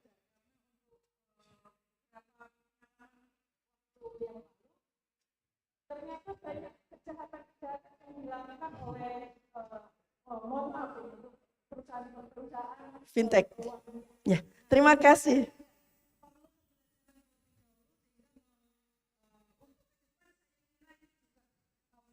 ke depan luar biasa. Terima kasih. Jadi just to continue from her response, please allow me to speak in Indonesian first. Later I'll translate to English. Terima kasih banyak Bu Puji. Jadi karena asumsi yang Bu Puji ada inilah banyak orang, bahkan bankir-bankir yang mengkhawatirkan bahwa suatu hari banking akan ditiadakan, digantikan oleh perusahaan-perusahaan fintech. Karena itu perusahaan fintech disebut sebagai disruptor. Bukan digital bank, tapi perusahaan fintech. What I was saying to her, because of this, because she's saying basically what her response just now, she believed that eventually, like what is already happening in developed countries, the fintech companies are actually phasing out banks. And because of that, this is my response to continue. This is what the many bankers actually have the concern about, because they are afraid that they will be replaced by fintech. That's why fintech companies are actually deemed or seen as the disruptors, not digital bank, the fintech company itself. That's why bank has actually, banking services has actually evolved into digital service, and digital banking, if you may call it that way. However, being a banker myself as well as a user, I beg to differ. No matter what happened, no matter how advanced technology has become, we still need banks. Not because I disagree with Bill Gates simply, but because first of all, at the end of the day, the regulation gives people comfort, especially when you deal with matters of huge size. You don't feel comfortable not having a third party to be someone in between, because you don't trust the other party doesn't trust you. So you want someone who, you may not trust this person that much, but you know this person will have to do his job. And that function has been served by banks. So unfortunately, we still need it.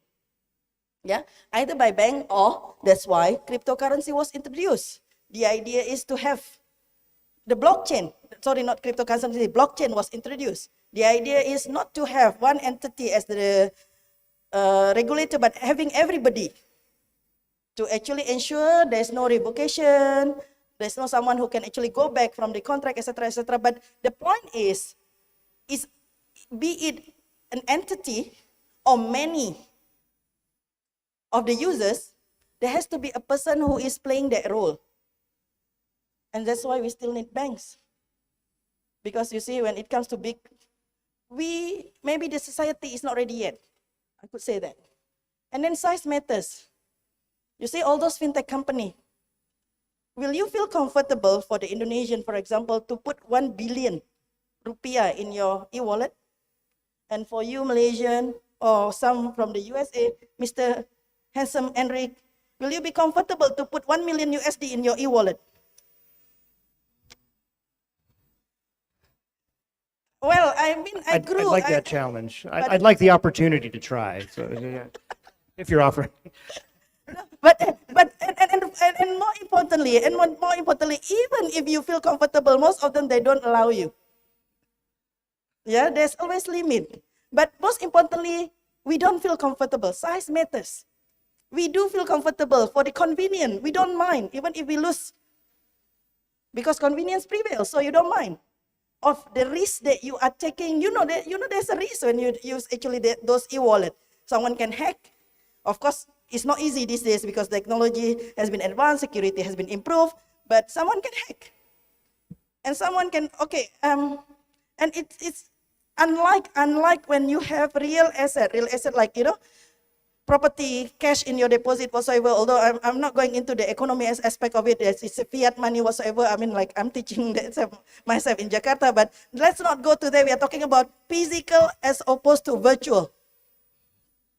Because my husband was among those, the first people who did the mining for Bitcoin. I trusted him so much. He gave me all his password. I don't care. He's my husband. He's not going anywhere. I was wrong. He died. I could be millionaire if I know his password. But no, he died. I don't know his password. I thought you said I have all the time I want. Oh, no. So yeah, size matters. That's why you don't want to put big amount in there unless it is actually virtual because you have no other place to do it. But no, you don't put cash of large amount there. And then issue of confidentiality, issue of governance. I'll be very fast now because I've been warned only 1 minute left. Governance, fraud, abuse, still very hot. FTX, if you don't learn from him, the absence of governance, like he was the founder, he was the CEO, he was everything, he do whatever he liked. And in a very, just, by a flip of, I don't know, it's in a matter of less than 24 hours, all your money gone. Lack of monitoring, supervision, customer, all this, and the risk of bankruptcy of the company will actually perpetuate the existence of the banks. That's why, as a compromise, not 100% bank, not 100% fintech, we have digital bank. And these are the reason, by the way, is already here, why people choose digital bank. Basically, these are addressing all those. So is it a disruptor or must? Choose it whatever I will say is a must. You can see it as a disruptor, you can call it as a disruptor to disruptors, but it is a must now. Now, let me just quickly highlight these two because this still there is one matter has not been resolved yet, even with respect to digital banks. Why we have digital bank? We are talking about inclusion. But when we talk about inclusion, there are two aspects to it. It's not just about access, but it's also about criteria. Access is easy, as I said. As anyone who has internet can have access to digital bank. So that is done. And as I said, number of mobile user in Indonesia, everything we have here. So the aspect you don't have to worry about, not even a country like Indonesia. But the other aspect, the bankable, because you see, you give them handphone, if they are still within that criteria, not bankable, unbankable, digital banks still cannot work with them. Not in Indonesia, not in Malaysia, because our regulations, the banking license, even if you are digital bank, still use the same criteria. Unlike the US. The US, they are self-regulated. All you need to prove that you are worth it, then you get the charter. But no, this is not the case in Indonesia, in Malaysia, in most countries where they have the central bank as the supervision. Which means having access to internet alone does not solve the problem. You also need to set different criteria. You see in the USA, was seen as one of the most prominent or promising company was Vero Money, Chime, because they went to a very specific target market which banks could not provide accessibility to them due to the criteria. So do we need to change the criteria? Can we come out with different solution? It will be very hard for the bank, conventional bank. Why? Because in conventional bank, especially when you use the idea of interest, you take money, you give the money to someone else, you take the margin in between, and you give some to them, you keep some for yourself. This will be difficult because when you take money with no risk from your depositor, you cannot lend it to someone with higher profile risk profile. There will be a mismatch. But it shouldn't be an issue for Islamic digital bank because we have what we call profit sharing idea. And if we were to do this, it will be again similar to P2P financing. It will be a truer, more closer to the very essence of Sharia banking itself. There will be a match of risk profile because whoever that will deposit their money on the profit sharing are expecting to earn more by taking higher risk. So when you take it in Malaysia, we call it what do we call it? Apa? In Middle East, it's RIA, restricted investment account. In Malaysia, investment account, yes. In Indonesia, we don't have it yet.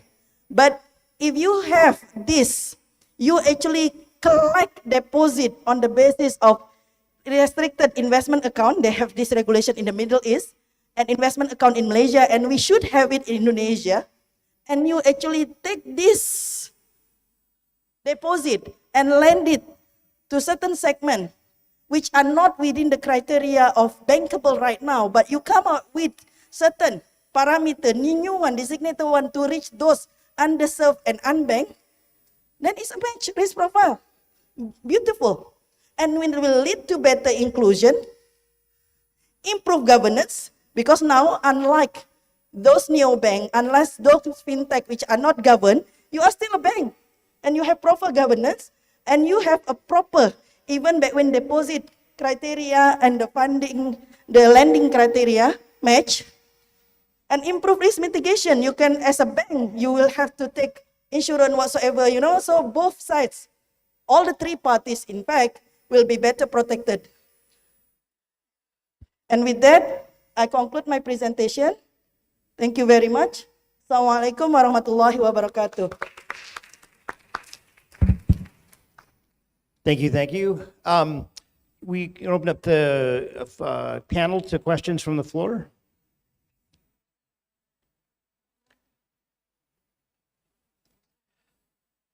I have one for Noripa. So obviously, data is important. It's where it's at. What if your foundational? What if that's wrong? What if the data is bad data? And so, how can you assess that? How do you assist in decision making? Reducing greenwashing. Sort of these are challenges with not having the right data. So, what are your thoughts on that? Thank you, Professor Eric. Every day we have got pledges that says we have got pledges from multinational company that says we are trying to achieve zero carbon emission. We have got insincere pledges that is misleading, like HSBC, for example, has been sued for misleading climate advertisement. So there has been quite an amount of greenwashing. And in Bob's word, I think it is sustainable cyber, which is an interesting word. Now, I think the main point in trying to mitigate greenwashing or sustainability cyber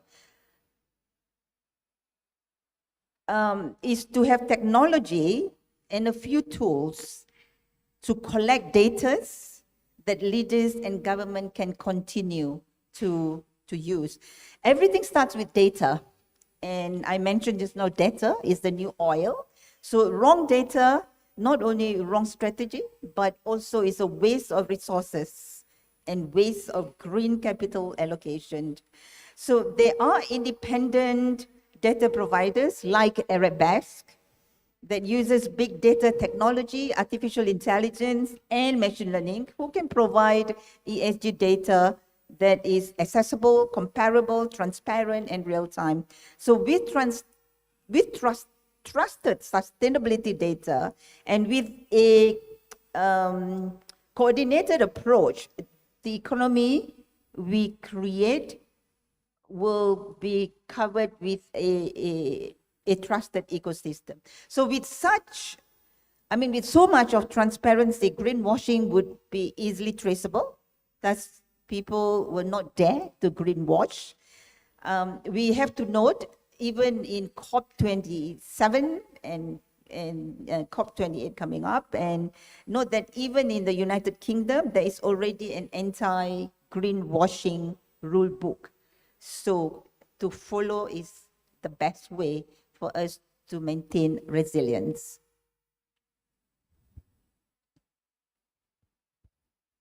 Other questions? Yeah, yes, Dean Brinkman.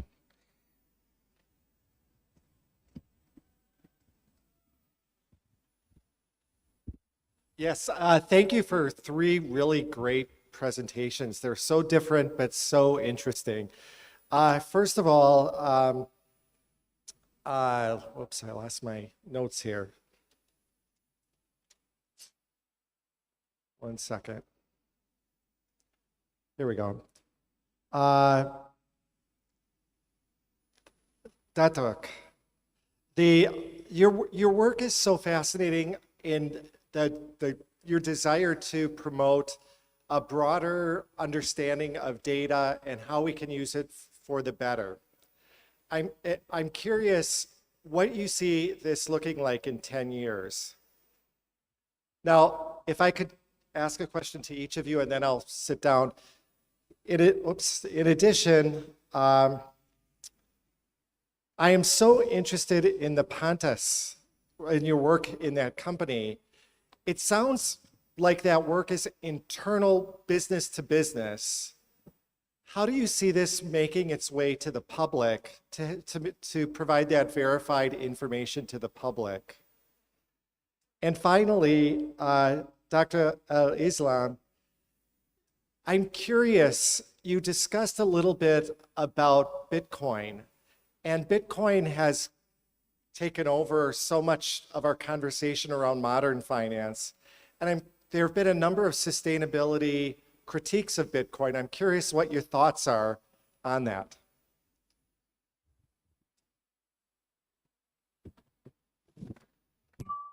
Thank you, Bob. I think his first question was targeted to me. And the question was asking where I see sustainability and green capital and greenwashing and cyber sustainability in 10 years' time, right? So, crystal ball. Now, this is exactly what we are seeing now. The leaders can no longer sort of say, let's address the short term. Let's address the short term first, and then we look at the long term. Take note that the long term is not static. The world changes as we sleep. So we have to look at solutions and allocate the green capital that can solve both short term, like inflation and poverty, with that of the long term, which is the green agenda itself. And I think I saw, and I'm in support of what you presented as an outcome of your survey just now, that every solution on short term has got to be tagged on as a synergistic solution for a long term by putting ESG and sustainability into that short term solution. Now, at the G20 and the FSB, through the TCFD that was presented by Pantas just now, it is made clear to address climate risk, and similarly, the GRI, to make it transparent on the issue of human rights and labor rights as well. In fact, the first G20 country to mandate 1,300 of UK's largest private company to disclose climate-related data in line with TCFD recommendation is actually United Kingdom. As long as we have a bold government, which through my experience when I was attending in October, FinTech in Singapore, we could see Singapore was very bold in making sure Monetary Authority of Singapore really take charge. As long as we have a bold government, like I could only quote in Malaysia, the Central Bank Securities Commission and the Stock Exchange have taken ownership, you know, and make sure that all the banks comply with TCFD, which is climate risk, by 2024. All banks have to comply. We exactly have got 23 months left. Now, with all those backdrop, in my opinion, even in the next 2 years, it won't be as ugly as it should be. In the next 10 years, as you want me to do that crystal ball, I'm quite positive if every regulator is able to put in a very bold execution across the whole value chain, I actually feel we probably could protect the planet. Thank you. Thank you very much for the question, Prof. Okay, so the question essentially is the work here at Pantas and how eventually we'll be making that information public. Perhaps I have to take a step back in terms of what exactly do we do at Pantas? What does the software do? It is a carbon accounting software whereby we take public listed companies' climate data, we run it through our software using AI and machine learning to come up with their scores via scope 1, 2, and 3. So this goes back to using the JHG protocol. The data will then be assured by our partners. So in this case, our partner is British Standards Institution or Veritas. With that data, we can then feed it into an ESGpedia or ESG book, whereby this information will be then available to the public, to the investing community, in order for them to get access to green financing. In addition to that, we also have another tool called the Human Augmented Intelligence tool, whereby you're able to run climate due diligence on publicly listed information that these large companies have reported surrounding their GHG emissions. Currently, a journalist in Bloomberg is also using our tool to verify the reporting, the disclosures that these companies have made to ensure that there's no greenwashing, as Dr. Noripa mentioned earlier, and also to manage their climate investment risks. So perhaps that answers your question. Thank you.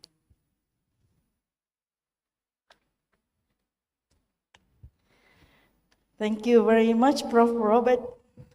Bob, is it? Because my close friend in Quad Finance House. No, he's actually with IBM, but I was working with Quad Finance House at that time. So until now, one of my best friend, I call him Bob. So sorry, cannot help it. Well, you are absolutely right about the sustainability issue with Bitcoin, of course, definitely. And Greta is not happy with it, but Greta is in jail right now. I'm sorry about that as well. I don't know if it has anything to do with Tate, Andrew, I don't know, but not definitely. But you know, again, I mean, there are always two sides of the coin, right? I mean, if I were to ask my husband then, he would say, well, it doesn't cost me anything extra because even though he did the mining, the PC will be on anyway. I mean, like whether or not he mine, the PC will be on, the electricity will be used. I think that is because he is not as crazy as some people out there, which we know how much impact they have actually caused. So I may not be in the best position to venture on that because you already found me in agreeable position with you. But if I may share, what is even more interesting here in Indonesia, especially and in the world as a whole, when it comes to the Islamic finance side of it, because even in Indonesia, there was a fatwa that says Bitcoin is haram. Not because of the sustainability issue, but because people speculate with it. Whereas, you see, this is something about me. You know, I mean, back in the 1990s, when everyone says no way e-check, e-payment, e-contract, e-business could be halal, I already wrote a book saying it's halal. And everyone says, she's crazy, you know? That was back in 1990s. So yes, Shupe, I'm not young. Shupe thought I was still 30. So yeah, but I had the laugh 10 years later when they said no, it was not halal. So the bigger issue among the Islamic finance practitioners, whether or not it's halal, for me, as much as there is sustainability issue in there, I'm seeing, since you would like to see my thought, right? So I take this freedom to share with you my thought. I'm seeing there's a great potential in Bitcoin. And I would like to distinguish Bitcoin from other digital coin, the like of PayPal or, Facebook. Mark Zuckerberg would like to launch Libra, although he has been stopped. But anything that is still linked to fiat money, I don't consider them as a real cryptocurrency. To me, in my dictionary of cryptocurrency, it refers to those that is 100% virtual, that is the result of mining. So this will create a virtual commodity. Why it is different than those digital money that is backed by cash? Because whatever money, even in digital form, I will call this digitized money, not digital money. Digitized money, because it still represent fiat money, which, well, I hate to say this, but from Islamic viewpoint, it doesn't have intrinsic value, and therefore, it's just a piece of paper. It's the government who tell you what's the price. Unlike commodity, because if you compare in Islam, the real commodity that they are used as a mode of transaction traditionally was gold and silver. And if you looked at the price of gold and silver, if you compare with fiat money, you'll see it's fluctuate. But if you compare with the price of other commodities, it's very stable. You see, when Bitcoin crashed, I could say I was one of the happiest person. First of all, I don't have it anyway. It's in my husband's wallet, which I cannot access. And second of all, because I don't want people to speculate with it. Because if they don't speculate with it and use it for the very purpose it has been created, this could be an alternative. You see, for a person like me, where I don't really consider myself living in one country. We live in across countries. We do transaction in so many countries. So like, we cannot just hold to one particular currency. It is so bothersome that I have to think, oh, how much is USD today? How much is, if only there is this one currency that acceptable to everybody. I know it's very far, and I'm not surprised if maybe the majority, if not all, who are here, except for myself, of course, maybe thinking this lady is crazy. But, with the borders, the nation, countries have become more and more borderless. You do need that kind of option. Of course, you still need to have the fiat money. It's not only the pride of the country, but also, you need that to measure how the country perform. But you need to have one or a few but something of the nature of Bitcoin, not digitized money. Some of the cryptocurrencies, they call it cryptocurrency. For me, they are not. They will not meet the criteria. Because first, you have to have intrinsic value. And second, there has to be limitation. Bitcoin, it will end. You cannot mine it forever. Unlike fiat money, you can continue printing it as long as you have paper. And now it reached the time you don't even need to print it anymore. It's just about issuing how much money you have. But with Bitcoin, it will end. So when you have the intrinsic value, because of the nature of it being commodity, in Islam, this is a real asset. And when it is a real asset, you use it as a mode of exchange, it's halal. Al-aslu fil mu'amala al-ibaha. The very fundamental origin ruling in transaction, unless if there is any hadith or Quran or any dalil, anything that actually say it as haram, otherwise it's halal. But the majority say it's haram. MUI has made the fatwa is haram. I'm so glad we are in Jogja today because some ulama in Jogja finally come out with the ruling that no, it's halal. Only quite recent. So thank you, Jogja. Thank you so much. Because otherwise I was alone. I'm with MOE anyway. I'm a pleno member of MOE myself. So I was alone in MOE. But you know, I don't stop though. I mean, like I continue to propagate this because as a person who my real passion is Islamic finance, I see the prospect there. I see something that can create stability that will stop inflation. Why we face inflation? Because we measure it by fiat money. But if you stop measuring it with fiat money, you change your viewpoint. You take a look from the viewpoint of the value of commodity. Then you'll see something different. And I would like to, maybe one day we can have a tea and we can discuss it further because I'm sure you do not really agree with me. Thank you so much. Thank you. Maybe I'll take my prerogative as moderator to ask the final question for Nurul Shahida. So how does, in carbon reporting, if you think of how states vary, how transparencies vary, how regulation reporting, the issue of certification and assurance, how can trust be built on in a global network that is even in maybe the most, your like Singapore's or your most, transparent, free access kind of landscapes to ones that are at best opaque in terms of carbon emission reporting. How do you navigate that in your space? Absolutely, thank you. I think with carbon accounting, there is an international standard. So what do I mean by that? It is the GHG protocol. Just like any tax standards, for carbon accounting, you also have international standards.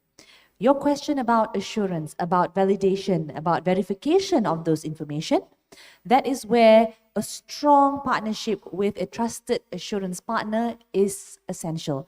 As I mentioned earlier, some of the big players are the British Standards Institution or Veritas in this case. You'll be able to, because there are certain standards, you're able to now track back within the backup data to ensure the accuracy, because what gets measured gets managed. Using our software, we're able to detect any inaccuracies, any misreporting, and using those partners to assure you're able to then be able to sleep at night to protect yourself from allegations of greenwashing. So I think, how do we address that? Again, there are international standards, there are rules and regulations in place, and then you have assurance partners to ensure that they all comply. So, and this is an international standard. It applies everywhere, be it Singapore, Malaysia, Indonesia, Thailand. So rest assured, I think we're in good hands. As long as you use a software to automate and remove as much human intervention as possible. I think that's where, again, goes back to our topic for today, technology for good. So there are controls in place and there are technology that will be able to assist us to do this in the most efficient, time and cost-saving as possible. Thank you. Thank you so much. And join me in thanking our guests, our panelists, and I'm sure they're available over tea for questions and mingling one-on-one. So I'll turn it over to our hosts to announce what's next on the schedule. Well, thank you very much, Professor Eric Jones, for leading this session smoothly. But before you return to your seat, there will be the handover of souvenir from University of Widya Mataram for the speakers. That will be delivered by Gusti Kanjeng Ratu Mangkubumi as the treasurer of Mataram Foundation. So please, to the Honorable Gusti Kanjeng Ratu Mangkubumi to deliver the souvenirs for the speakers.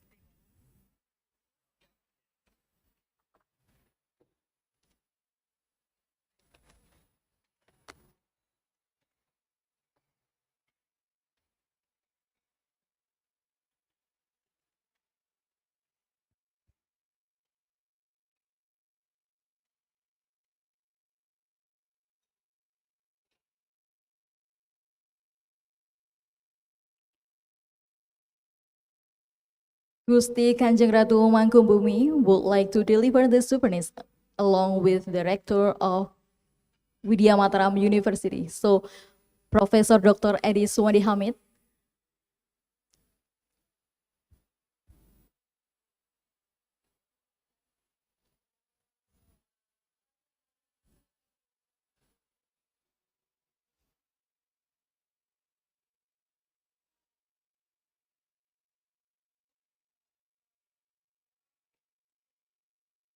This session will be continued by the photo session.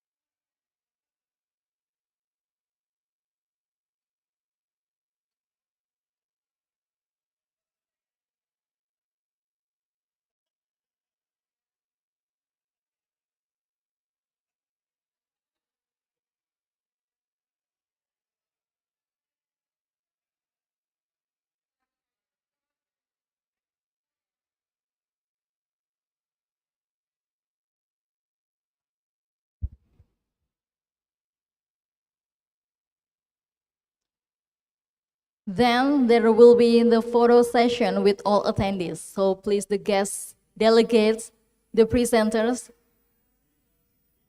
to don't mind to join the photo session in front of the podium.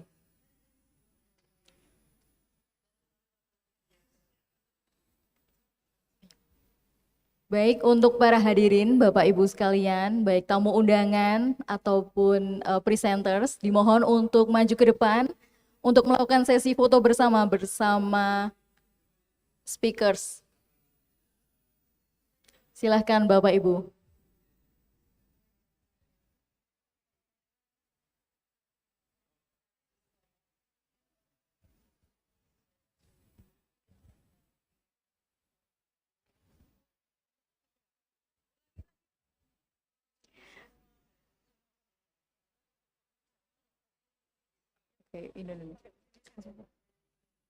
Baik, sekali lagi Bapak Ibu sekalian, dimohon untuk berkenan maju ke depan untuk melakukan sesi foto bersama dengan pembicara kita hari ini.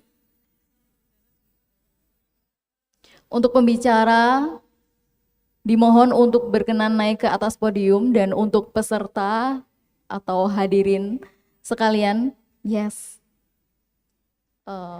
bisa berada di depan podium.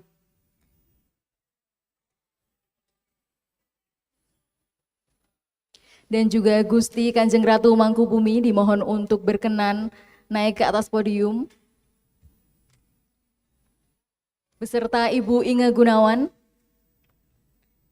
dimohon untuk berkenan naik ke podium, Bu, untuk melakukan sesi foto bersama.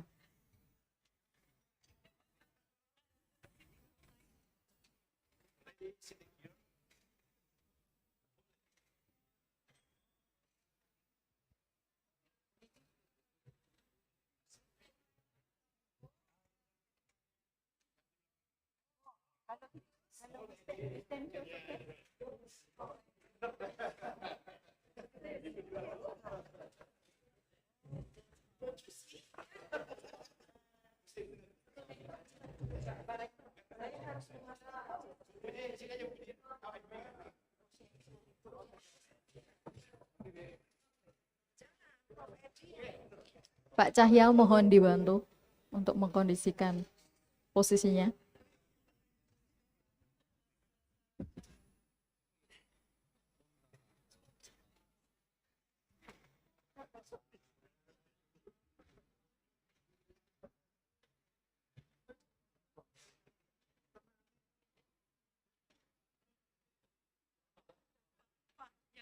Di depan bisa ada yang duduk, ada yang berdiri.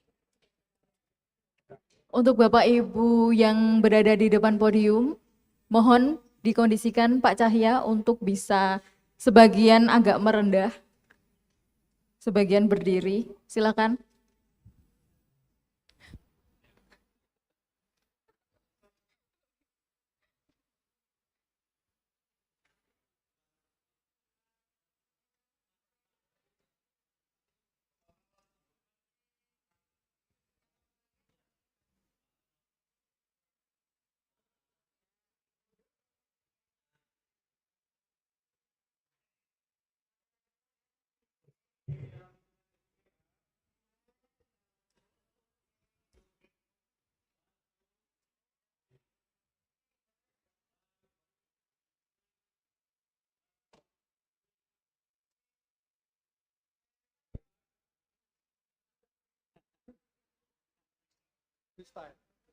Style over. Metal.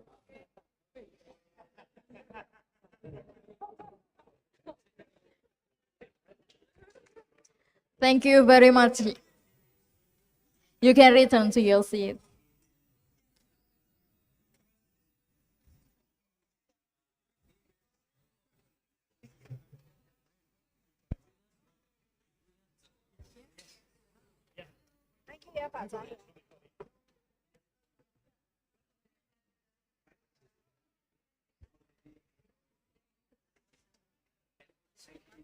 Iya, break kan? Iya, Well, ladies and gentlemen, this is the time for break a while. You may enjoy some coffee, tea, or snacks, or even do the prayer in 20 minutes before joining the parallel session 1. But before that, let me give some information for you. The parallel session will be held in 3 rooms. The first room will be led by Dr. Hilgendut Hartono, STMT. The second room will be led by Dr. Hita Pandita, STMT. And the third room will be led by Ibu Dwi Astuti, MSI. Please make sure that all of you join the right room. The delegates who have presented today are invited to join the event in the second day or tomorrow.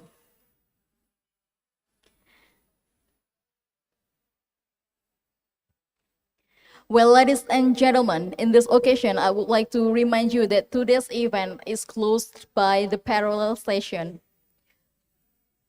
So, this is my last duty as the MC today because the next session will be fully led by the moderators. Thank you for your attention and apologize for any mistakes. See you tomorrow. Have a good day and wassalamualaikum warahmatullahi wabarakatuh.